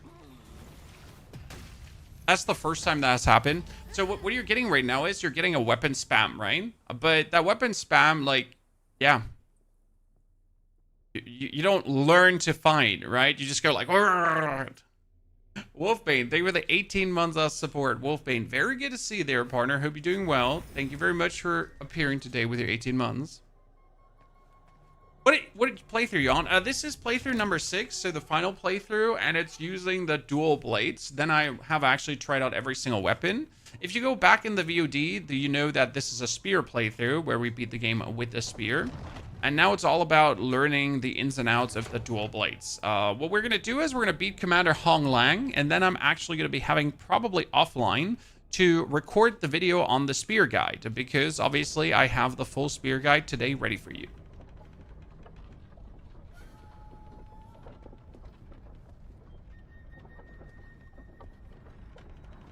As much fun as dual blades are, I think it's probably bad as a first playthrough. Because you're not going to really learn enough about the game. You're going to be like, oh, dual blades. Now I understand the game. And then you play a different weapon and you're like, oh my god, what's happening? I'm so shit at the game. Right?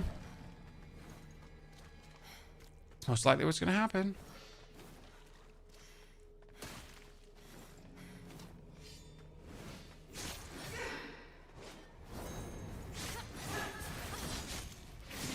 Oh no, she killed me. Actually took like way more damage than I anticipated. Try playthrough with only fists? No, sir. Like, if you really wanted a challenge, you would do a playthrough with only throwables and see how far you could get using daggers and pots and all that kind of stuff, right? I mean, you technically have all the tools given to you, right? Just have to find out the weakness of a boss and then just keep throwing things. The problem is you can only have like, limited amount of.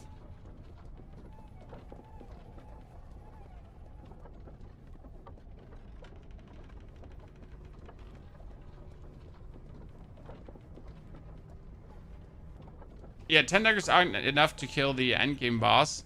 Well, if you like, you gotta pick up all the dagger types, I guess.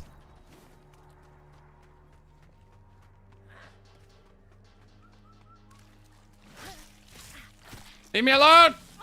I'm trying to just run through here and I don't actually want to fight any one of you. Me.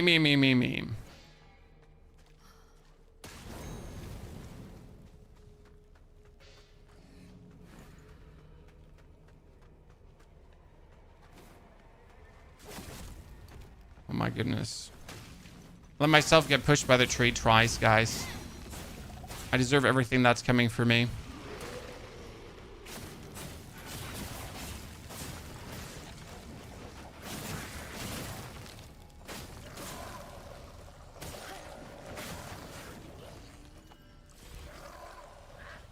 This is the horsey.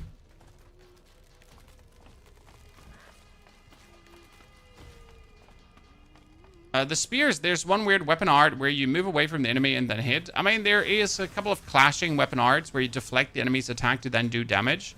But we actually didn't use a single one of them, my friend. With the spear, we have been mostly focusing on the... Your arm. That energy seems even stronger now. Come on, Braid. Say it. With the spear, we have been focusing on the solar leap.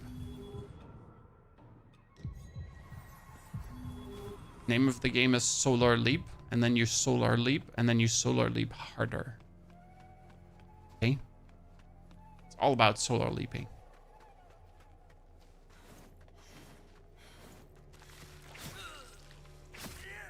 Hee hee. I poked you twice and you died.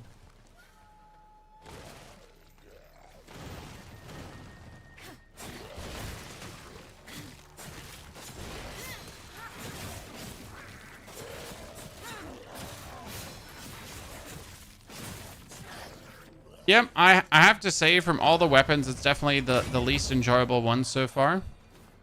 Which is intriguing that I say that.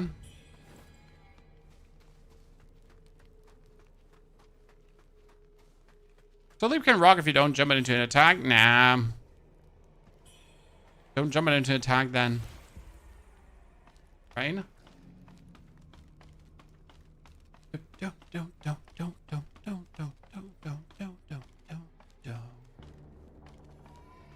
Okay.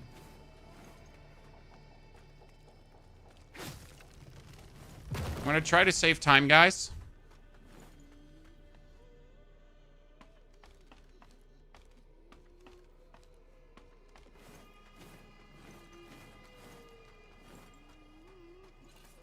And please dash me.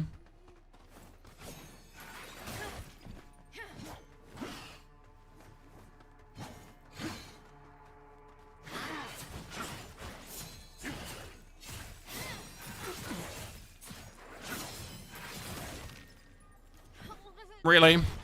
Really? You kicked me off the ledge? Wow. Wade? Wow. Of the latch, Chan. Gravity. Teleport back to the Jumble Beach. Quite literally fallen. Yep, I have fallen and I can't get up. The good thing is that for this case scenario, we activated the shortcut. Fight the boss downstairs? Yes, sir, but this guy gives you a free mercury, so why would you not fight him? Sir, listen. Why would you not want that free mercury? Also, this is playthrough number 6, sir. Just to give you a bit of context.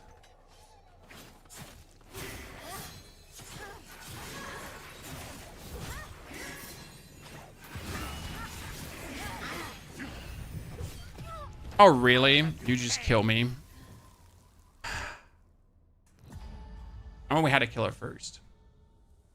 Because otherwise she's going to be annoying. Madness up. Madness up. We just want to get to Commander Hong Lang really quick.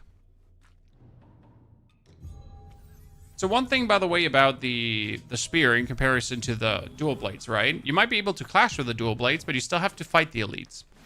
With the spear, you didn't even have to fight the elites anymore. Makes the weapon so much more appealing to me. Not having to fight elites is S tier.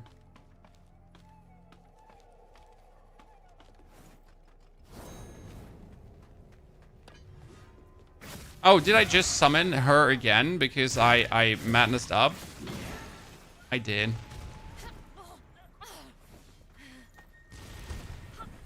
Hey, lady, I'm just trying to drink my potions here.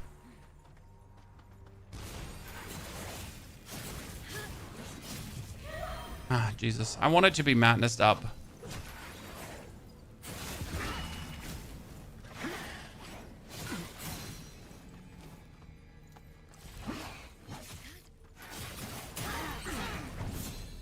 Okay. Not like that you need a single heal for the final boss, right? Oh, I never upgraded my heals too. Oops.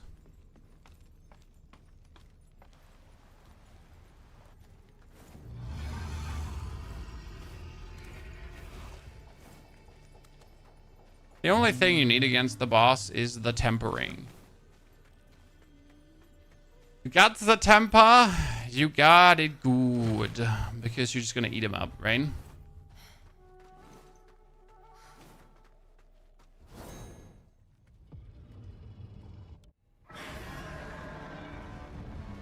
Oh no, please don't. Very scary.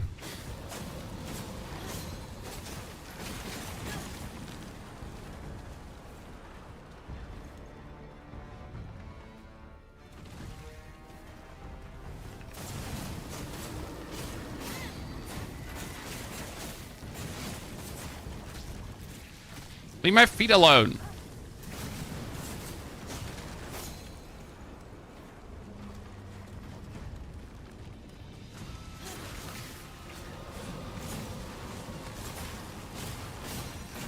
And we're done. Good.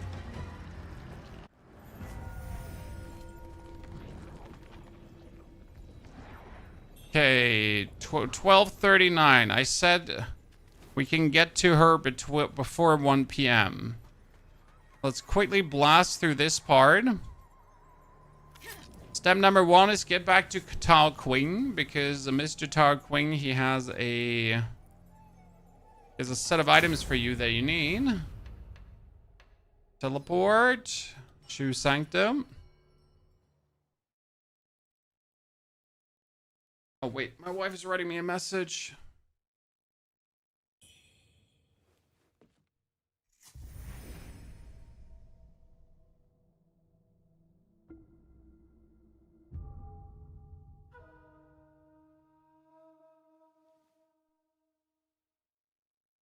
Give me a second. Sorry, chat. The wife was writing me messages.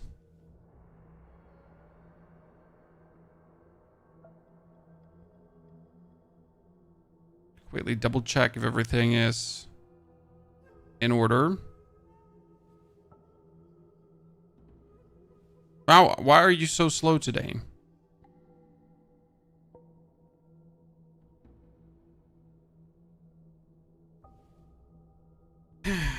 Sorry, chat. Do 2 things at the same time.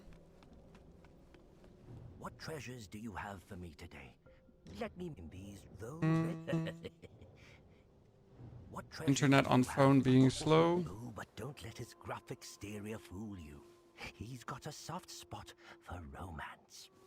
Apparently, Dutanga had a thing for the actress Feng Xiao, but when chaos erupted... Oh my lord. What treasures do you have for... The priest hails from ancient Shu, and any pilgrim visiting the Shu sanctum must seek his approval. The bronze cane he wields is a relic. Okay. Why not get this? Since Sorry. the bird- I fixed everything. You've been- Now let's get ready and rowdy, okay? You're lucky to have made it back. We're gonna buy this set, and I see like a lot of people actually fighting Commander Hong Lang without this set. And that's probably the biggest mistake. I mean, this set like turns her from hard to vastly easier, right? Not only like a little bit easier, it just makes her vastly easier. I always wonder how people miss that part. Did you buy the set before you fought her, chat, or did you not? Please reveal yourself. Did you forget? Did you not forget? I'm not going to judge you. I'm just going to stare menacingly in your direction.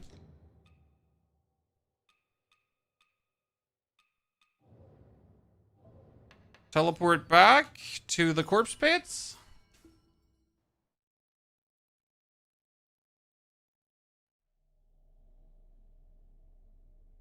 And then let's knock it out. I am flying.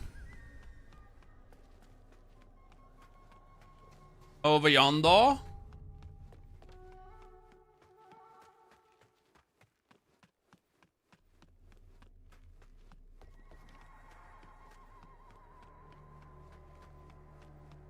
They tend to go up here, but we don't even have to go up there.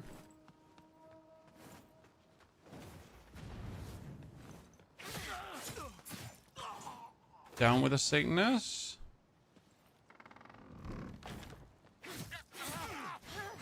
It's actually crazy that you get like your first brilliant red feather in Act 1, right? And then the next brilliant red feather, you get kind of like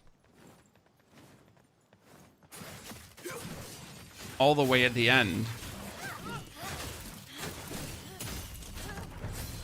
Did we just clash with all his attacks? Yep, we did. That's why this weapon does not teach you a single thing about the game, right? Do I know what that dude has for attack patterns now? Absolutely not. I have no clue what that dude for attack pattern has.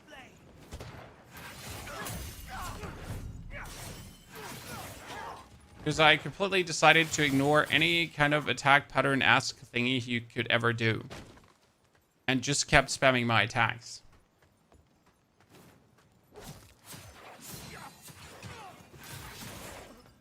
That's why I keep saying this is probably not good for a first playthrough, because if you do it for a first playthrough, you really don't learn shit.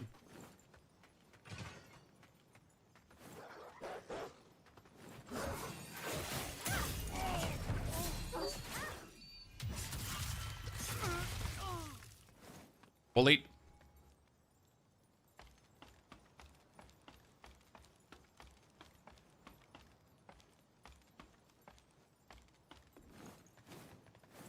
To learn lack patterns of the blades, I just spam the attack. It works. And then I just spam the attack a bit harder. And then worst case scenario, I just spam harder. More attacks. More attacks better.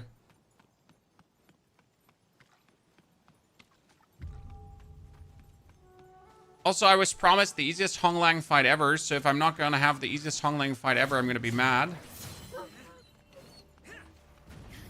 Probably should go for Leech, right? For the Hong Lang fight, at least. For the Empire!